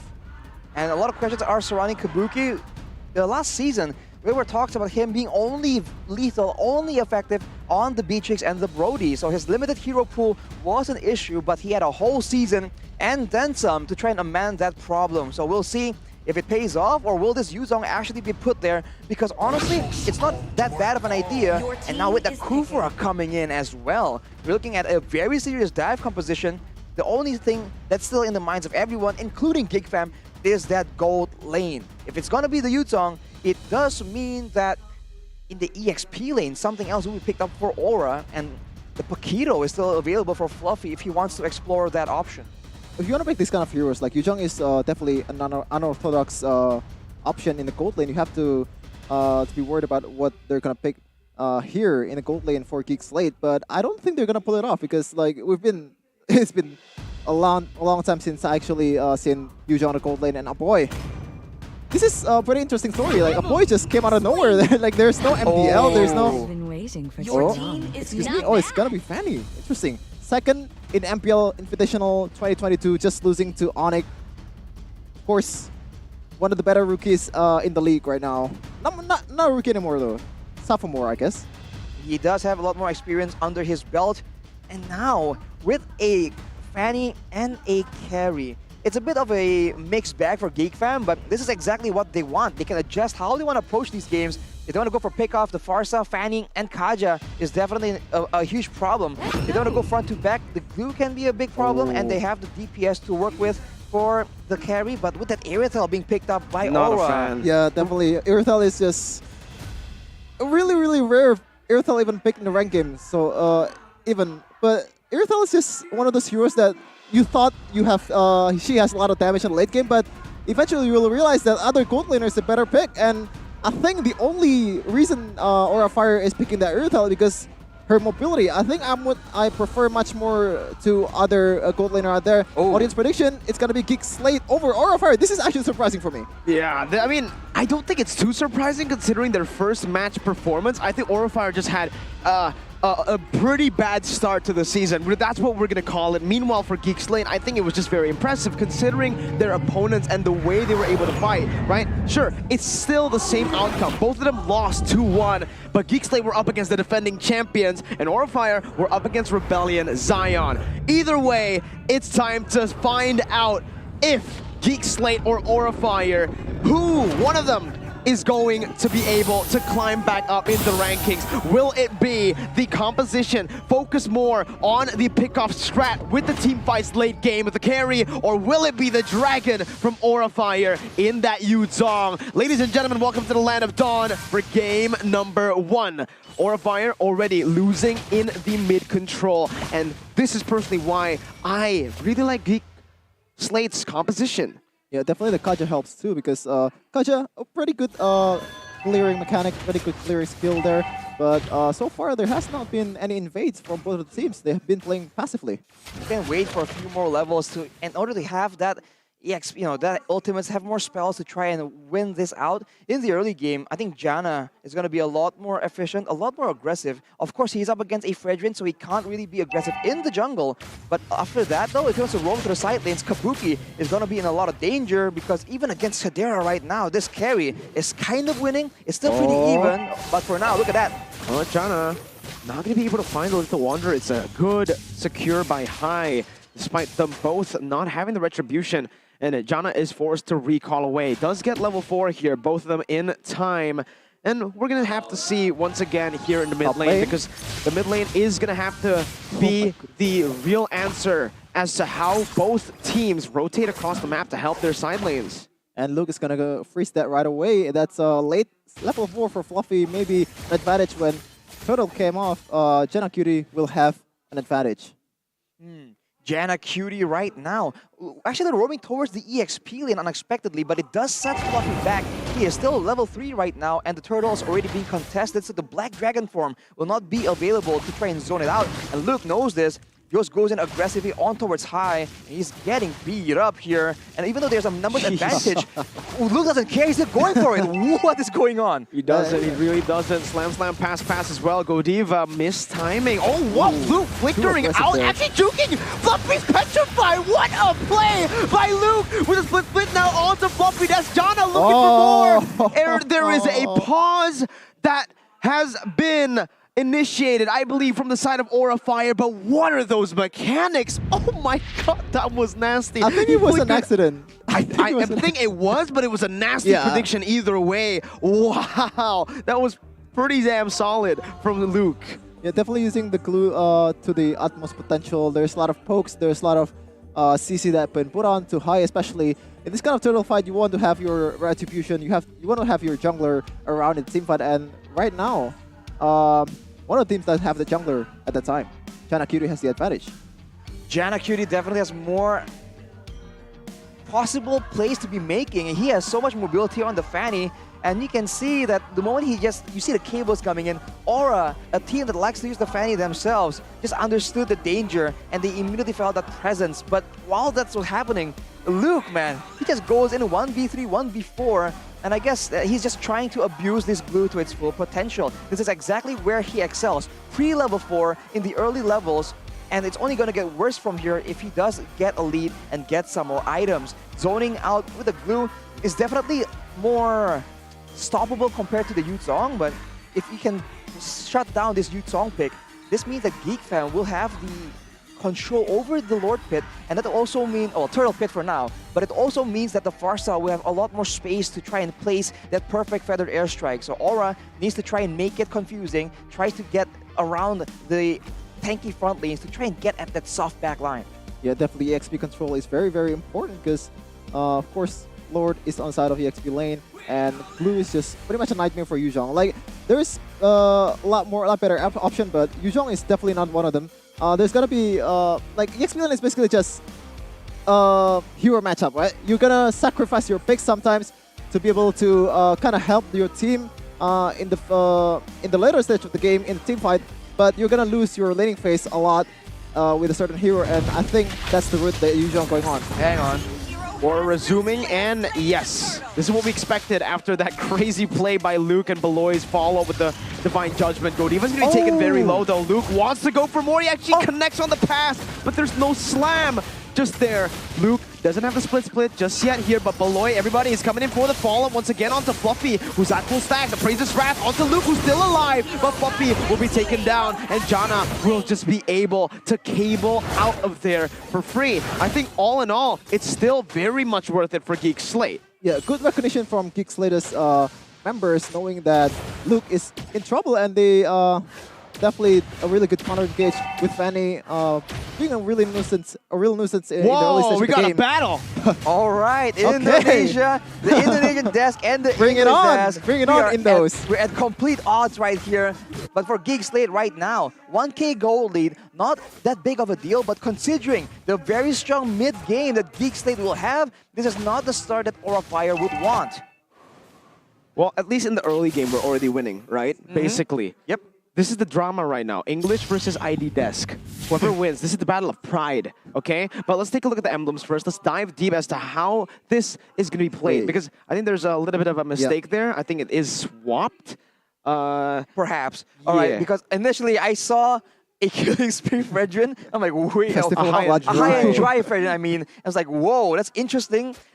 Something I would not be too surprised to see from high, but not right now, as Chidera wasn't a pair with a spot, but call it luck, call it game sense, he was able to maneuver away from that. He's playing it safe. He knows that the late game is very much in his favor, whereas for GEEK, you're playing, abusing this glue to ensure that Fluffy does not have any moves available on that Yuzong.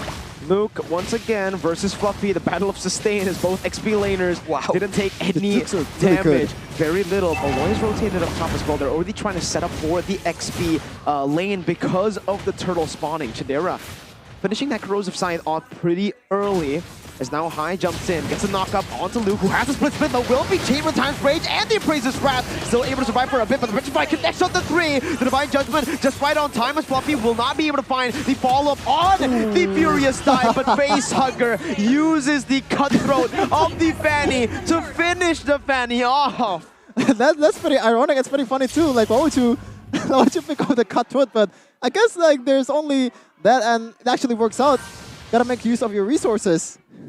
Wow, Facehugger on the Fanny, definitely. On the Valentina, my bad. He was a Fanny for a bit with the IMU, but he is just so flexible and he just knows the potential. And I think GEEK SLATE was caught completely off guard there. They weren't expecting the aggression.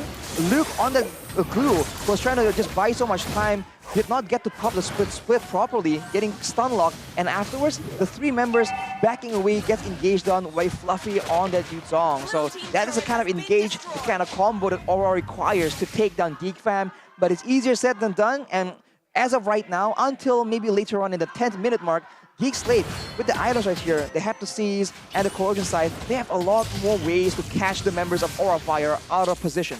Interesting itemization from the side of Fluffy. You see the Molten Essence and possibly going to Dominance Ice. There's no damage item just yet.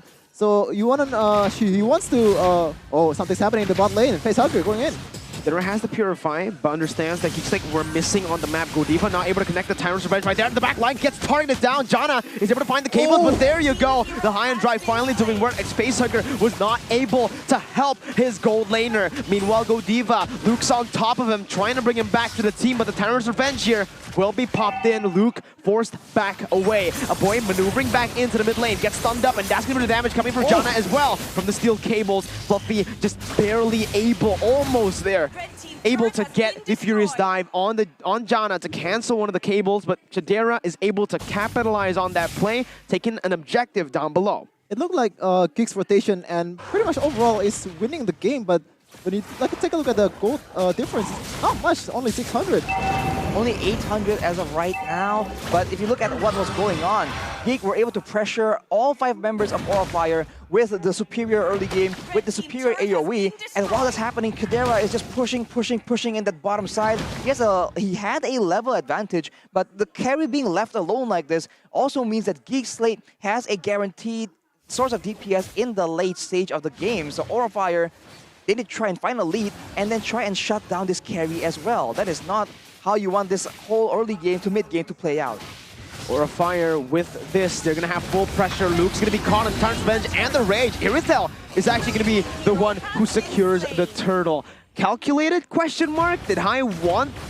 Was that planned? Did they want to give Kabuki more resources? Or I think Hai did use the retreat, so I think it was not planned.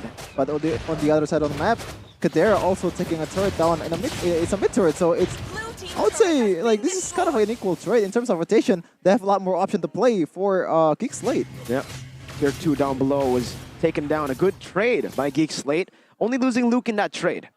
And now for GEEK SLATE, they understand that they are getting picked up again and again. There is a healthy amount of crowd control for Aura Fire, so the draft has been better for now. They have to find ways to survive the initial burst, and afterwards, the superior DPS, the superior spells coming in from their team can actually win them the situation. But if you guys want to win, check out the Jujutsu Kaisen skins right here, but GEEK SLATE goes for it.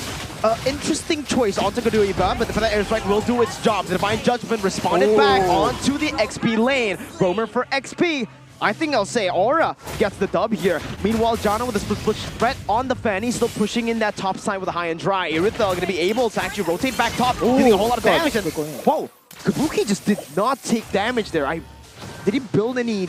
I think it was just the light plates. I don't know. Like it's literally full. I don't know. I think it's like Wind of Nature. Is it? I don't know. Like, there is no way he That's has way Wind too of early. Nature first item, right? Or second item. But when you look at the HP, like, there's literally no damage at all. Well, if you build a Wind of Nature to just shut down Jana Cutie, that's a lot of damage coming in from Beloy, from Luke, from Aboy, and even from Kadera, who has a healthy amount of true damage in that kit. But look at Godiva making the plays happen. Revenge and the Rage, and that's going to be a boy popping for the air. But that's Facehugger who steals it back away and zones a boy with it.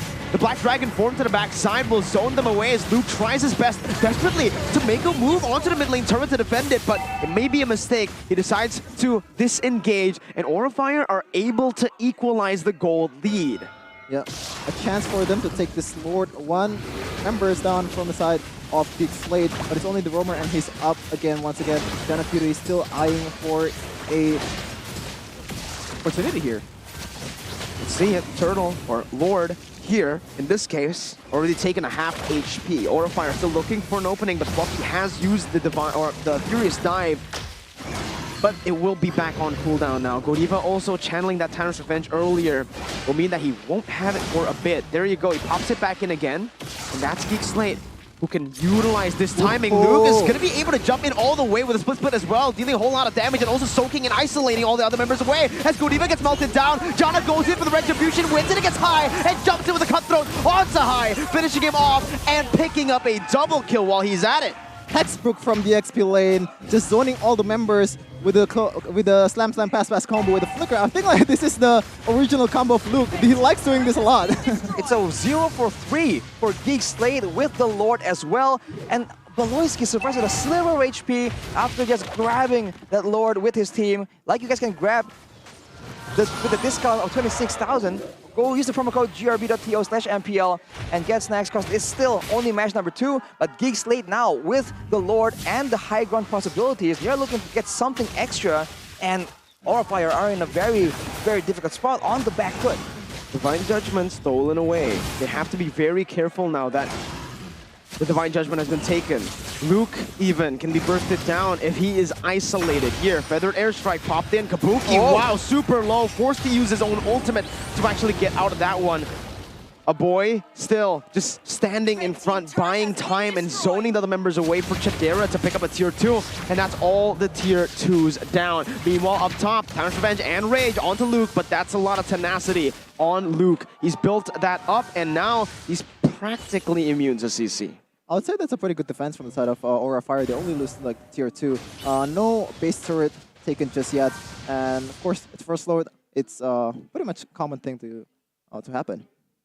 Well, it's a great use for GEEK SLATE to only leave the base turrets for now. And if you look at the players' goal, Chidera and Jana is all the way up there. And Luke is somewhat all the way down. So considering he's the main front line for the side of GEEK SLATE, it's not the best of circumstances. But knowing that he's been bursted down again and again before being able to pop the split, he has the Athena shield right now, which will allow him to make those aggressive plays yet again. Because we know who aggressive first usually comes out on top.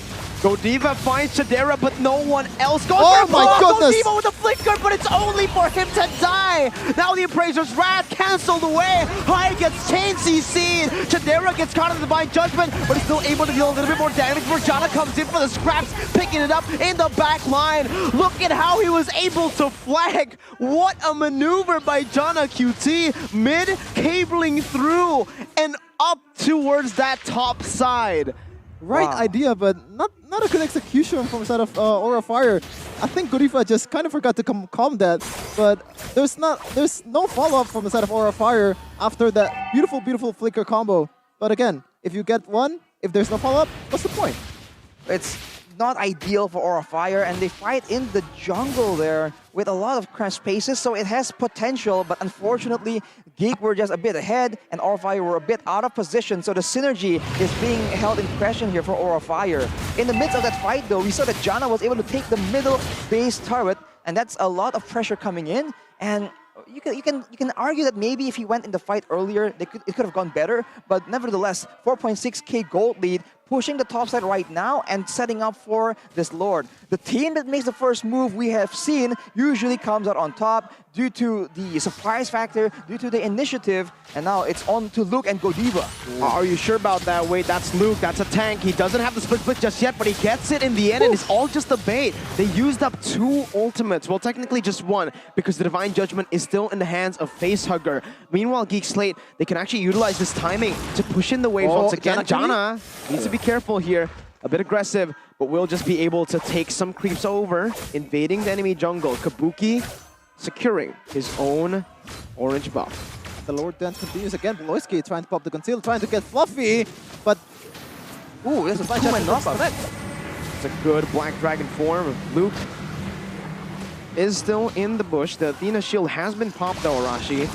Right, with the Athena shield pop now, he's vulnerable to getting bursted down. And GEEK fam, they can just keep doing this. They have the mobility in Jana QT to just push out the side lanes again and again. And at some point, they're gonna pull the trigger first, and Luke will go for that insane aggression again. And Avoy, now with the Divine Wave, will be able to take down these BPM members coming in the front line of Aura Fire. That's a lot of damage already placed on Luke with a split, bringing high back. That's for the airstrike as well. Facehugger's looking for something here. He jumps in on the Chadera, finds the Divine Judgment, but Chadera pops the weight of nature against the world's raising. He is looking at Aura Fire in the face with the help of Jana. They slice through every single member. It's a wipeout for GEEK SLATE, and it's a triple for the man you see on screen. Jana QT with a win for GEEK SLATE in game number 1 as they crack the base open. Wow! What a performance, what a fight right there. Everything looked so chaotic, but GEEK SLATE, calm and collected, ensures that Chadera stays alive, shreds everyone down, and Jana QT comes in to completely wipe the floor with Aura Fire in that Lord pit, and that will be the end of it. The team fighting prowess that Aura is so feared for has been beaten by GEEK SLATE. Yeah, definitely Aura Fire. 2-1 last match. They're down 0-1 right now. They need a miracle to be able to, you know, especially in the early season, always an important start. The start is always important for a season, right? And that momentum really carries throughout the season, and they need to figure it out. Hey, look at the bright side. For the English desk, we won the prediction battle. Heck yeah! That's 1-0. Maybe they can come back in game number 2, but for now... Should we pick GEEK 2 again for this? Yeah, maybe, right? GEEK SLATE. The caster curse cancels each other out. Exactly. So it becomes actually fair, and it becomes a battle of skill. No caster curse this time when it's 3-3. A lot of sad faces on the side of Aura Fire, but obviously, hashtag once a geek, always a fam. A lot of hearts from the side of GEEK SLATE after that dub. They can't get too comfortable though, because this is what happened up against ONIC Esports yesterday too. Winning game number 1, but then getting reverse swept by the likes of ONIC and Aura Fire, 3rd place, not that far away from ONIC Esports last season. They can definitely pull a reverse sweep themselves. Aura has been known to persevere in the toughest situations and still come out on top, but that's usually due to how dirty they were able to make the games in the... I got distracted there, my bad. How dirty and messy the fights are in the late game. But we just saw right there, GEEK fam, they usually just crumble when things don't go their way, but in that situation, Beloy got the right Divine Judgment off, Kadira barely was able to survive, and I think overall, the draft is just a lot more flexible for the side of GEEK fam, so they're able to just switch it up again and again and allow Aura to just get confused on how exactly are GEEK fam going to approach the fight. Is it going to be a combo? Is it going to be a pickoff? Is it going to be a front to back? GEEK fam has the capability to do all three. Back again to the keys of victory. Of course, Baloyski has to get, who's going to pick off heroes has to get rid of course, they banned Natalia, but I don't think, of course, maybe Kaja is much more of a prior hero right now. They're just too much focused on Natalia itself. They're too much focused on Baloyski. We're forgetting the potential of Kaja itself.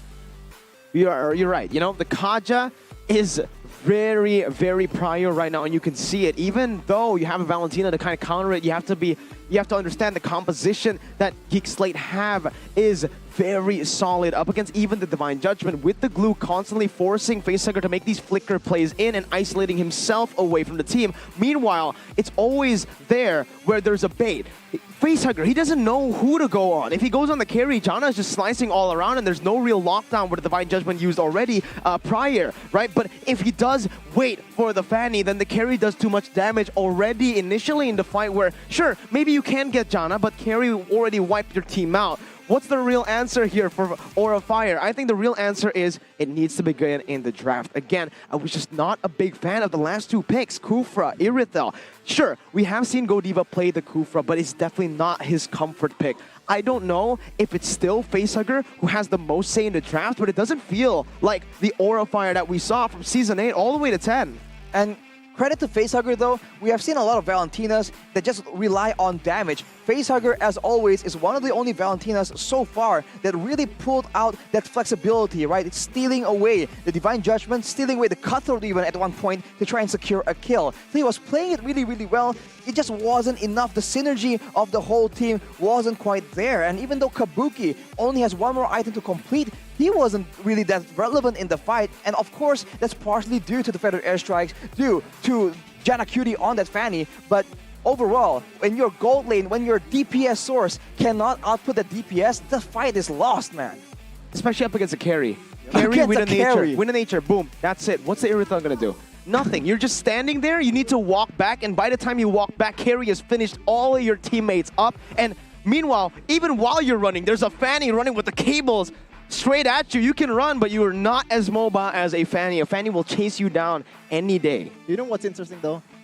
If you see the itemization earlier, Fanny Janna Cutie builds both Corrosion side and Golden Staff. Right. Interesting. I was about to mention later in the highlights, but when he won that fight and he knew he was going to go for the end, it wasn't necessary, but he sold all his items and went for those exact items to try and ensure that he can end the game that much faster. God, I missed that. I'm sorry. Well, if the game was closer and if the death timers were closer, I think that would have been a huge play, a huge big IQ moment. But in this game, early on with that wipeout, it really didn't matter. But I guess doing it as a force of habit is a good thing to do, and he has the gold to go for it. 751 gold per minute. He is the rich guy, and a boy is the carry. I mean, we see Kadira hitting constantly again and again against the front line of Aura Fire, but a boy, as we mentioned, is so flexible, and he's so good at staying alive here, considering that there's a lot of dive threat from the side of Aura Fire. It's GEEK across the board. You saw it all the way from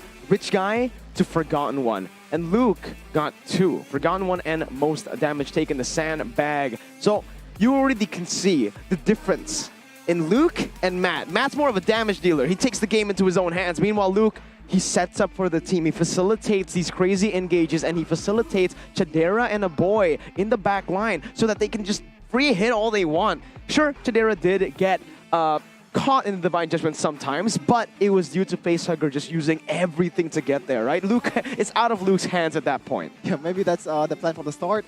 The decision between Matt and Luke, you have a pretty good option there. Matt, of course, not by any means not a bad XP laner, but I think Luke just works better there, and it proves it's just already proven with beautiful, beautiful blue plays. Let's look at the gold curve right here. It was so even back and forth up to that 7-minute mark, and I believe it all began at that team fight in the top side of the map where Luke just flickered aggressively with a slam unexpectedly. Even us, we were like, whoa, on 3 members, immobilizing them, and that started the whole fight for the side of GEEK SLATE, even though up to that point, it's always Godiva engaging first. That's why I was saying the team that just aggresses first has the element of surprise, and I think GEEK SLATE really demonstrated that in this game. There have been a lot of moments where Luke just get engaged on by Godiva, and it doesn't really work out. Like, there's a lot of questionable pickoffs. Even by GEEK SLATE, Beloy once picked off a Kufra, which is, of course, not a better option there, but it kind of works out in the end. But for Godiva, there's been moments where Luke just gets away, and what a MVP for this game. 1-1-11, pretty nice number there. We know you like 1-1, okay? But 1-1-1-1, we get it. It's been banned every single time. Okay, Chadera, okay, understood. Next game, Fire, please don't ban the 1-1. MVP presented to you by the Samsung Galaxy S23 Series 5G. It's Chadera, 1-1-1-1. It's solid. It's a Purify carry, so not the flicker, but this is why it's so important to figure out the battle spells, right? Because against Aura, against a team so aggressive, I think the Purify has more value than the flicker, than the sprint in this condition. Even though both can technically work, the Inspire as well, even though it's very greedy, and Mirko dislikes it, right? The Inspire on the carry. Oh, no. You need a defensive. I don't care. Exactly. Like, no, Purify or Flicker. No Inspire. You already deal enough damage. What are you doing? If you get CC'd, you don't deal damage, man. And that's exactly what happened, right? The Purify here was so good. And I like it. 5-10. This is the game time, right? That we're going to be seeing, like we're going to be analyzing for the heat map for Chadera in the gold lane. Funny enough, he never really strayed too far away from his never touched the XP. His zone of responsibility. And that's because if you look at how GEEK was playing, they were pulling away all the attention from the carry. We talked about it in the middle of the game. Chadera on the carry was just free farming. He wasn't doing so bad against the Kabuki's Irithel, and so he was able to farm up without any interference, without the Yuzong going for him, without the Valentina trying to gank him. So I think in the grand scheme of things, with a gold laner that is so solid, I think you can just go for this option and allow him to scale undisturbed. But of course, it depends on the rest of the team, and let's take a look at the highlights. And initially, is that big fight on the top side. You do see that Aura can hold their own when it comes to everyone's clumping together in the middle of the jungle. And GEEK SLATE, without the right items, really struggle in the beginning, but afterwards, they catch up, they get more items, and they're able to just use the superior AoE, superior damage coming in from the Fanny, from the carry to actually come out on top. Here is that one of the types of fight where Luke was the one engaging, and when he can pop that split without being too urgent about it, this is where the team just excels. And Janna has the wisdom to just go for the mid turret and then join the fight. It's a call that he makes, so make of that what you will. After that, though, this is that very close fight. Facehugger was able to get the Divine Judgment onto Chadera, but he was able to maneuver around it, pop the Wind of Nature, and afterwards, without any attention, any spells left to try and shut him down, he just cleaned up.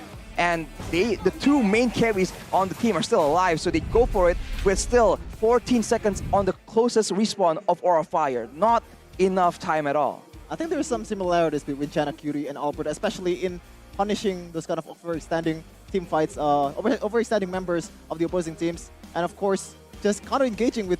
We've seen a lot of Hayabusa plays from Albert earlier, just going back with the Spot Shadow, and also kind of same thing with Janna, Curie.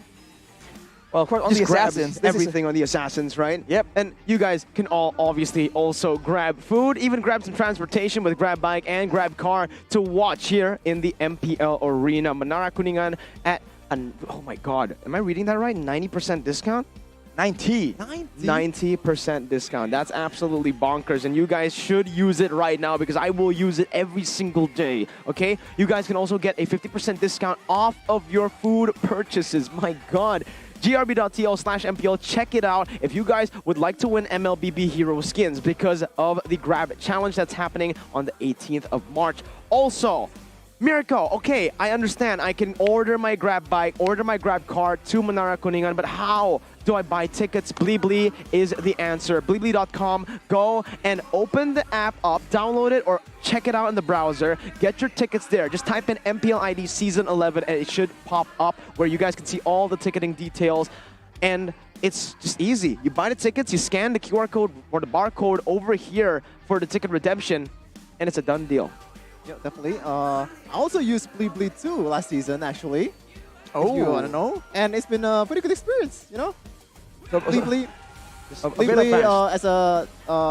as a method to buy a ticket and then going together with Grab. Bit of an origin story by Chef in here, but man, it's such an insane game. We're just completely drained, man. It's just constant action.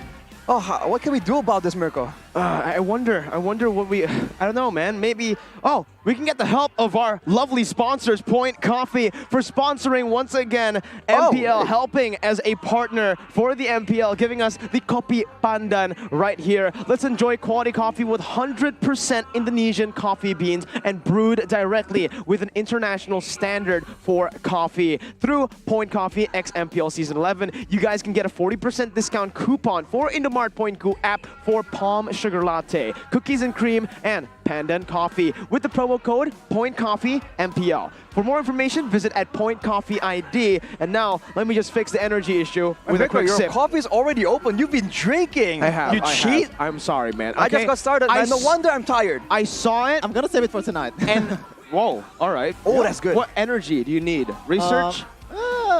Stuff.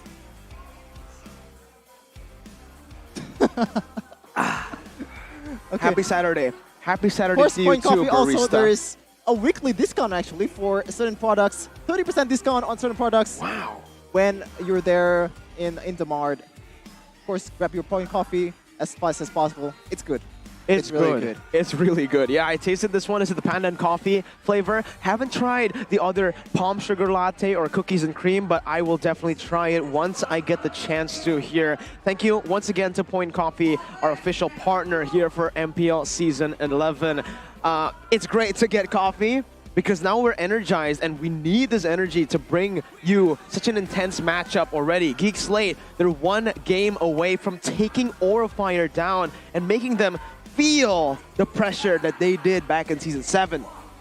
This is going to be an intense game, and Aura Fire needs to strike back and show the fan base, show the audience that they are here to stay and they are going to strike back against the dominant force that is GEEK SLATE right now. But obviously, it's a lot easier said than done. I think one of the key victories so far is just look for heroes that Kabuki is comfortable with. We've seen Irithel, we've seen Claude. Doesn't really work out in Game 1 yesterday, but Game 2 he kind of performs. But that Irithel was, of course, it's not. I don't think it's really Kabuki's fault per se, but it's an Irithel. Like, come on, man, you have to have. I agree. A hero that Kabuki is comfortable with, and he actually carries with it. Oh man, let's take a quick. I'll give you guys a flashback. There you go. All right, flashback. Two yesterday, Game 1, Aura Rebellion. What did they go for? Fredrin, Valentina, Claude, Cho, and then they went for the Paquito, right? So they picked the Claude. Well, technically, I think the main reason that this did not, the draft did not work was because of the fundamentals that we've been mentioning so many times already.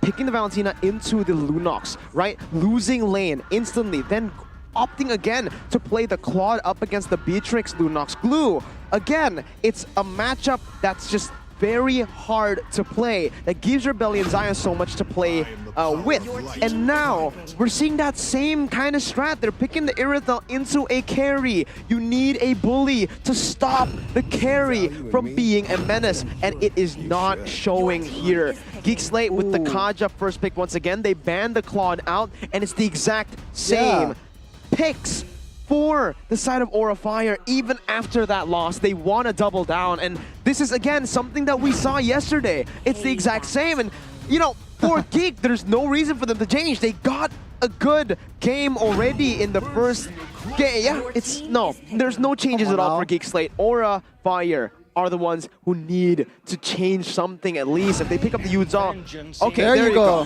Finally.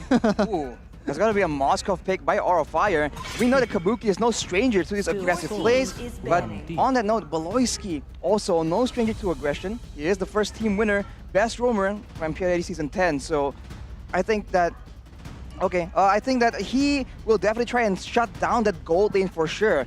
This needs to be one of the win conditions that Geek Fam can explore. Yeah, definitely. And right now, second phase of the ban. Ling is already banned. For Aura Fire, they need a possibly maybe an XP laner or jungler. Depends on where this Friday is gonna go. And of course, there's no roamer just yet. Targeting towards a jungler ban to GEEK SLATE. Well, having Janna Cutie on a jungler, on an assassin jungler, is definitely not something they want to deal with. And now with the Lunox being banned away, I think GEEK SLATE might be predicting something crazy from Aura Fire. But after seeing the Fanny, they ban away the Hayabusa and the Ling. But that means that the Fanny itself is still gonna be available. But maybe Aura really feels like with the right heroes, to try and counter that mobility, they can find a solution. But I think it's a very risky approach for sure. Love it, man. Like, Janna Cutie is getting the Kyrie treatment here. Kyrie treatment M4, Ling and Hayabusa already picked off. Fanny is still available, right? I believe so, yeah. Yeah. Not banned away just yet. Maybe, just maybe, Kabuki wants to play this Fanny and... Ooh, Kabuki on the Fanny? Well, that is an approach that we haven't seen in a long time. And usually, if Kabuki goes for the Fanny, that also means that we'll be stuck in that gold lane. And against Chidera, we have seen that this man can make the plays happen. So that's a dangerous proposition. But it's so crazy, it might just work for Aura. Yeah, but the thing though, like when you transition towards gold lane, like your whole mindset changes. Like you have to play another type of heroes. Very different than your usual junglers, which I don't think it's gonna work in pro scene for a long term. And so far, I really don't see Kabuki. We haven't seen Kabuki on Fanny for a while, right? For a long time. That's why people are questioning if that's still even a possibility. But if they want to surprise us, this should be the time. Because Aura High also plays a main Moskov. It's all set up perfectly. They might keep it for the final pick though, just to confuse GEEK SLATE even more. The Kufra will be picked yet again. I guess just in case Geek Fam picks it up. We saw Godiva on the Kufra. He was unable to be a decisive factor to stop the movement of the Fanny from Janna Cutie on the side of GEEK SLATE. Yeah, definitely. And I think if you pick Fanny here for both of the teams, there's some drawback. You have the Kaja, you have the Moskov, and a bit of a CC from Kufra too. It's very risky for GEEK SLATE to risk for the Fanny pick. What other assassins available for Janna Cutie here? I'm bracing for assassins. I don't want to see a utility jungler. Pakiro? For Janna Cutie? It's a Karina. It is a utility jungler. You know, that's really interesting. The Karina, I can understand, right? Up against a Moskov, you can basically stay immune to a lot of the basic attack damage coming from the Moskov, but the carry pick. Now, this is you're counter-picking yourself is basically what you're doing if you're GEEK SLATE. But I think in this matchup, 1v1s, that's how Moskov actually gets a dub up against the carry. Thing is, I don't really think it's going to be a 1v1 considering the mid lane pressure that GEEK SLATE already have. This is the same mid duo that we're going to be seeing from both of the teams. Aura Fire, Valentina, and Kufra are not going to be able to clear as fast as the Farsa Kaja combo that we saw literally in the last game. What I do like is the Masha pick now. A little bit of a difference here. They are adding more backline threat, single target backline threat, let's just say that. Another thing that I like about Masha pick here, on the lane against a Glue, like it doesn't really, of course it's gonna lose, it's a Glue. Like at the end of the day, Glue is the stronger laner, but Masha can withstand a lot of damage with her 3 HP bars, Rashi. It's gonna be a slugfest in the EXP lane for sure, both with a lot of sustain, a lot of 1v1s, and I think in the later stage of the game though, a lot more burst damage and a lot more global pressure from that Masha, because it's just that much more secure, that much tankier to pick off, and that is something that can be abused completely from the side of Aura Fire. Ladies and gentlemen, we're getting ready. The portal has opened up for us to enter the Land of Dawn for the second game of the match. GEEK SLATE versus Aura Fire. Janna QT on the orange buff, pathing towards the XP lane. Meanwhile, Hai will start also on his orange buff, pathing towards the gold lane. So both teams are trying to play with their winning lanes. Watch out for Luke though. He already has top lane cleared up, and Fluffy is just getting bullied all over the place. And it's a plus in rotation for GEEK SLATE. They want to contest this Lethal Wonder maybe if Luke rotates towards the bot side. It seems to be a favorite strategy of GEEK SLATE. Make the plays on the opposite side of the map and leave Chidera to his own devices. But now against a Moskov with an Inspire, that might be too dangerous. But look at Janna. Very aggressive, gonna be knocked up in a revenge, but it is still Janna, I believe, who takes the purple. No, it's Beloy who takes it. First blood over to Aura Fires. Beloy is gonna be taken quite low. Godiva with the regen, Beloy with a step back in. Again, they're going for it, but it's all a bait because Luke is here! And Facesucker is so low, flickering forward. Beloy gets revenge. 1-1. I would still say that Aura Fire gets out with the better trade. It was the jungler taken down, but Hyde didn't get both buffs, so I don't know. This is definitely the advantage when you have a glue on your team. You have a faster clearing lane possibility, and you have a winning lane too. So all you have to do is just rotate, get some kills on the other side of the map, and it just shows that Luke is really, really capable on this hero. That's why there's so much responsibility on the EXP laners for GEEK SLATE. Every single time, if they want to leave Chidera alone to his own devices, they need an EXP laner that can draw away all the attention, the Masha, the Kufra, the Valentina to the top side of the map. And now with a turtle here, it seems like GEEK SLATE is once again trying to find something, but the Masha is way too tanky. Luke with the slam pass onto Godiva, getting the mobility, but Fluffy jumps in also onto Janna. Beloy has the Divine Judgment. Fluffy losing 2 HP bars will mean that he has to use that sprint to disengage. Facehugger has stolen the Divine Judgment away. Who will he use it on? Janna secures the turtle. That's the Divine Judgment onto Godiva, who's going to be taken down here by the Feather Airstrike as the Spear of Destruction connects, but it's a bit too late to help Aura Fire. It's still GEEK SLATE with the turtle control. Sorry, my bro, Godiva. That really ain't it. As we can see, Talent's prediction again. Oh, not really. We have one converted, boys. We have converted one from the Indonesian desk. Nevin is on our side right now. So it's a 4-2 for the side of GEEK SLATE. And of course, the stats really back that up. But if Aura proves us wrong, that is definitely a welcome surprise. Although so far, even though they have been engaging a lot, they still can't really match up to the AoE, to the CC that GEEK SLATE has in their arsenal. So they have to try and approach things a bit differently. Maybe engage on the engage tool, but Beloyski way too clean with the maneuvers. Yeah, definitely. Beloyski has been playing this hero really, really well throughout the games. There's not much catch towards Beloyski, especially with the Tyrant's Revenge going in towards Beloyski, and he opened the map quite safely. Look at Luke though. Where's Luke going? What is he cooking? He's just, let him cook, bro. Just let him cook. It's glue being glue. Or I guess we can call him Gluke here with the split now. Whoa. Oh, he gets pulled back, but the split is there. Gluke is here to come and play. He brings high to the Feathered Airstrike as Beloy still holding on to Divine Judgment. Luke wants to go for this with the help of Beloy. It's just whipping him slowly but surely. But now the Divine Judgment finally comes through. It's a bit too late. Luke flickers out of the taunt. Gluke is massive. It goes back into the slam. Fluffy might be here to finally finish the job, and they do it. Unfortunately, the kill goes to the hands of Godiva. Definitely not what they had in mind. Gotta say though, Beloyski has been holding that Divine Judgment for way too long.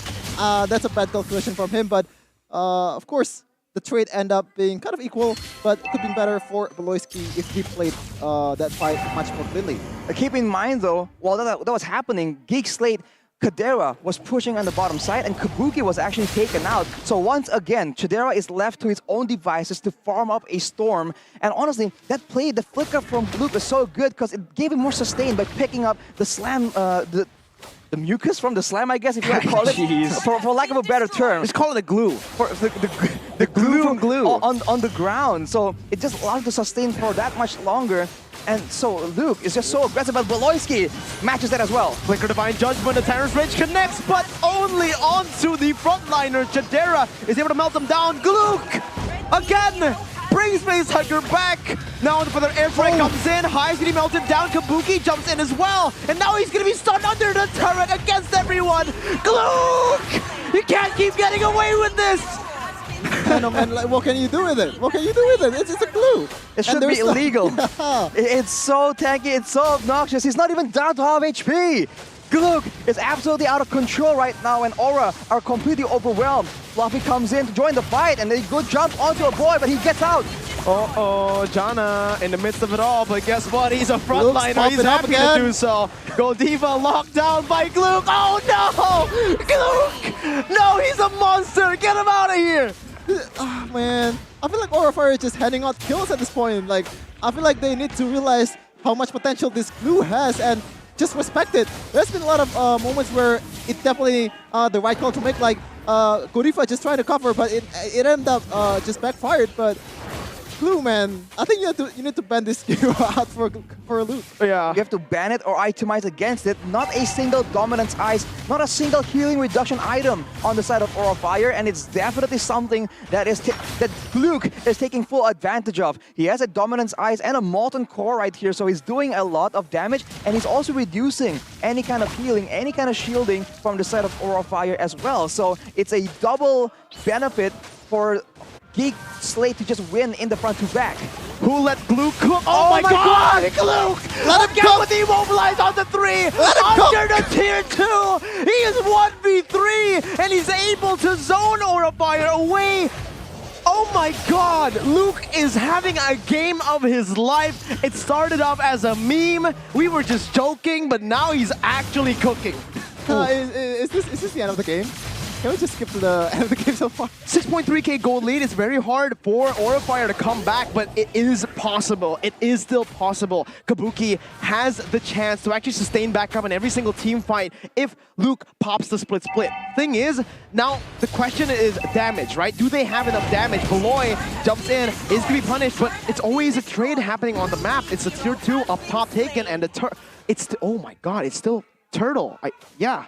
The game's just been going crazy fast. It's only 7 minutes, and the boy now has the lightning truncheon, so the pickup gameplay is still gonna be there. And now Gluck is back to terrorize the members of Aura. They're losing all control in this game. They need to stabilize and try and get a proper team fight. They cannot let Gluck just jump on top of 4 members, because that is exactly what GEEK SLATE needs to get a very decisive team fight result.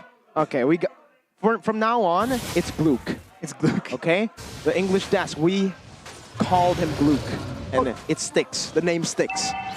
Wow, pun fully intended. Chidera, though, has only just finished the Demon Hunter Sword, so the whole time, the high amount of damage he's doing is done without the Demon Hunter Sword, so it's only gonna get more and more painful for Aura. They're trying to trade and find resources on the other side of the map. Finally, they take Gluck out, but at what cost? Oh no, it took so much time and effort, and GEEK SLATE has taken the Lord for free. I think that's the best possible scenario for side of Aura Fire. Like, yeah, they can take what they. Yeah, that's the only thing they could get. It's unfortunate. But the thing is, other than that, what are they supposed to do? Okay, there's a turret, there's some punishment, there's a. They are able to capitalize on some things, but what else? I actually don't know. Like, that's actually the best possible option there. Just stopping the Glue from just dominating your team, shutting him down, and give him. Oh, Beloyski going into by judgment. Facehacker still gets away, but Goldiva might be in trouble here. A lot of damage being put on him. Wow, that is just GEEK with full aggression. The gold lead has lowered down because Aura Fire were able to take out several turrets, but now GEEK is back with a vengeance. They're back with the empowered waves, and they're gonna push 3 waves at the same time. The turret's passive should still be available at this point in time, but Aura Fire, they're still at their wits' end, trying to deal with GEEK SLATE, and here comes the Predator Airstrike. Luke again in the midst with the split, gonna be stunned up there, pinned down, and will be taken out. That's what I mentioned. Kabuki is gonna be massive here in the later stages of the game, as Kabuki is able to find a boy in that range, needs to back off. Kabuki gets a double, and it will ensure that Aura will still be able to play around their own base, but remember, that was only the first Lord. They're able to take every single tier 2, and like I said, this Karina, it's so good up against the Moskov because of the immunity with the first kill. Like earlier, so Janna just flexed that, just taunting, you know, stutter stepping, just showing that, hey man, you cannot basic attack me, I'm blocking everything. And if you guys don't want to be blocked, check out the tickets at Bleed before you just lose entry to the venue right here, because the atmosphere is absolutely insane. And speaking of blocking, Chidera now has the wind of nature as well. So that is gonna be a solution to deal with Kabuki and Fluffy, I guess, if they are gonna try and dive towards him. So more and more solutions before Aura has even came up with a solution. Yeah, but don't forget, the Jujutsu Kaisen and Mobile Legends collab is here, but Mirko, something's going on. Oh, that's a cancel. Good cancel by High. Also, Godiva jumping in for the Titan's Revenge and the Rage, but High is going to be pinned down, stunned up. Appraiser's Wrath not ready just yet, as Luke is still in the midst, getting pulled and finally punished again. Okay, the glue counter has dropped, all right? Finally, we're seeing him. He's human. He's human. Definitely, Kabuki stopped Luke to cook. Kabuki has been the main guy so far for Aura Fire in this comeback. 13-8, 6K gold lead, definitely not looking good just yet, but you can see there's been a lot of turnarounds. There's been a lot of team fights where Kabuki just getting all the kills for Aura Fire. This is the start that they've been looking for. Well, keep in mind though, that's great. Any kind of trade that Aura Fire can get right now is going to be massively beneficial in setting up for that comeback. But if Kabuki is the only player who has anything in resources, GEEK SLATE has an easy solution. They have a boy to shut him down. So Aura Fire needs to diversify their assets a bit. Oh, fine judgment. Fluffy brought back, but it's only the frontliner. Oh. Nope, it's not a frontliner in the face of a carry and a Farsa. Fluffy's down. He used the sprint as well. That's a massive resource, and GEEK SLATE will be able to just pressure for the Lord. Yep. That's what I was thinking. I think they are just going to reset it again, waiting for the enhanced version of it that is going to be spawning in 4 seconds here. I think they have an opportunity to actually contest here because Kabuki has been huge so far. As long as you, of course, Voloski doesn't really have the Divine Judgment just yet. And we gotta realize that that's the only, probably the only thing that you really needs to watch out for. But no, there's not gonna be any retaliation inside of Aura Fire. It's gonna be a freeload presented to you by Samsung Galaxy S series. It's just way too dangerous without any vision. Even with vision, Beloyski has been able to secure a very impactful Divine Judgment. So now, Aura Fire, without any pressure, without any vision, will not take that kind of risk. And here we take a look at some stats here, the hero stats for Janna Cutie on the Karina, 100% win rate. And if you look at the items, it's going to be a tank Karina. So it's just a lot more issues for the backline in particular. And considering that Aura Fire does not have anti-tank solutions here, it's just so tough because Kabuki will have to deal with Janna first and then the rest of GEEK SLATE after. I think Dominant Size is a pretty good solution here for Janna Cutie. You sure, he's not really the main like tank that you're supposed to support all your teammates. You're supposed to debuff all of your opponents, but at the end of the day, you're gonna attack the Moskov.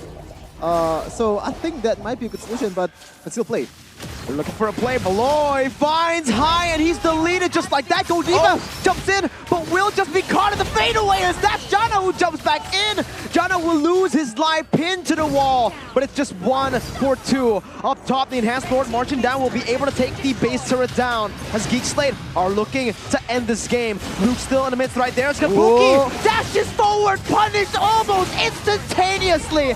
That's the shutdown for Chidera as the Feather Airstrike comes down onto Facehugger, who's forced to flicker out defensively. He's gonna fall, and so does the base. GEEK SLATE 2-0 win over Aura Fire. That's the power of the fleeting time. He didn't expect the Divine Judgment to come off. He knows that it's already been used, but he doesn't realize that the fleeting time just very massive for Voloski, just executing that to the perfection. I'm sorry, so much. To perfection. To perfection for GEEK SLATE right now. Considering how dominant, how aggressive they've been, and how passive the side of Aura Fire is trying to mount a comeback, Beloyski getting that fleeting time is such a huge investment, and it absolutely paid off. That is the only hero that they can use to get a definite pickoff, and they do it. Even with the high ground, they leave no stone unturned. They go for the grab, they go for the pickoff, and that will be a very satisfying outcome for GEEK SLATE right now. Look at this team. Just 2 seasons ago, 3 seasons ago, for the most part, a lot of teams here in MPL Indonesia looked at them as a free point. Now they are contenders. 2-1 close games up against ONIC Esports, the defending champions of MPL Indonesia, and here against Aura Fire. Last season, they were able to capture 3rd place, absolutely dominated from start to finish. What a performance by GEEK SLATE, not just from the players, but also what an outstanding draft from Coach Reno. think there's a lot of credit to be given to Coach Reno, man. These drafts are just so flexible, and there's so many ways that GEEK SLATE can adjust and adapt. And even before that, their go-to style here of abandoning, quote-unquote, the gold lane has been working so well due to the very smart picks as well. Strong mid pressure, strong EXP lanes always secured for either Matt or Luke. We've seen it done with both EXP laners. So this man, a newcomer right now, has been drafting so intelligently. He might be a real menace for the other, the other tacticians and architects in the MPL right now. Wow. Well, Sheffin, Arashi, I think at this point, we're just gonna throw it over to our host, Monica, to get a word in with the winners. Wow, 2-0 untuk GEEK SLATE. Congratulations guys. Woo! Dan langsung saja di samping saya udah ada Luke. Luke gimana nih? Match hari ini akhirnya meraih kemenangan yang pertama di MPL Indonesia Season 11. Senang. Nah apalagi ya, Luke kamu ini EXP laner dan sekarang juga di GEEK SLATE ada juga Matt. Kamu kemarin Matt yang bermain hari ini, kamu main dua-duanya kemarin dan hari ini game yang sangat bagus. Apakah ini strategi dari GEEK SLATE untuk memperkuat EXP lane-nya? Ngangguk aja ngomong dong. Ini strategi GEEK SLATE bukan sih untuk memperkuat EXP lane-nya. Ada Luke, ada juga Matt. Strategi biar playoff. Biar playoff, setuju gak tuh GEEK Fam? Oke, nah ada juga Kadera di game yang pertama MVP, man of the match, man of the game ya kalau kali ini nih. Kadera kamu gimana game kali ini, match kali ini akhirnya memenangkan match di season 11? Seneng sih, soalnya kan season kemarin di leg 1 juga belum menang kan di leg 1-nya di game-game awal. Tapi di season kali ini menang di leg 1. Seneng banget lah intinya. Terharu ya, Monica jadi terharu juga nih di sini. Kadera, kalau ngelihat kamu main kemarin juga bagus banget dan ada yang menarik perhatian yang mana kemarin itu kamu pakai pick Valentina sebagai gold laner. Itu sejarah ya di MPL Indonesia. Baru kali ini ada yang pick Valentina jadi gold laner, itu gimana sih? Valentina jadi gold laner apa ya, kayak sama kayak Lunok sih, Lunok hari. Tapi bedanya lebih sakit Valentina lah. Kayaknya itu, Valentina gold. Kadera boleh sapa-sapa dulu dong. Ini keluarga yang di Madura, pakai bahasa Madura kali ya. Mau dengar Kadera pakai bahasa Madura nggak? Oh, coba dong Kadera. Halo Reng Madura, saya nyengok MPL season 11 Ria. Itu doang.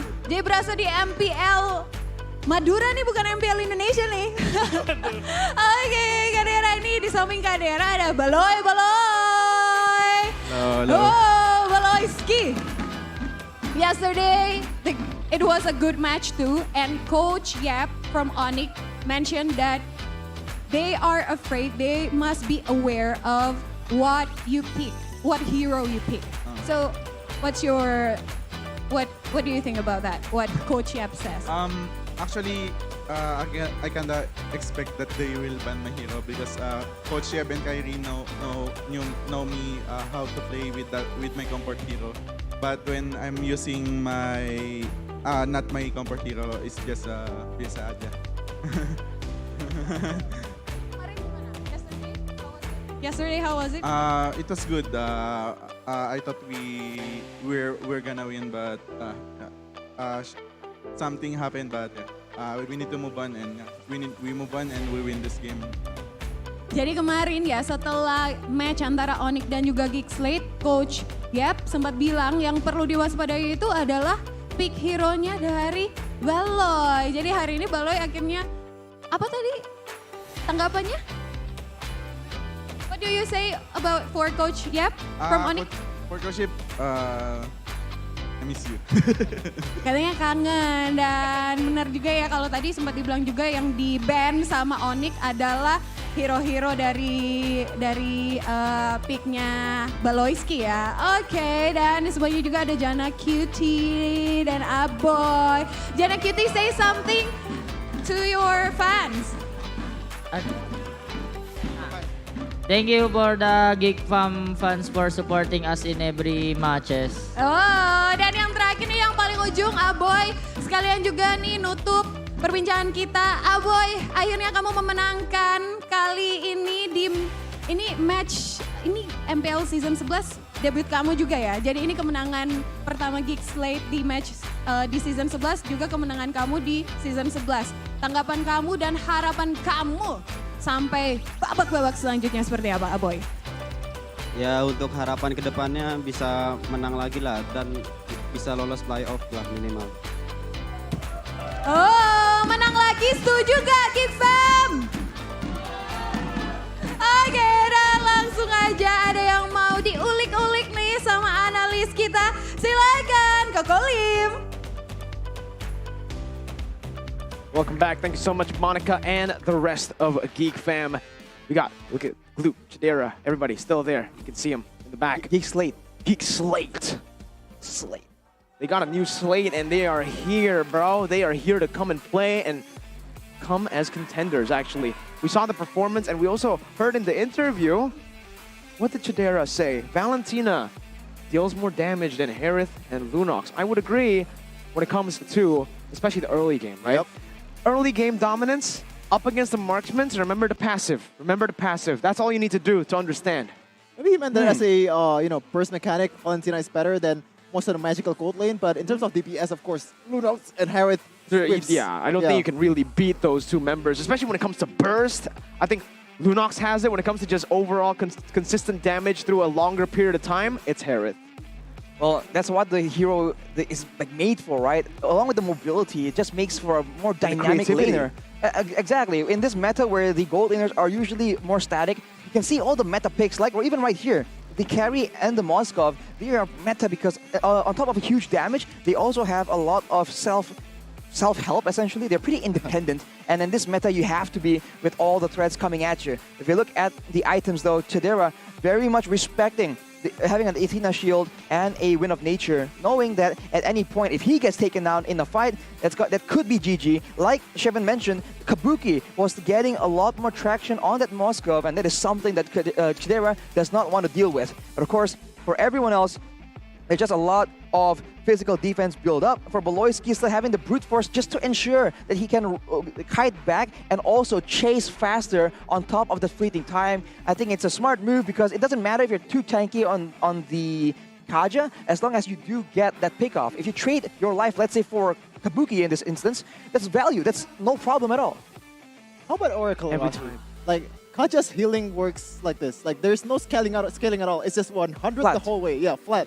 So does Oracle kind of work in terms of, the healing passive? Of course, cooldown reduction is there, but passive is it worth? I think the question is how much healing do you have really that is being buffed by this Oracle? Because on a glue, for example, you have some from the split, you got some from the slam, so it's a different situation. But on the Kaja, one spell only being buffed by the Oracle might not be enough. But I guess if there was another hero, right, that can give some healing, some sustain, that could be explored as well. The rich guy for this game, though, it's going to be Chidera, 900. I think that's the highest we've seen today.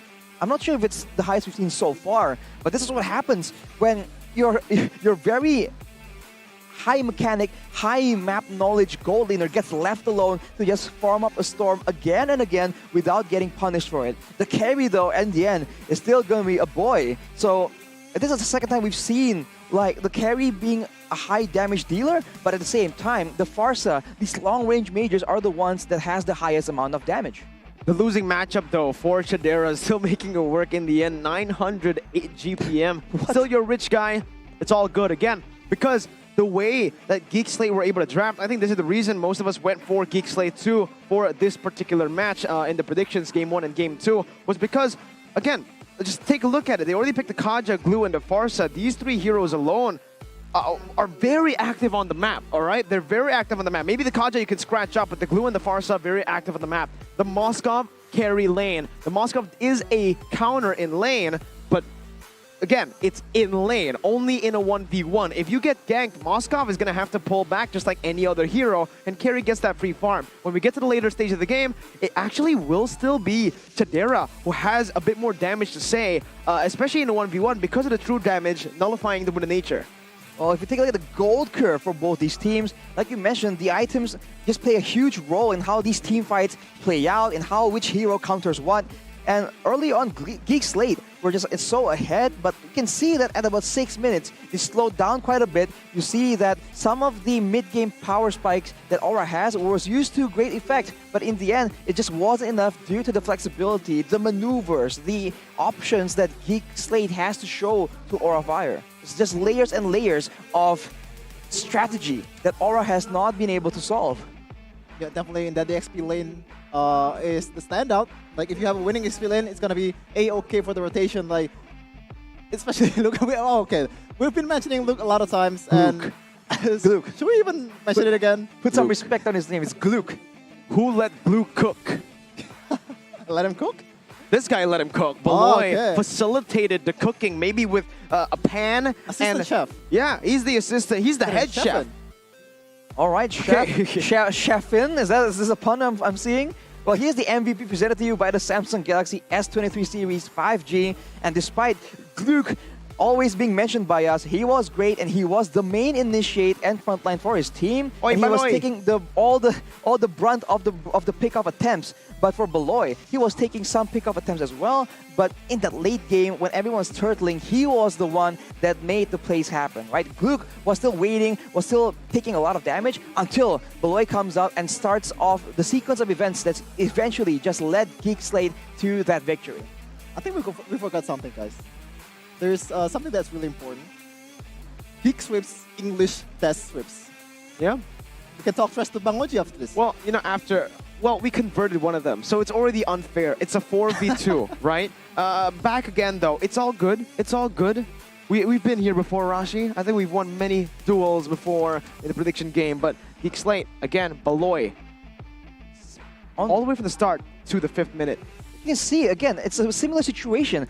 The way GEEK SLATE plays around, they don't really impact the lanes directly. They don't spend too much time in the lanes itself, but they go in the jungles, and with how they play around the neutral objectives, it's no wonder why, right? They like to get the setup advantage, and even Luke, right? He was also facilitating all that aggression in the top side by diving behind turrets. So Beloy, he does not show at all. He just stays close enough to the lane in order to go for that really unexpected pickup potential, and that is what makes him so dangerous. You really never know where he is, and that stealth, that ninja-like presence coming in from Beloy is definitely something that some teams need to try and figure out. Maybe some heroes with traps can work out, but for now, I think it's just so smart. There's no reason to show yourself when there's really no need.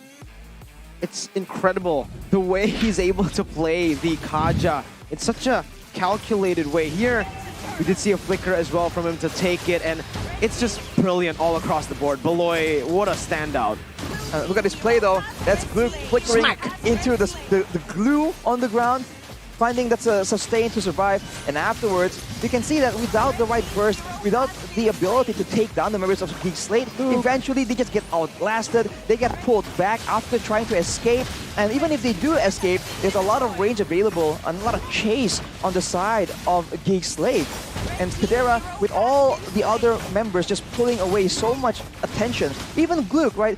Aura was using a lot of resources to try and take down Gluck instead of taking down Kadera, and that is the reason why in the mid game it's just so difficult. And now we take a look at the mic check here, and I think we're gonna see a lot of good coordination. Just soon after this final big fight where GEEK Fam once again just split up and conquered Aura Fire. Wait. Kocak lu. Itu. Tarik. Ayo. Tarik, Mak. Bikin rata, Mak. Kasih tahu, Mak. Please agar, no dash. Charging. Tarik. Ayo, I little low. Now we are in. Die. Ulti pra. Dai ko di ba? Rata. Hati rata. Santai. Kocak. Mark. Nice one. Reset guys. Reset. I will just ulti ya. Mati mouse. Give me Mark. Ulti Kufra. Santai. This line? I don't tap. Help me. You have ulti? They go top. Okay. Ulti Kufra. I back do it. Ay. It's okay. Santai. Ate mas Good friend, Mat. Everything. Ulti. Can meet. Ay, turtle. I stun. I must must go, but have inspire. I stun. I slow. Die, Fredden. Die. Kocak. I will just protect. Wait, cannot. Santai, dot. Mati. Die, Kufra. Mati Kufra juga. Nice one. Mas go, guys. Aman. No. This. Can. Okay. Sprint. Mati. Nice. Bottom press. No, must go. Yes. Mati. Kufra. Careful, sakit Moskop. Die, Kufra. Back press. We can. Die. Sorry. Nice. Hey, tower chan. Wait, guys. Tower. Wow, Gluck with... What is going on? That man woke up today and chose violence. Who let Gluck cook? I said I was expecting clean communications. Caster curse yet again. What was that, dude? It was clean up until they win, and then Gluck just yells "Kocak," which means it's hilarious. You're hilarious. You're a joke. You're a joke, basically, kind of, right? You're funny. It's funny. Man, all the way in the mid game though, Luke was just yelling out like that. I mean, when you have that I've seen that before. Yeah, from Luke. What is going on? But the ending in the first game though, okay. What was the ending early? Like the tone difference is just so funny for me. Yeah, I mean, Janna as well. He was just chilling. Janna, the whole game, whole series. That's all. And there's Luke. And then there's literally Luke right next to him, who's like, whoa! He just can't stay still on his secret lab chair. And oh my god. Wow, you can see the difference in hype too. Right after they won, Luke went to Janna, shook him up, and Janna was just like, yeah. Bro, relax. Yeah, relax, Luke, man. Luke was all hype, was like, dude, I'm Gluck, dude. Going full Gluck mode. And, you know, he kind of deserves it. That was a crazy, crazy game for Luke. It's a statement for him as well as a substitute player, you can say. A person who is competition in the lane, in the role that he's playing in. It just gives me happiness, man. The way Filipinos, Indonesians come together in this team, like Yeah, communicating I love it. with each other. In English and Indo. The polar opposite of what's going on in the. Hopefully, that's among the gonna fan get big bases. soon.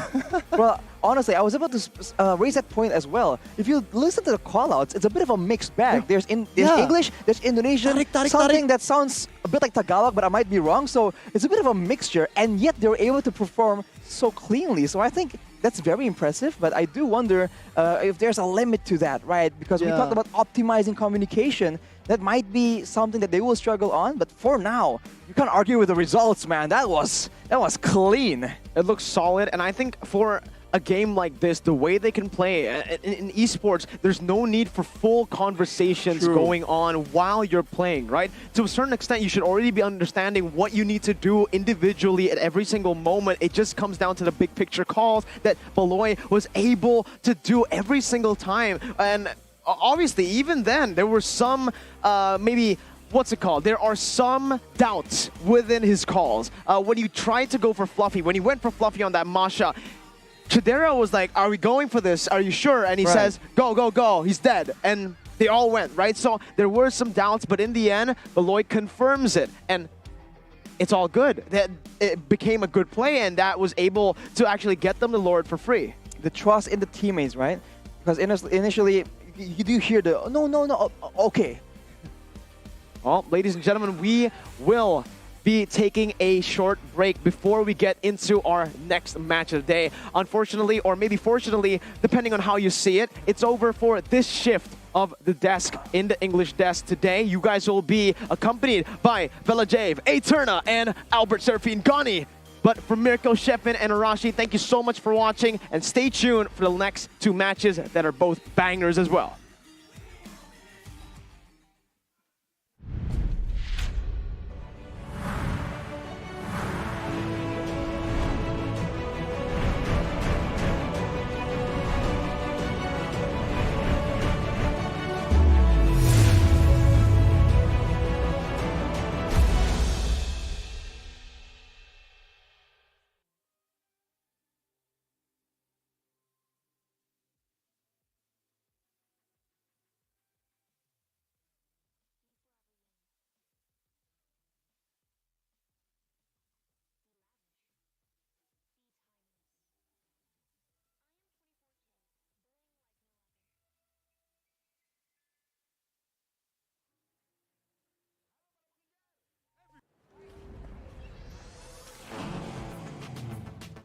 Wow.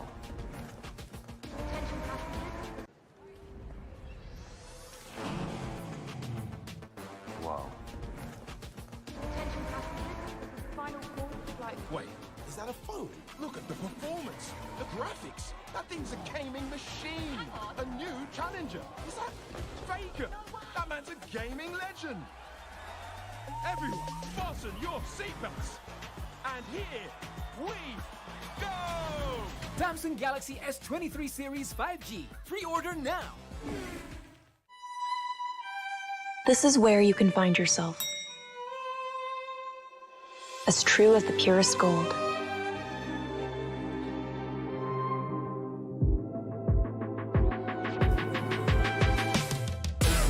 Be forever young. Be lavish. Be timeless. I am 24K, bling like no other. Halo para pengejar. Saya bantuin ya. Kejar ini, kejar itu, kejar. Keep kalem, pasti ada diskonnya. Pesan GrabCar pakai promo Yuk Grab.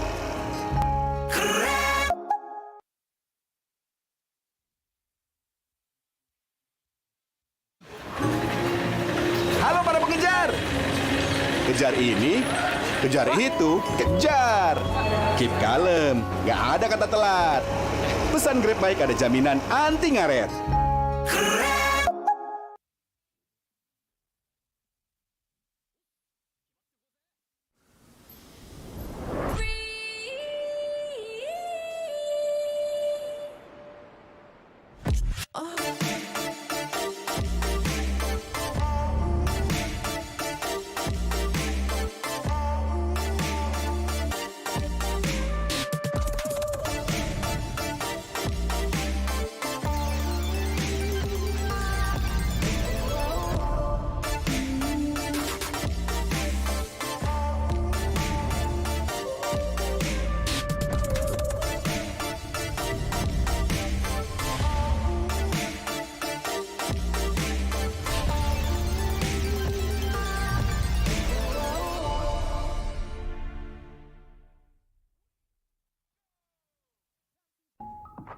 Beli. Gratis ongkir. Beli. Gratis ongkir. Beli. Download sekarang. Pasti puas, pasti geek. Beli.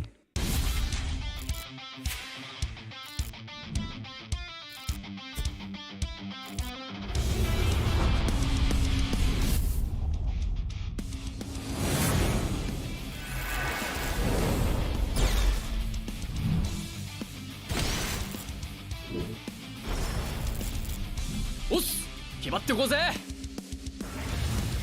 少し乱暴しようか。釘崎野原、喜べ男子。こう一点よ。邪魔だ。虎杖裕二です。好みのタイプはジェニファー・ローレンス。よろしくお願いします。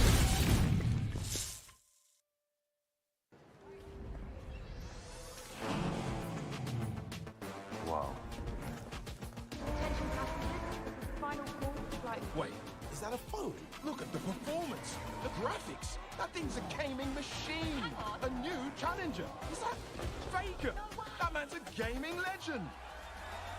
Everyone, fasten your seatbelts. And here we go!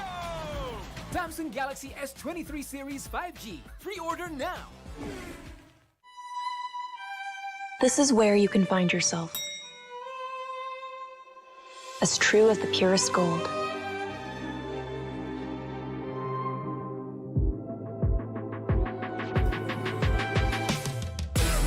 Be forever young. Be lavish. Be timeless.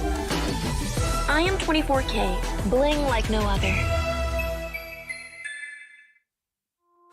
Halo para pengejar. Saya bantuin ya. Kejar ini, kejar itu, kejar. Keep kalem, pasti ada diskonnya. Pesan GrabCar pakai promo Yuk Grab.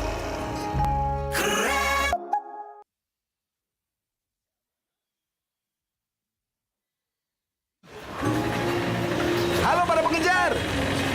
Kejar ini, kejar itu, kejar. Keep kalem, nggak ada kata telat. Pesan Grab Bike ada jaminan anti ngaret.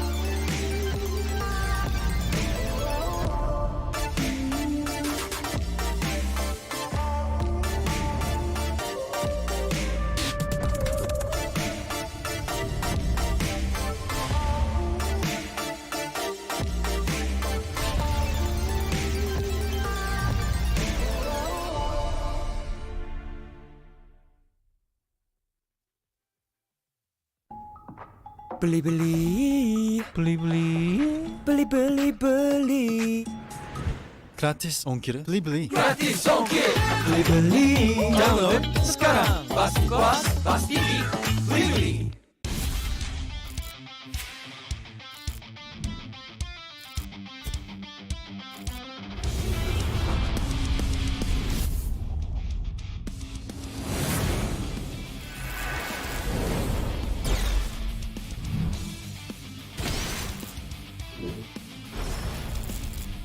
Os, 決まってこうぜ。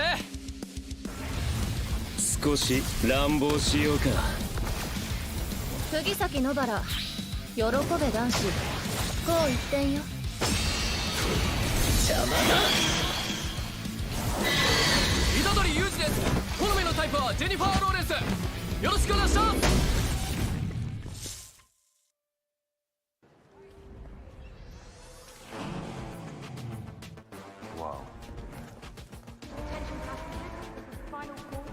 Wait, is that a phone? Look at the performance, the graphics. That thing's a gaming machine. A new challenger. Is that Faker? That man's a gaming legend. Everyone, fasten your seatbelts.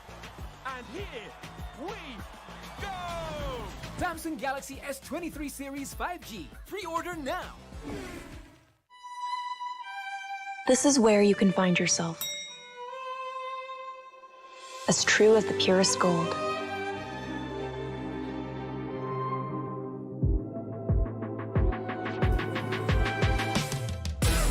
Be forever young. Be lavish. Be timeless. I am 24K, bling like no other. Halo para pengejar. Saya bantuin ya. Kejar ini, kejar itu, kejar. Keep kalem, pasti ada diskonnya. Pesan Grab Car pakai promo Yuk Grab.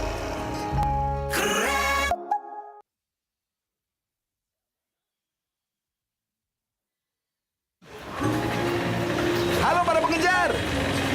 Kejar ini, kejar itu, kejar. Keep kalem, nggak ada kata telat. Pesan Grab Bike ada jaminan anti ngaret.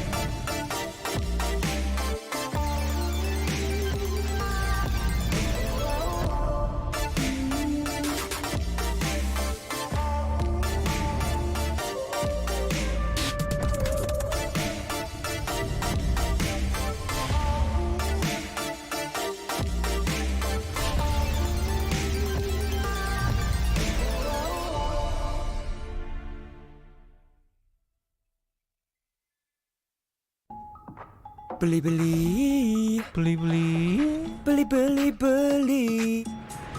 Gratis ongkir. Beli. Gratis ongkir. Beli. Download sekarang. Pasti puas, pasti geek. Beli.